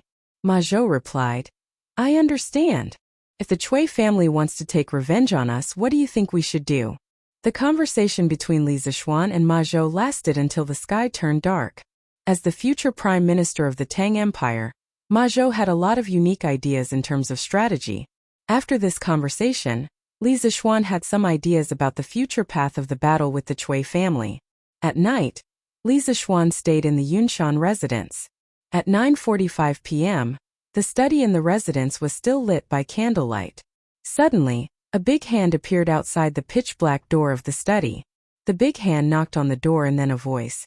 "Marquis, I have something to report." Judging from the voice, it was Peng Feiji. Silence. After a while, Li Zixuan's voice came from inside the room. "Come in and talk." Peng Feiji pushed the door open and entered. He saw Li Zixuan half leaning on the armchair with an unknown book in his hand. He took out a small booklet from his sleeve and handed it to Li Zixuan. "Marquis, you asked me to investigate whether the Chui family had done anything illegal. After a few months of investigation, I found some things. Marquis, please take a look." At that time, Cui Yunhan brought a group of students to the Li family to cause trouble. Coincidentally, Li Zixuan had just destroyed the 7 cultivators sect. Under the combination of the two, Li Zixuan felt that the Cui family might be behind the 7 cultivators sect. Cui Yunhan innocently took the blame and was exiled to Chongzhou. The eldest son of the Cui family in Qinghe, Cui Xuanji, was also sent back to his hometown in Zhengzhou by Cui Junchuo. Li Zixuan originally wanted to kill Cui Yunhan. However, Li Er didn't allow him to kill Cui Yunhan for the sake of the overall situation. He could only send Peng Feiji to secretly investigate the Cui family's illegal activities. After such a long time, Li Zixuan had almost forgotten about it. He didn't expect Pang Feiji to suddenly bring it up today. His gaze hardened as he looked deeply at Pang Feiji. Then, he took the booklet from Pang Feiji's hand and flipped through it. In the first year of Wu Da, when the world was just settled, the Cui family cooperated with the local government in Zhengzhou and took over 30,000 mu of land from the local people. This caused thousands of people to have no land to farm and become homeless. In the 7th month of the 3rd year of Wu Da, the current emperor killed Wang Shichong in Luoyang. Due to the war, Luoyang city was severely damaged and lacked order. The Cui family took the opportunity to take over 40% of the shops in Luoyang city and forcibly expropriated 70,000 mu of land from some of the people at a low price. Countless people in Luoyang city sold their sons and daughters. The Cui family took advantage of the situation and robbed them.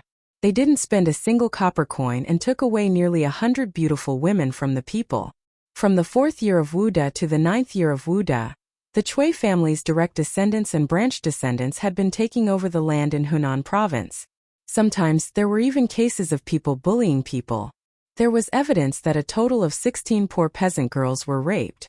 Most of these girls couldn't bear the humiliation and committed suicide.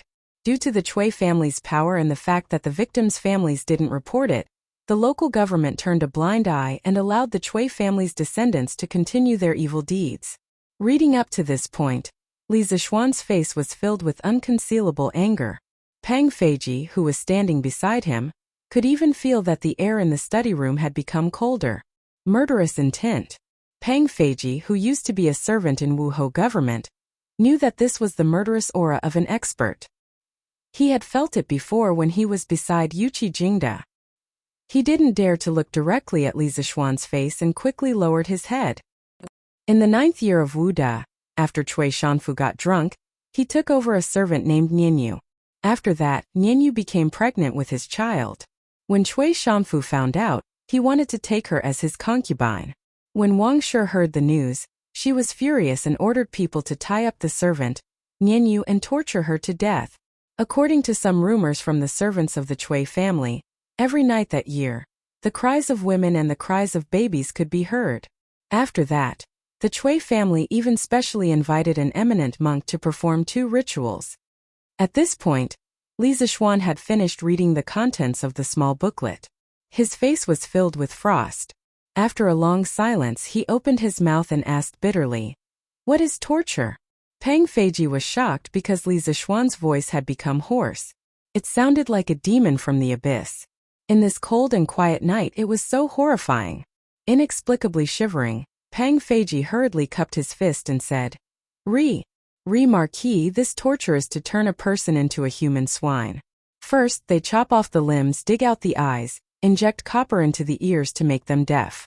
Then they pour poison down the throat and cut off the tongue to make them unable to speak. After that, they still have to cut off the nose, shave their hair, and finally throw them into the latrine to let them die slowly. Bang! Just as Pang Feiji finished speaking, Li Zixuan couldn't take it anymore. He angrily slammed the table and stood up, saying coldly, "What a Cui family! What a vicious and venomous woman!" Pang Feiji instantly felt a bone-piercing chill. Then, he saw the table beside Li Zixuan turn into a pile of powder. Chapter 1087. Swine or swine was a pig. Human swine was a form of torture that turned people into pigs. Different from death by dismemberment, human swine was a form of punishment used in court battles. The ancients often said that no poison was a great man, and the most poisonous was a woman's heart. In the imperial palace, there had always been a lot of fights between concubines. Once a woman with no sense of security gained power, her revenge would be more ruthless than a man's. Human swine was invented by Empress Liu. When Liu Bang became the emperor, he gradually stopped favoring the old Empress Liu and started favoring the peerless beauty Madame Qi. Empress Liu didn't dare to do anything because Liu Bang was in power. After Liu Bang passed away, Empress Liu took power. Her jealousy couldn't be erased, so she sent people to catch Madame Qi, beat her severely, dug out her eyes, cut off her limbs, shaved her hair, and finally threw her into the toilet. Even so, Empress Liu was still not satisfied. In the end, she called her son, the Hui Emperor, to see the human swine. The Hui Emperor had never heard of the name human swine. He was very curious, so he followed the eunuch out of the palace and went to see it. The eunuch took him to a toilet, opened the door, and said to the Hui Emperor, "The human swine is in the toilet." The Hui Emperor looked into the toilet and saw a human body. It had no hands, no feet, and no eyeballs. There were only 2 bloody holes. The body could still move a little. It opened its mouth wide, but no sound could be heard. After looking at it, he was shocked and scared. He couldn't help but shrink his body and asked the eunuch, "What is it?" The eunuch didn't dare to say. When the Hui Emperor returned to the palace and forced the eunuch to say it, the eunuch said, "Madam Qi." Before the eunuch could say anything, the Hui Emperor was so scared that he almost fainted. Not long after, he passed away. Marquis calmed down. In the study room of the Yunshan residence, Pang Feiji looked at the wooden table that had turned into sawdust. His pupils could not help but shrink. Ever since he had followed Li Zixuan, he had never seen Li Zixuan so angry. Pang Feiji, who was trembling with fear, hurriedly cupped his fists and comforted him. "Humph! Calm down, calm down." Ask the mother and son who were tortured to death whether they could calm down or not. People say that the big families are the most ruthless, but I didn't expect the Chui family to be so ruthless and dirty. They were born as human beings, yet they are human beings in vain. Li Zixuan's face was full of anger. At this moment, he really regretted not killing Wang Shi earlier in the day.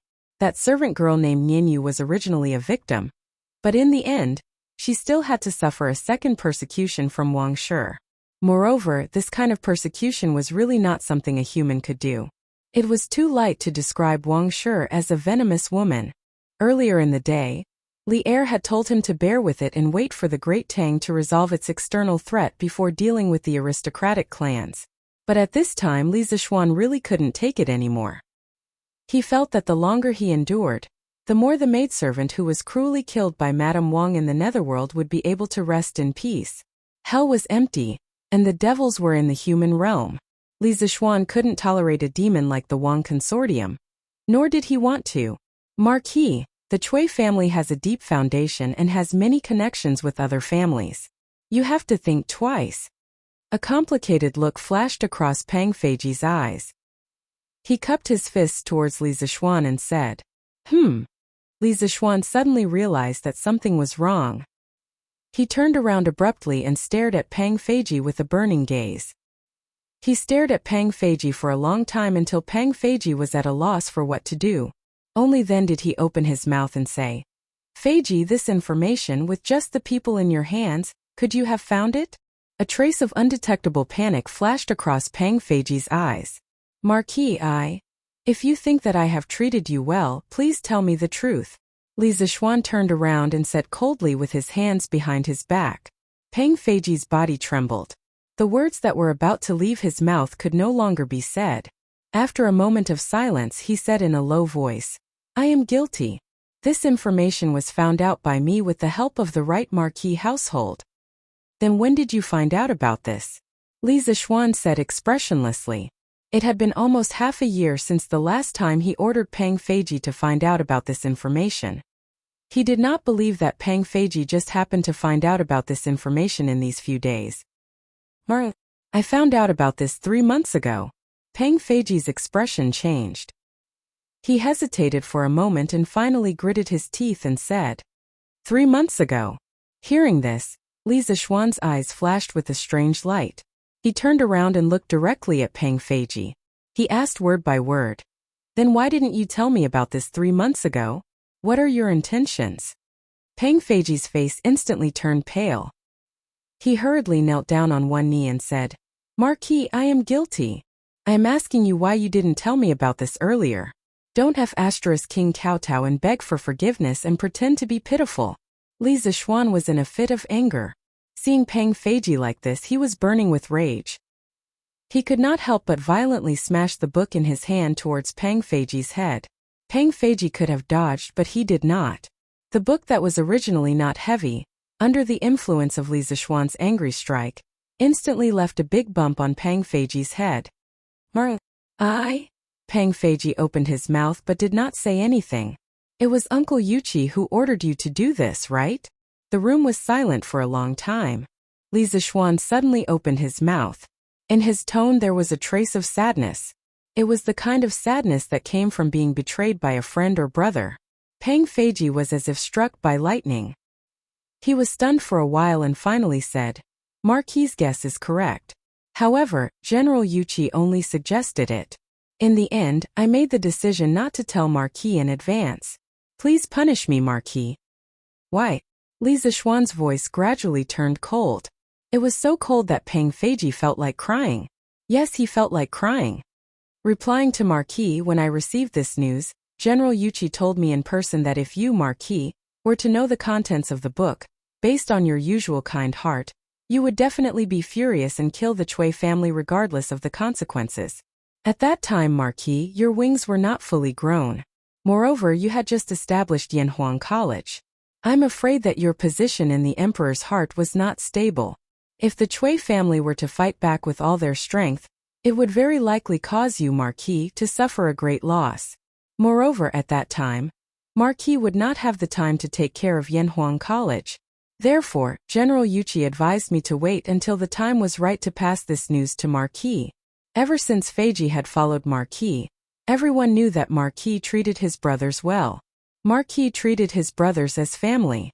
This kindness, even if Feiji were to die 1,000 times, he would not be able to repay it. From the beginning to the end, Feiji only hoped that Marquis and his family would be safe and prosperous for generations to come. He had never been disloyal to Marquis. Feiji also knew that Yanhuang College was a foundation that Marquis valued greatly. In order to prevent Marquis from recklessly attacking the Cui family, and also to allow Marquis to focus on developing the college, Feiji acted on his own initiative and suppressed this information until today. Feiji, please punish me for not reporting it. Chapter 1088. You mean to say that now is the right time to make a move on the Cui family? Peng Feiji's words of loyalty touched Li Zixuan, but at the same time he was also a little angry. Superiors didn't like their subordinates to make decisions on their own. Although Li Zixuan came from the modern world and received the education of everyone is equal, he still didn't like others making decisions for him.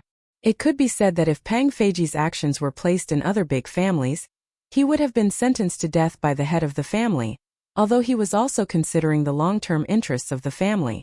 Li Zixuan couldn't be so cold-blooded. But he was also very unhappy with Peng Feiji's decision. The main thing was that when he thought of the servant girl who was turned into a human swine by Wang Shi, his heart was filled with anger. Marquis, it's the people who offended the Cui family today that made me feel that the Cui family is currently divided. On Marquis's side, the people's hearts can be used. Compared to the past, Marquis's chances of winning are definitely much higher now. Peng Feiji knelt on the ground and cupped his fists. Li Zixuan laughed lightly and said, "This is also what your General Yuqi told you, right?" He called him General Yuqi, and not Uncle Yuqi like before. Obviously, he was very uncomfortable with Yuqi Jingda's arrangement of Peng Feiji behind his back. Peng Feiji understood the meaning behind Li Zixuan's words. He said with a bitter face, "Marquis, these words were indeed said by General Yuqi to me. The general also said that if Marquis and the Cui family were to start a war, the Yuqi family is willing to live and die with Marquis, advance and retreat together." Yuqi Jingda was just a blacksmith in his early years. He didn't have a good impression of the aristocratic families. Moreover, he had always thought highly of Li Zixuan, a junior with limitless potential. Therefore, on this matter, Yuqi Jingda would unconditionally stand on Li Zixuan's side. When Li Zixuan heard that Yuqi Jingda was willing to live and die together, advance and retreat together, his expression finally loosened a little.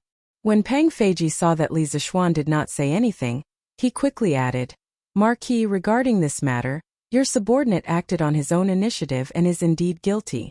However, this has nothing to do with General Yuqi. When I learned of the Cui family's actions over the years, your subordinate also hesitated whether or not to inform Marquis." "Enough. I know everything."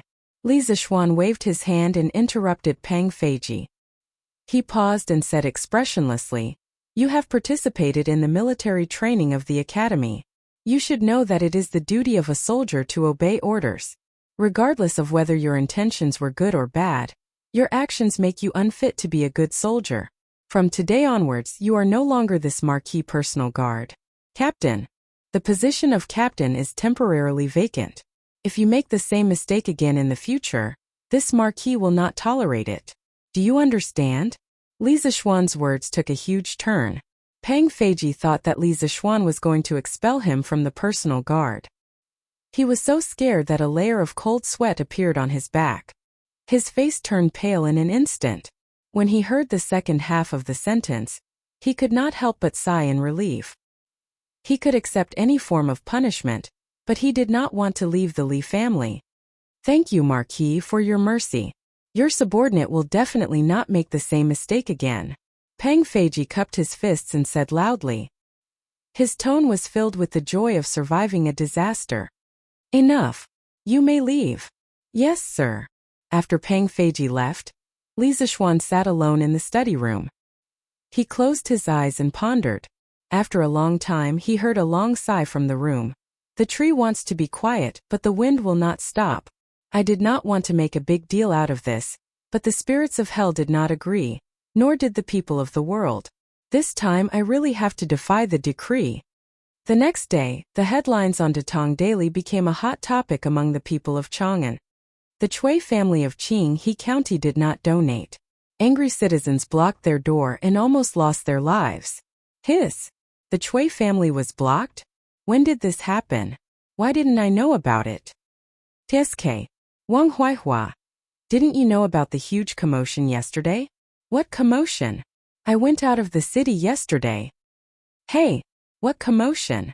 Don't you know how to read the newspapers? It's written clearly on there. Yo! So the Chui family never donated money to the Nuantang Foundation. Isn't that too stingy? Although I'm not rich, I still donated 500 copper coins. No wonder the Chui family was blocked. If I was in the city yesterday, I would have spat in front of the Chui family's door. Don't brag. Didn't you see that a scholar was almost hacked to death by the Chui family's guards yesterday? This Chui family is too much. Not only did they not donate money, they even dared to hack people in public. Thank goodness the Duke of Yong'an arrived in time. Rich but not benevolent, two-faced. That's exactly what the Chui family is like. What kind of family is this? They're even worse than us commoners who have never read the books of the saints. That brat of mine is always thinking about how he can rely on the Chui family and marry a girl of the 5 surnames to bring glory to his ancestors. What the hell? I'm going to beat him up when I get back. Rely on the Chui family? Marry a girl of the 5 surnames? How can it compare to the glory of getting into Yanhuang College and becoming a student of the Duke of Yong'an? Old Wang, you're right. I heard that Mu Lao San from Stone Village used to be so poor that he didn't even have a good meal. But after his son got into Yanhuang College, the landlord in his village even wanted to marry his daughter to his son. Unknowingly, the commoners' values had changed slightly. The status of the 5 surnames and 7 great clans in the past was now plummeting in their hearts. Silent nourishment. Not only did it refer to the spring rain, but it also referred to human kindness. Li Zishuan's good deeds for the commoners this year were engraved in everyone's hearts. Compared to the Chui family, Li Zishuan represented justice and the people's will more. Now that the negative news about the Chui family was out, the commoners directly voted with their feet and stood on Li Zishuan's side without thinking. You bunch of foolish commoners only know how to listen to slander. The Chui family has been glorious for 1,000 years. Who knows how many good deeds they've done and how many poor people they've helped? How can a small Duke of Yong'an compare? A group of commoners were loudly discussing the Chui family when a middle-aged scholar suddenly passed by. After hearing their conversation, the middle-aged scholar couldn't help but speak out in dissatisfaction. TSK, you say that the Chui family has done good deeds, then how many can you list? I've heard people say that the Chui family's disciples bullied people in Hunan. That's right. The Chui family is rich but not benevolent, everyone knows that. But you're here speaking up for the Chui family. I think you're in cahoots with them? I was wondering who it was. Isn't this the Chui family's right-hand man, Mr. Zhu Wentao? No wonder you're speaking up for the Chui family.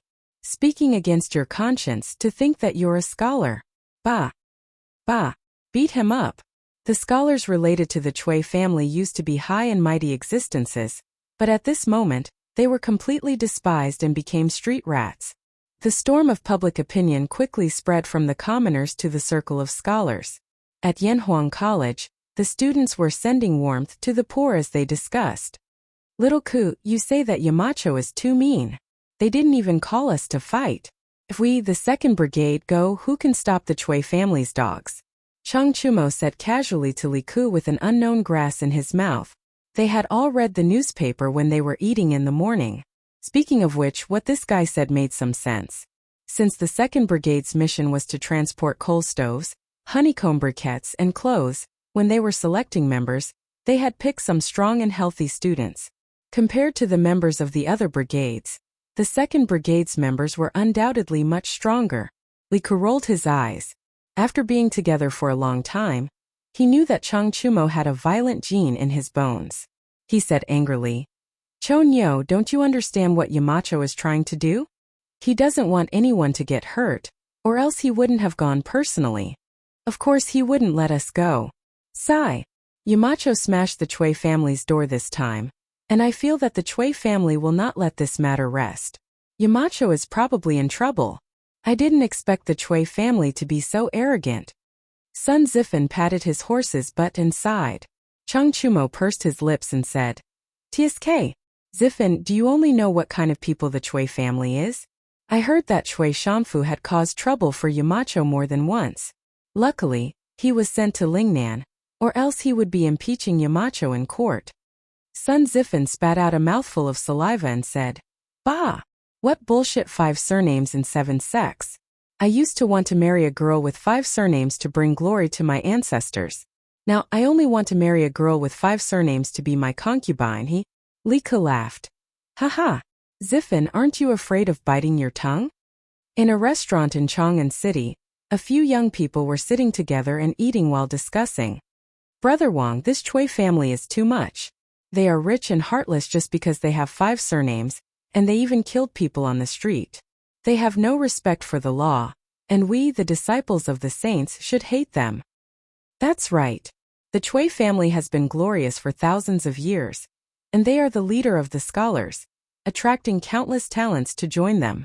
But their current actions are not worthy of their position, and they are hated by everyone. I heard that Brother Chow wants to join the Chui family in a few days, so I have to go and persuade him." "Yes, that's right. That's right. Anyone who associates with such a Chui family will be despised by the world. I have a good friend who joined the Chui family 2 years ago, and I have to persuade him to leave the Chui family. As the saying goes, repent and be saved." "That's right. People like us who have diligently studied the books of the sages should be deeply righteous." At this moment, no matter whether these scholars supported the Chui family or not, they all expressed their opposition to the Chui family's actions without exception. This had nothing to do with the academic faction, because the sacred knowledge they studied also taught them to be kind to others. Inside the Chui mansion, the old housekeeper was holding the latest issue of Datong Daily, and said to Wang Shi worriedly, "Madam, this is bad. Marquis Yong, and really published yesterday's incident in Datong Daily, and now the people in the city are saying that the Chui family is rich but heartless." Wang Shi took the newspaper, and her expression suddenly changed. She said coldly, "Humph, this kid is really despicable, and he only knows how to stab people in the back. Since he is heartless, then don't blame me for being heartless. Housekeeper, tell the gentleman in the residence to immediately write articles attacking Li Zishuan.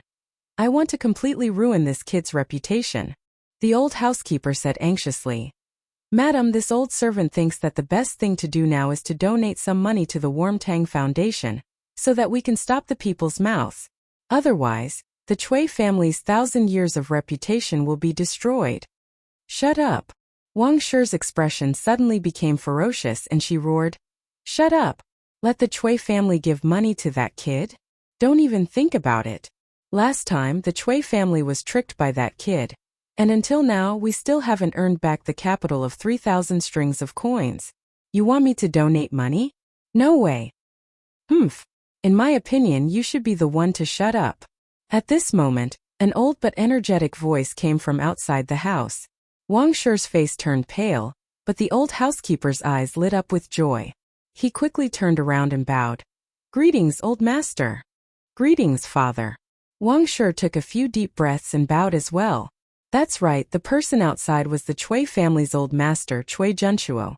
The old man received the news and rushed back from the manor outside the city early in the morning. If I didn't come back, would the Cui family have been ruined by you? Cui Junchuo walked into the house, and with the help of a maid, he sat on the sandalwood chair at the head of the table. Then, he glared at Wang Shi and said angrily. Wang Shi quickly bowed and said, Father, please calm down. This is all because of Li Zixuan. It has nothing to do with me. Bang! Cui Junchuo slammed the table. Although he was old, he slammed it hard. Wang Shi was so scared that she didn't dare to say another word. Then let me ask you, why did you order Wan Jingang and the others to kill the people yesterday? The capital is under the feet of the emperor. Who gave you the courage to use your weapons? Do you think the Cui family is still the Cui family from 10 years ago? Also, why didn't you send someone to donate money to the Nwantang Foundation after the people left yesterday? Is that money more important? Or is the Cui family's reputation more important? Why don't you ask around and see if the other families are secretly laughing at us? You short-sighted thing. Shanfu marrying you is really a misfortune for the Cui family. These words were a bit harsh. Wang Shi could order people around all these years because she was the Cui family's legal wife. Now that she heard Cui Junchuo's words, her face immediately turned pale. Father, I know my mistake. I know my mistake. Please calm down. Cui Junchuo snorted and hurriedly took 2 deep breaths. It was obvious that he was tired after saying so much. At this time, he ignored Wang Shi and looked at the old housekeeper. Wang Yong, go to the accounts room and withdraw 2,000 strings of coins. Donate it to the Nwantang Foundation now. The old housekeeper hurriedly replied. Yes, grandfather. Cui Junchuo looked at Wang Shi and was silent for a while. Then he said, Let's put aside the grudge between the Cui family and Li Zixuan for now. When the storm calms down, I will settle the score with him. You stay at home obediently and don't ruin things. Yes, father. Chapter 1089. Marquis, this person's mouth is very tight. From yesterday until now, he hasn't said anything. General Yuchi said that he would be sent to the Supreme Court tomorrow. In a dark little room in the Right Marshal Marquis mansion, Wan Jingong's hands and feet were tied and he was hung on a beam. His hair was disheveled and he was in a very sorry state. A soldier of the Right Marshal Marquis mansion was currently explaining the situation to Li Zixuan in a low voice. The Right Marshal Marquis mansion did not have a prison, so Wan Jingang could only be temporarily locked up in this little room. The Supreme Court of the Tang Dynasty as well as the various prefectures and counties all had prisons. The Ministry of Justice, the Supreme Court and the Imperial Censorate were the 3 major judicial organs of the Tang Dynasty. The Supreme Court was the central judicial organ of the Tang Dynasty. It was responsible for investigating the crimes committed by the central officials, as well as cases of imprisonment in the capital. The Supreme Court's trials usually took the form of a direct trial. Therefore, the Tang Dynasty followed the tradition of the Northern and Southern dynasties, and set up the Supreme Court prison as a place to detain criminals. As the central prison, the Supreme Court prison was mainly used to detain officials who committed crimes and important crimes in the capital. Therefore, Wan Jingang would ultimately be sent to the Supreme Court. Apart from the Supreme Court, the Imperial Censorate of the Tang Dynasty also had a prison. At the beginning of the Tang Dynasty, the Imperial Censorate's main function was to monitor the situation. But sometimes, according to the Emperor's edict, they would carry out a trial of a criminal official and directly participate in the trial. On the other hand, the Ministry of Justice, as one of the 3 departments, was not an independent judicial organ. It did not set up a prison nor did it set up a warden. But the Ministry of Justice was the highest authority to manage and monitor the prison affairs of the entire country. No matter if it was the Supreme Court or the Imperial Censorate, they all had to report to the Ministry of Justice before the 25th day of every month. Li Zixuan frowned and said, Is there any torture? Asking this kind of question showed that he had watched too many period dramas in his previous life. As expected, the soldier's expression changed and he hurriedly looked around. After seeing that there was no one else, he hurriedly said, Marquis, our Right Marshal Marquis mansion does not have the right to use torture. Every time we hand a criminal over to the Supreme Court, they will check if there are any traces of torture. If they discover that we use torture, they will definitely find trouble with General Yuchi. Wan Jingang, who was hung on the beam, had a mocking smile on his face. It was obvious that this fellow had nothing to fear. Go get a wooden bucket. Then send someone to fetch a syringe from this Marquis's estate. Just tell Steward Wang directly. He will definitely understand. Li Zixuan's face turned cold as he instructed the soldier. The soldier did not understand and asked, Marquis, what do you want the wooden bucket and the needle for? Li Zixuan smiled coldly and said, since I can't torture him, then I'll give him acupuncture. Don't worry, this wound is smaller than an ant. The people of the Supreme Court won't be able to see it. The soldier still didn't understand. Marquis, why are you giving this guy acupuncture? A devilish smile appeared on Li Zixuan's face as he said, this person's body has blood vessels everywhere, and these blood vessels carry the blood of the human body.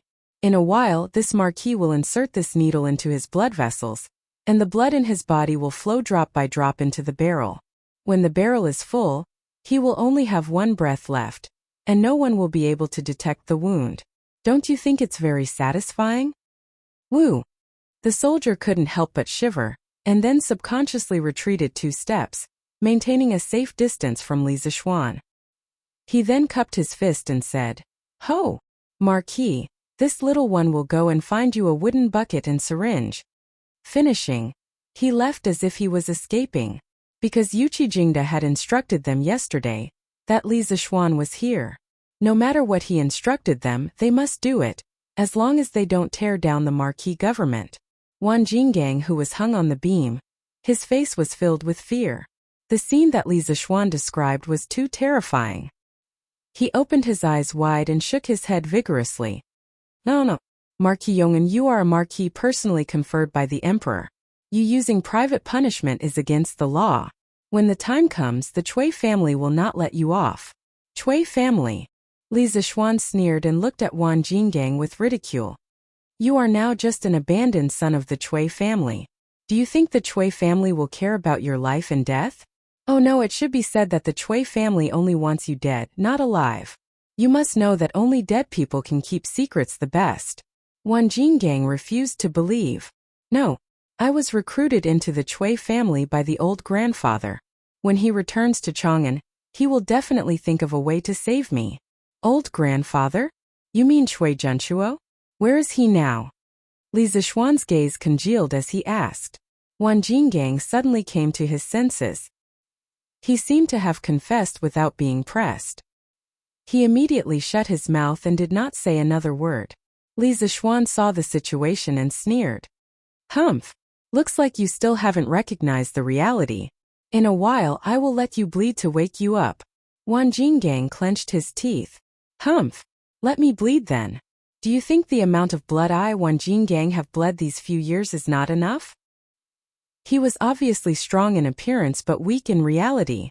Li Zixuan was too lazy to talk nonsense with him. After a while, the soldier from earlier brought a wooden bucket and placed it next to Wan Jingang. Li Zixuan ordered, use a black cloth to cover his eyes. I am afraid that he will not be able to take it and will scare himself to death. Yes, Marquis. The soldier and Wan Jingang shuddered. They secretly thought that Li Zixuan was really ruthless. After a while, the soldier pulled a piece of black cloth out of nowhere and covered Wan Jingang's eyes. Li Zixuan personally cut. Oh no, it was a needle. Fortunately, he was tall and could stand on the ground and directly insert the needle into Wan Jingang's arm. Facing Li Zixuan, a martial arts master, Wan Jingang did not make any unnecessary struggle. This was because he knew that Li Zixuan had thousands of ways to make him lose the ability to struggle. At this time he only felt that his arm was stung by a bug. It was not painful, so he sneered. Humph! I thought it would hurt a lot. This is just scratching an itch for me, Wan Jingang. Li Zixuan was not angry. He said with a smile, this Marquis goal is not to make you feel pain. This Marquis wants you to experience the loss of life unknowingly. In the end, you won't even have the strength to open your eyes. During this process, you can't do anything. You can only wait for death slowly. Wan Jingang trembled. It was obvious that he had begun to feel fear in his heart. The soldier next to him saw that the light yellow rubber hose was instantly dyed dark red. Immediately after, there was a drip sound, and blood slid into the wooden bucket. Go and get a few Datong daily for this marquis. This marquis will read the newspaper here today while admiring how this Wanjingang is drained dry. Li Zixuan forcefully endured the disgust in his heart and ordered. In fact, he himself was a little scared when he heard such deliberately scary perverted words, but in order to make Wanjingang speak the truth, he could only suffer himself. Roar! Markyung, kill me if you dare. What kind of hero are you to use such despicable means? Wanjingang couldn't help but feel a chill run down his spine when he thought of how all the blood in his body was about to be drained dry, and how there was a person admiring the process at the side. He only wished for a quick death now. The soldier of the right marquis household looked at Li Zixuan as if he was looking at a monster and thought, is this still the great philanthropist Marquis Yong, and that everyone praises? Why does he look like a demon that just came out of hell? Just as the soldier was about to give Li Zixuan the newspaper, he suddenly felt his sleeve being pulled by someone. He lowered his head and saw that it was Li Zixuan who had pulled him. He was bewildered and was about to ask when he saw Li Zixuan shove a ball of paper into his hand with lightning speed and make a shushing gesture. The soldier was also a quick-witted person. He quickly nodded and retreated. Commandant Zhou Marquis, what's written on it? Tell me quickly. In a side hall of the Wu Marquis household, the soldier who previously served Li Zixuan was scratching his ears and cheeks as he surrounded a middle-aged man and asked anxiously. Looking at him, he was obviously illiterate. The note Li Zixuan passed to him earlier was really a waste. The general usually tells us to read more books when we have time. Shun Sigi, you just don't listen. The middle-aged man surnamed Zhou pointed at the soldier and grumbled. But grumbling was grumbling. He still started to help Shun Sigi read the contents of the note. A jug of water, a funnel, and 2 soldiers? Shun Sigi, are you sure this is the note Marquis gave you? The content of the note was very simple. Commandant Zhou finished reading it very quickly, but he didn't quite understand the contents of the note. Shun Sigi frowned and thought for a while, then said excitedly, I understand. Thank you, Commandant Zhou. With that, he ran off like a wisp of smoke. Drip, drip, drip, drip. In a dark room, the sound of water dripping could be heard from time to time. A young man sat at the door, calmly flipping through the latest issues of Datong Daily. His face would occasionally reveal a smile. It could be seen that he was in a good mood. But the burly man who was hung on the beam was not in a good mood. His face was pale, because he wanted to break free. His wrists and ankles were left with deep purple marks. His lips were dry. He didn't shout, because he had shouted for a long time, but it was useless. The young man was unmoved by his shouts, but it couldn't be said that he was completely unmoved. When he cursed, the young man would fiercely kick him in the stomach. It was so painful that he couldn't even breathe. Marquis, it's already noon. Why don't you go and have your meal first? I'll help you watch. When it was close to noon, Shun Sigi ran over and asked carefully. Li Zixuan put down the newspaper and replied, No need. Go to Drunken Immortal restaurant and get me a plate of lion's head, a plate of fried bean sprouts, and a small pot of immortal drunken wine. This marquis will eat here for lunch. Let shopkeeper Lu prepare a few more portions, and let the brothers on duty in the Wuho government have a taste. Shun Sigi said in fear and trepidation. Oh, Marquis, you're too kind. The brothers are on duty, how can they drink? Li Zixuan raised his eyebrows in surprise. He secretly thought that the military discipline here was quite strict. He waved his hand and said, Then bring more food over. Treat it as this marquis's reward to the brothers. Thank you, Marquis. As for this Wanjingang, don't let him eat for lunch. Based on the speed of his bleeding, he should be able to bleed out by tonight. Letting him eat would be a waste. You, Marquis Yong'an, you're too much. Ever since Wanjingang was caught yesterday morning in Wuho government, he had not eaten a single bite of food, and after going through Li Zixuan's torture, he felt that he was really exhausted. Hearing Li Zixuan's words, his lungs were about to explode. Ignore him. Go quickly. Li Zixuan waved his hand and said. Shun Sigi obeyed and left. In the afternoon, the military officials and soldiers on duty in the right Wuho government were considered to have freeloaded a big meal. The drunken immortal restaurant's top-quality food and dishes, they usually could not bear to eat a plate of it. But now they could eat heartily. In a moment, the entire Wuho government was filled with the aroma of food. Wan Jinggang, who was starving, in the aroma of the food and wine, felt that death was better than living.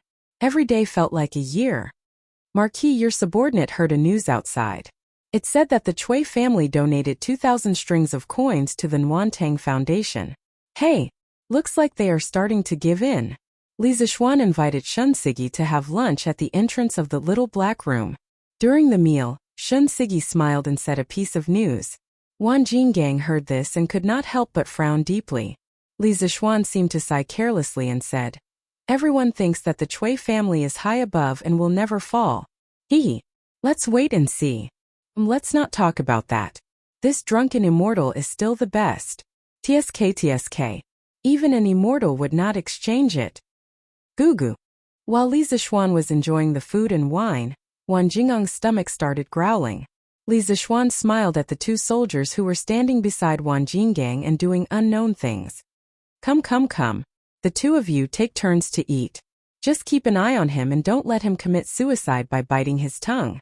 The two of them looked at each other. Seeing Shun Sigi nodding at them, they replied, "Thank you, Marquis." Thus, only the sound of chewing and the very rhythmic dripping sound was left in the room. The starving Wan Jinggang was even more tormented by these two sounds. His arms and legs had already lost feeling. It was probably because he had lost too much blood. If he had a knife in his hand at this moment, his first reaction would not be to slash at Li Zixuan but his own neck. In the afternoon, after some time, the dripping sound suddenly stopped. Li Zixuan raised his head and said, "What's wrong? Did he bleed dry so quickly?" The two of you quickly press on his arm and help him squeeze. Maybe he can squeeze out some blood. Shun Sigi, help me get another pot of wine. How can there be no wine for such an elegant thing? Haha. Wan Jingang's face turned even paler. He roared with his already hoarse voice. Lunatic! You are the devil. I beg you to kill me. Heh, you want to die? How can it be so easy? Your blood hasn't been drained yet. Li Zixuan laughed. Chapter 1090. Hearing Li Zixuan suddenly ask for wine, Shun Sigi was stunned at first, but after seeing Li Zixuan give him a meaningful look, he instantly understood and hurriedly left to carry out the order. Not long after, Shun Sigi brought over a pot of wine for Li Zixuan, and the other two martial marquis had already used all their strength to press down on Wan Jingang's arm. Immediately, the ticking sound in the room rang out again, and Wan Jingang's nightmare began again. Kill me. I beg you to kill me. If you're a man, then give me a quick death. I beg you. His mouth kept repeating these words in a low voice. The heavens had pity on him. He had walked the Jianghu for so many years. What kind of injuries had he not suffered? He had long seen through life and death, but this kind of waiting for death, this kind of torture to his soul and his body, he really could not stand it. At this time, a quick death to him had already become an extravagant hope. Phew. The contents of these few newspapers are a little lacking. 5 in the afternoon, the sun was setting in the west. Li Zixuan stood up, sighed, and said as if he hadn't had enough. Wan Jinggang, this marquis will give you one last chance. If you are willing to speak honestly, this marquis will give you a way out and ensure your safety. If you are not willing to speak, then this marquis will leave now, and tomorrow the people of Wuho government will send you, who is on your last breath, to the Supreme Court. TSK. I reckon that by that time you will become a dried corpse. Do you know what is a dried corpse? Just like a dried fish. Li Zixuan looked at Wan Jinggang and said in a cold tone. After a day of torture, Wan Jingang's spirit was already on the verge of collapse, and Li Zixuan's last words was the straw that broke the camel's back, causing his face to be filled with fear, and he shook his head vigorously and said, "No, I don't want to become a dried corpse. I don't want to become a dried corpse. I'll speak. What you want to know, I'll tell you everything." Li Zixuan laughed, and his heart heaved a sigh of relief. He sat down again and said, "Good. A wise man submits to circumstances. If you had cooperated earlier, you wouldn't have suffered so much, right? Marquis Yongyu, pull out the needle first, otherwise I will really turn into a mummy. Wan Jinggang said with trembling lips. No rush, no rush. This Marquis knows what to do.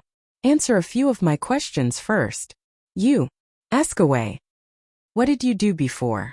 I used to be a bandit in the Qinling Mountains, and then I became a blacksmith. When did you enter the Chui family? For years, no, it should be 5 years ago. I heard that the Chui family was recruiting a large number of pugilistic experts, so I went to try my luck. In the end, old Master Chui took a liking to me, so I became the Chui family's guard. Then have you heard of a maidservant named Nianyu? Hearing this question, Wan Jinggang was stunned. His face was once again filled with fear, and he said in a trembling voice, You?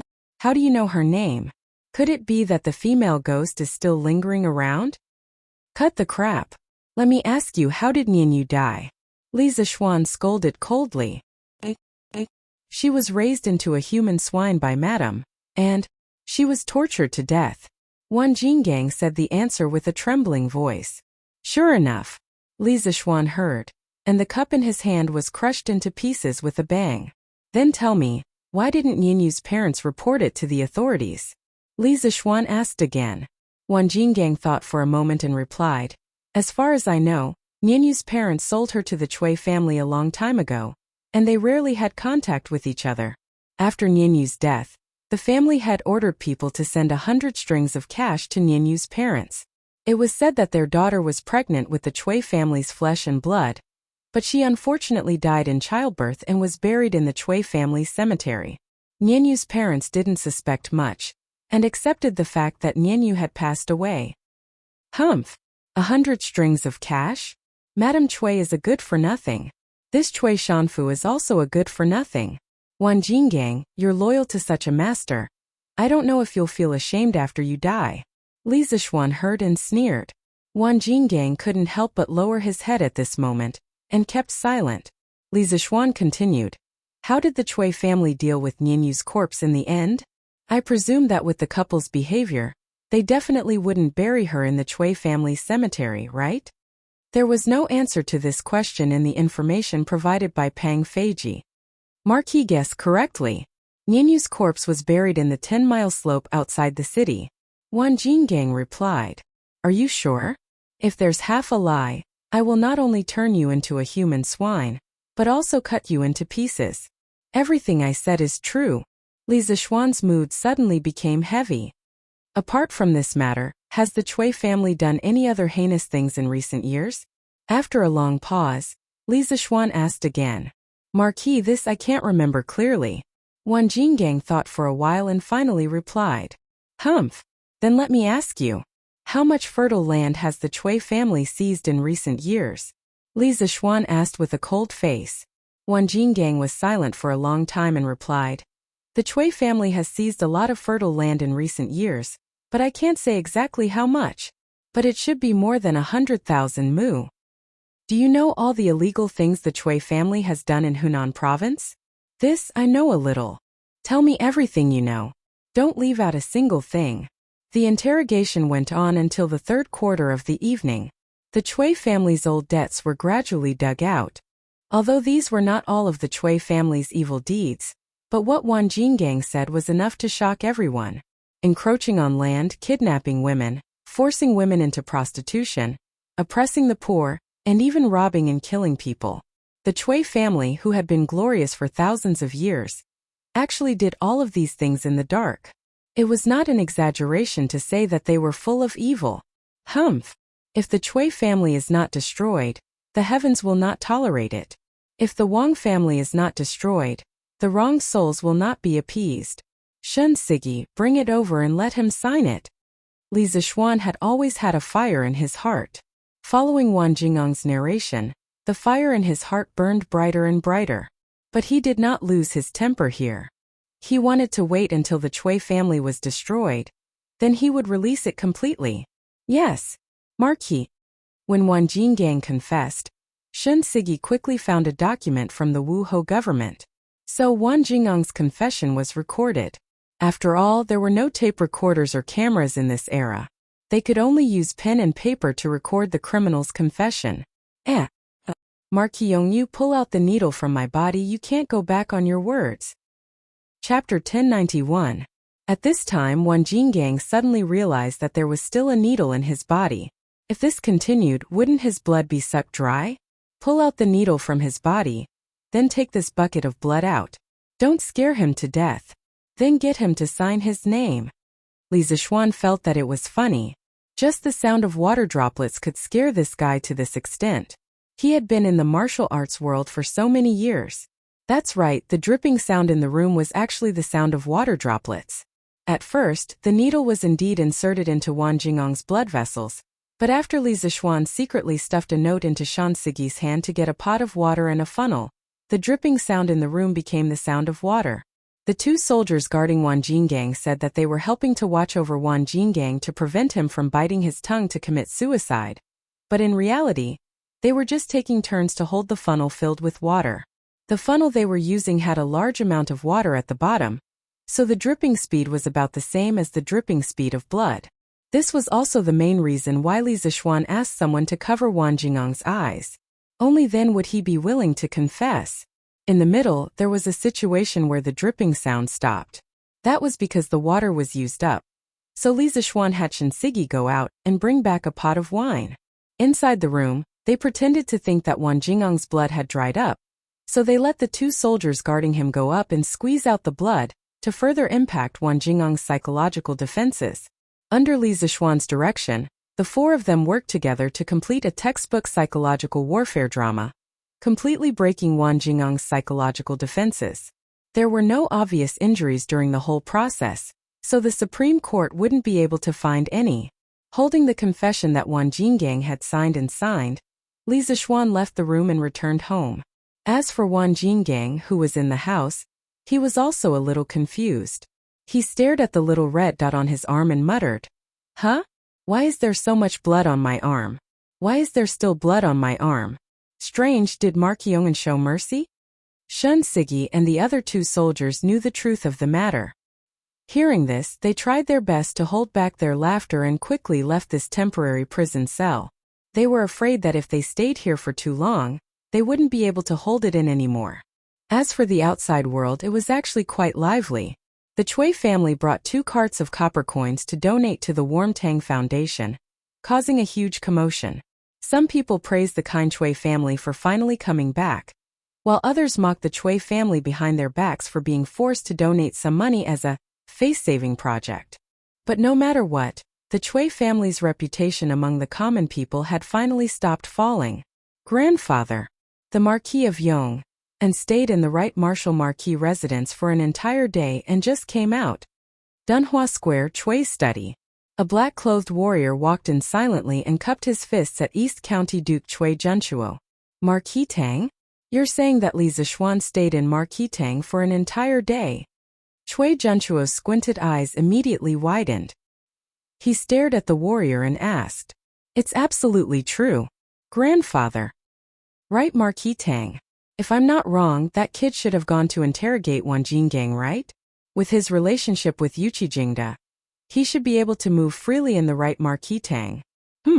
Wang Sure, this stupid woman, she actually allowed Yuqi Jingda to bring Wan Jingang away.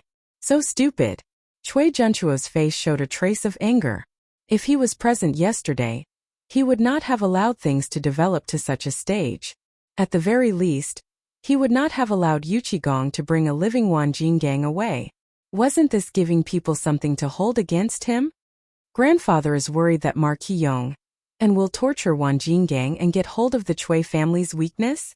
The black-robed warrior said in a deep voice. Chui Junchuo shook his head and said, "Right, Marquis Tang only has the power to capture people and not the power to interrogate. No matter how good Yuqi Jingda's relationship with Li Zixuan is, he will not agree to torture Wan Jingang. I'm only worried that after Wan Jingang is handed over to the Supreme Court in 2 days, he might say something that should not be said. At this critical juncture, if such a situation occurs, the Chui family will most likely be consigned to eternal damnation." The black-robed warrior was silent. Obviously he knew that the Cui family's disciples had done many dirty things in the dark. Grandfather, Qili is willing to make a trip to Marquis Tang tonight to shut Wan Jinggang up. After a long silence in the house, the black-robed warrior cupped his fist and said. A cold light flashed past Cui Junchuo's eyes. Following that he muttered, Qili, your movement technique is outstanding. Logically speaking, sneaking into Marquis Tang shouldn't be a problem. But just in case, bring Mei Lian along as well. But remember, if there is an ambush in Marquis Tang, retreat immediately. Do you understand? Qili obeys. After the black-robed warrior left, Cui Junchuo squinted his eyes.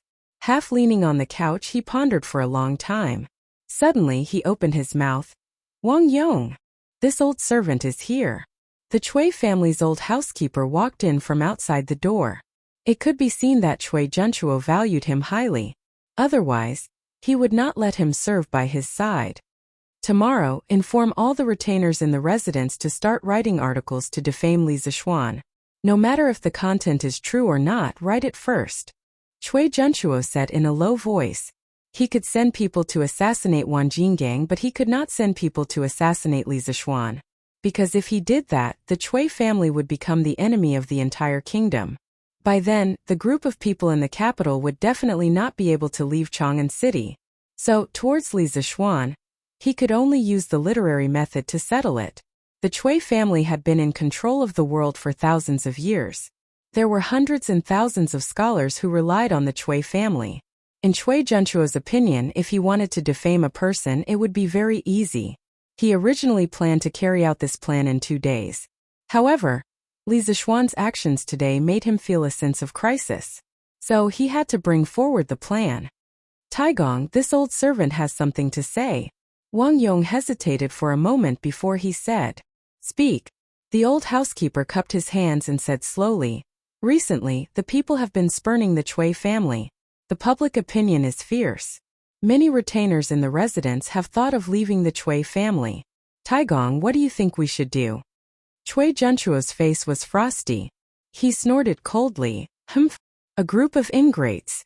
The Cui family has raised them for so many years. How can they leave just because they want to? Tell them that if they leave the Cui family, this old man will not let them have the chance to stand out in this lifetime. Aristocratic families were merciless. They were even more merciless to those who betrayed them. At this moment, Cui Junchuo finally tore off his hypocritical mask in front of the world, revealing the ferocious fangs under the mask. Yes, Taigong. Chapter 1092. Haha. I didn't expect Xiaoxian to be so talented in interrogating criminals. I'm really curious now, is there anything in this world that can stump him? Yuqi Manor. Yuqi Jingda listened to his subordinate's report on Wu Ho Manor's situation during the day. He stroked his beard and laughed. In the morning, after Yuqi Jingda finished his morning court, he went straight home. He didn't go to Wu Ho Manor in the afternoon because he wanted to give Li Zishuan enough time to interrogate Wan Jinggang. On the matter of Peng Feiji concealing information, Yuqi Jingda knew that Li Zishuan would have a knot in his heart. He wanted to give Li Zishuan some time to resolve the knot in his heart. So even though he knew that Li Zishuan was in the right Wu Ho Manor today, he didn't show his face. I thought that Marquis was really going to drain Wan Jingang's blood. I didn't expect Marquis to use such a brilliant method. This subordinate prostrates himself in admiration. Shun Sigi couldn't help but sigh. Haha. This is why Xiaoxian can become a marquis at such a young age, while you, Shunyi, are still a small Sigi at your age. Yuqi Jingda had just learned a new interrogation method, and was in a good mood. He made a small joke with his subordinate. Haha. That is. Marquis Yong, and is the literary and martial star of the heavens. How can I compare? But this move of Marquis, I've learned it. In the future, when I meet a disobedient criminal, I'll scare him like this. Anyway, the people from the Supreme Court won't be able to find any flaws. Shunyi scratched his head and chuckled. Yuqi Jingda smiled and didn't care much. He walked 2 steps with his hands behind his back and suddenly said in a serious tone, Shun Sigi, listen to my order. Shunyi quivered and quickly cupped his fist. I'm here. Yuqi Jingda said expressionlessly. Inform General Song, Order all the soldiers of the right Wu-Ho Manor to be on high alert tonight. They must be loose on the outside and tight on the inside. Also, prepare 300 archers for an ambush, in case experts attack at night. Xun Yi was shocked. Even though he was full of questions, this wasn't the time to ask. He quickly said, "I've received your order. Go." Yuqi Jingda waved his hand, and Xun Yi accepted the order and left. He had a faint intuition in his heart that this night would absolutely not be peaceful.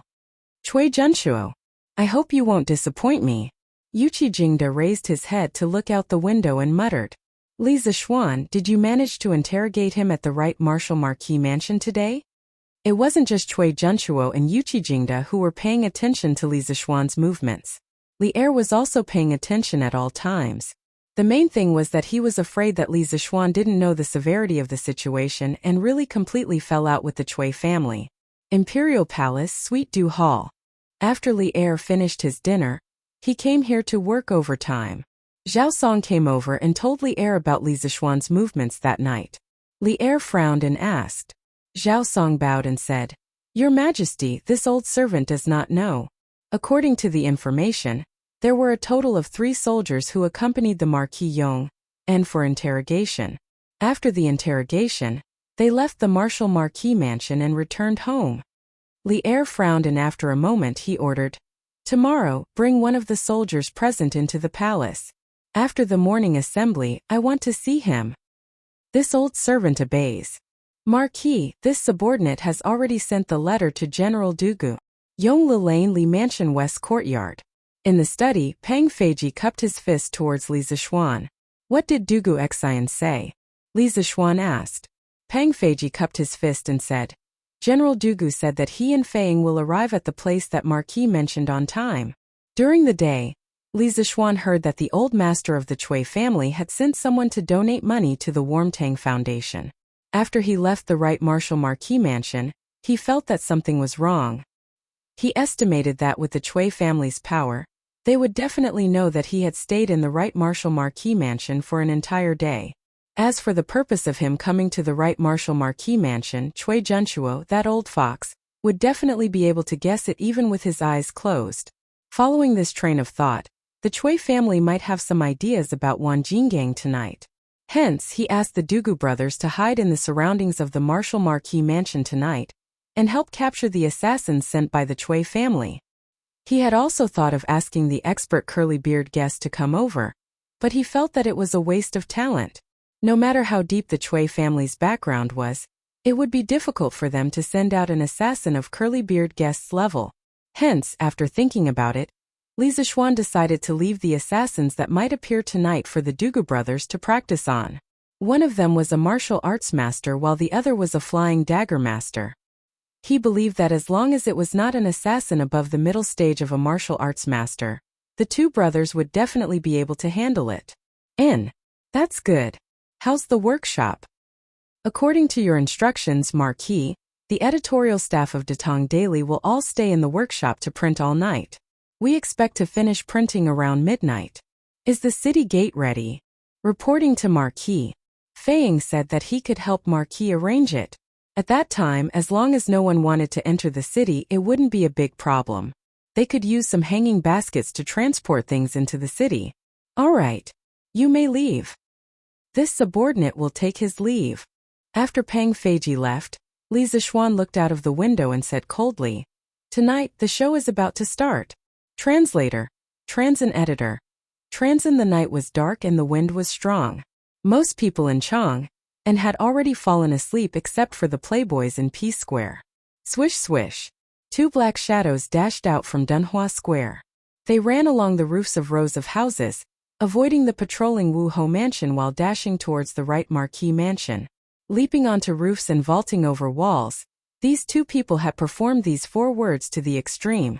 6 minutes later, on a roof opposite the Wu-Ho mansion, there were 2 black-clothed men. One of the shorter black-clothed men glanced at the situation in the Wu-Ho mansion and said softly, "Big brother, with just these few Wu-Ho mansion with our skills, it would be easy to sneak in without anyone noticing. Isn't Taigong being too cautious? It's obvious that any one of us can do it. Why must he send us all at once?" His words were filled with contempt for the enemy and confidence in himself. The other man frowned and reprimanded. Second brother, don't let your guard down. This is Chang'an City. If we are not careful, we will be wanted by the entire city. In a while you will be in charge of keeping watch outside. At the crucial moment you can make some movements and help me attract the attention of these Wuhou mansion.